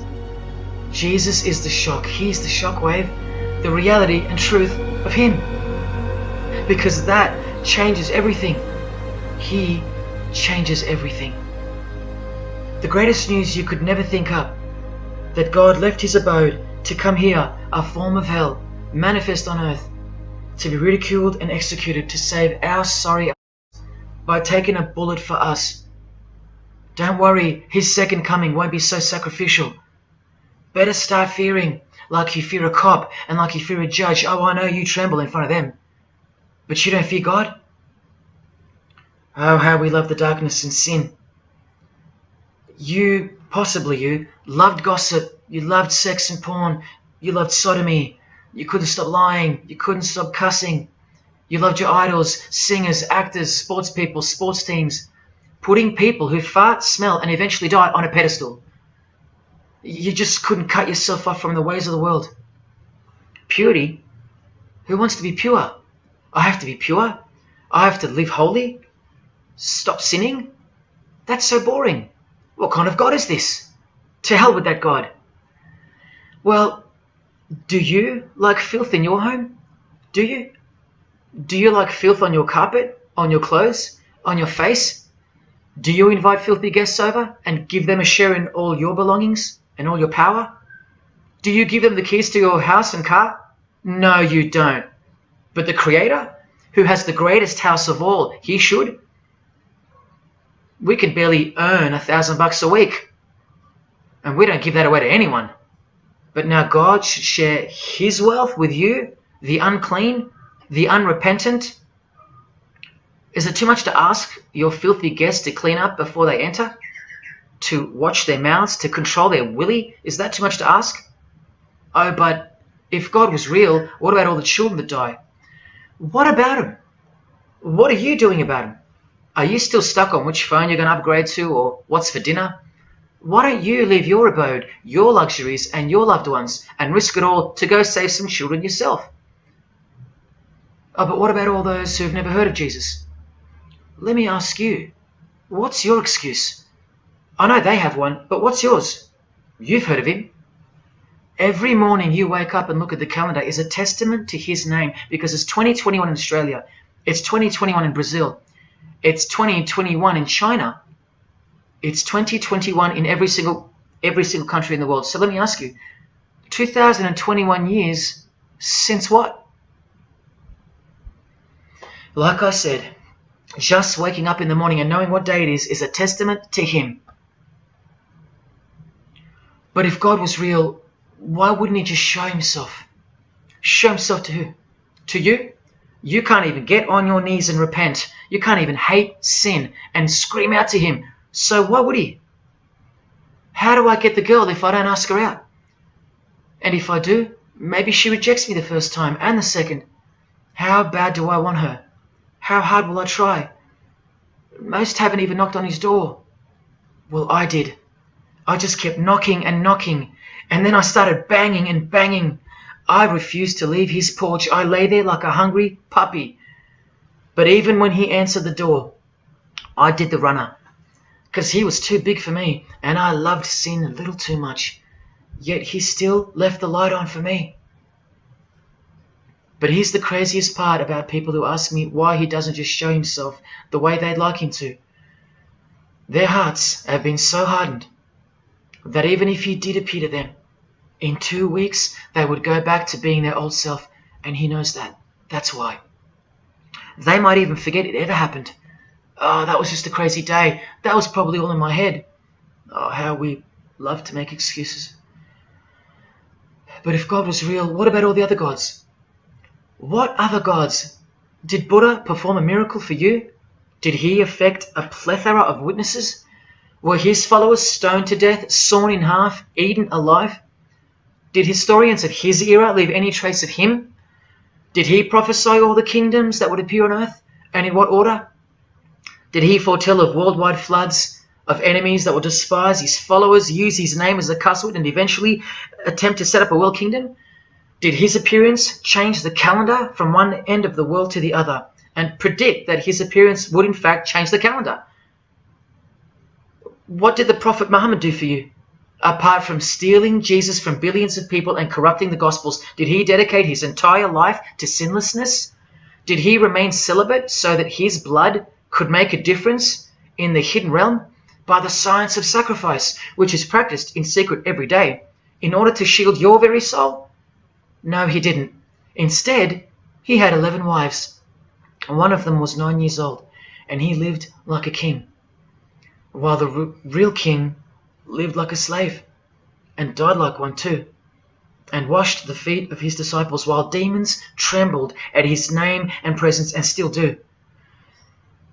And let's not even bother with the other pagan gods, Osiris, Odin, Vishnu, all inventions of fertility cults that worship the sun, sex, genitals, death, destruction, agricultural religions. Did anyone else apart from Jesus Christ ever say the words, "I am the truth"? Have those words even ever come out of someone's mouth? I've heard of "I know the truth," "I have the truth," but "I am the truth"? That doesn't even make sense. Unless truth itself was once upon a time born on earth as a man. Well, of course he's the truth. Where are all the heart-wrenching, knee-buckling testimonies about the indescribable power of this Holy Spirit, which comes in to sweep you off your feet and drown you in its tides, changing you forever? Where are all those testimonies? I'll tell you where they are. In the Christian column. That's where. Oh yeah, you'll get them here and there in every genre, but Christian testimonies simply outclips the rest. Where are all the life-changing, electrifying Hindu testimonies? The Muslim testimonies? A Muslim, Buddhist, or a Jew on the street corner, or from the proverbial rooftops, shouting the truth for all to hear, no matter the cost, because they love us that much, because he loves us that much? Where are they? And Freemason testimonies? Have you even heard of one of those? Satanic testimonies? You ever heard of one of those? A Freemason on his knees, sobbing from joy because of the overwhelming knowledge that Lucifer loves him?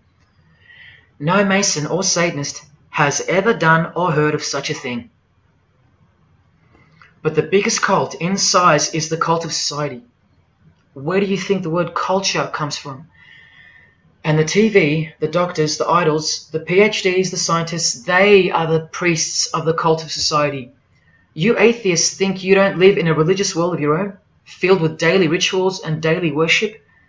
Even your beliefs require faith in what your priests teach you. Evolution, no proof. Age of the earth, no proof. Distance of the sun, all faith-based on what you are told by strangers. You can see the rings of Saturn with your telescopes, but you can't see the buggy on the moon that was left behind in 1969, yet you still believe, because you have faith. Don't you worry, no matter who you are, you live in a religious world, because life is religion. And if you're still in the "I'm not religious" category, think again. You all worship something or someone, and your religion is futile. But for you, for the one, whoever you are, remember the advantage that evil has over good. A little good doesn't destroy evil, but a little bit of evil destroys all good. See this glass of water? One single drop of poison is enough to render the whole lot useless or deadly.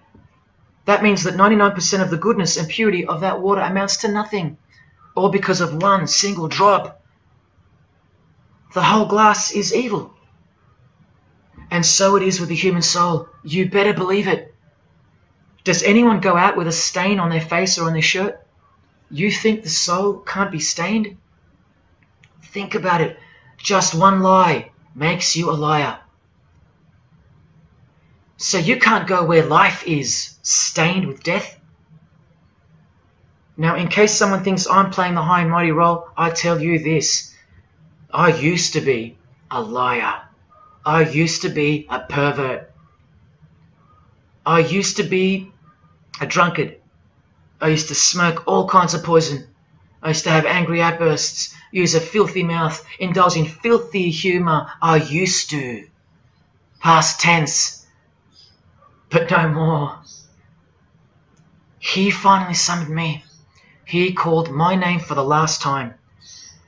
He took my dog, then my music. He took my band, broke it all, and broke me, flooded me clean. He sent for me. He woke me up from a deep sleep on a high-speed midnight highway with a whisper, an actual whisper in my ear, and only meters between me and a concrete wall with my name on it, because he knew I had it in me. I had it in me to lay it all down, risk everything, so I can take a stand for him, for the Gospels, and for you. Well, this is me taking a stand. Brothers and sisters, I did all this for just one person, and I'll be hated and mocked and worse maybe, so that one, whoever you may be, will wage war on sin and believe. Don't let even one drop in. No matter what the distractions this evil world may place in your path, in order to bury itself and its poison in your heart, where it will take root and overpower the 99% goodness in you. Just like only a few find success in this world, even fewer will find the kingdom. It's far more difficult than winning X Factor, or making $1 billion, or reaching a 33rd degree of a secret society. It's as difficult as loving your greatest enemy. And that's just about impossible. But if you can figure out how to do that, then you've found the road to life. And I hope to see you soon. God love. Jesus wins.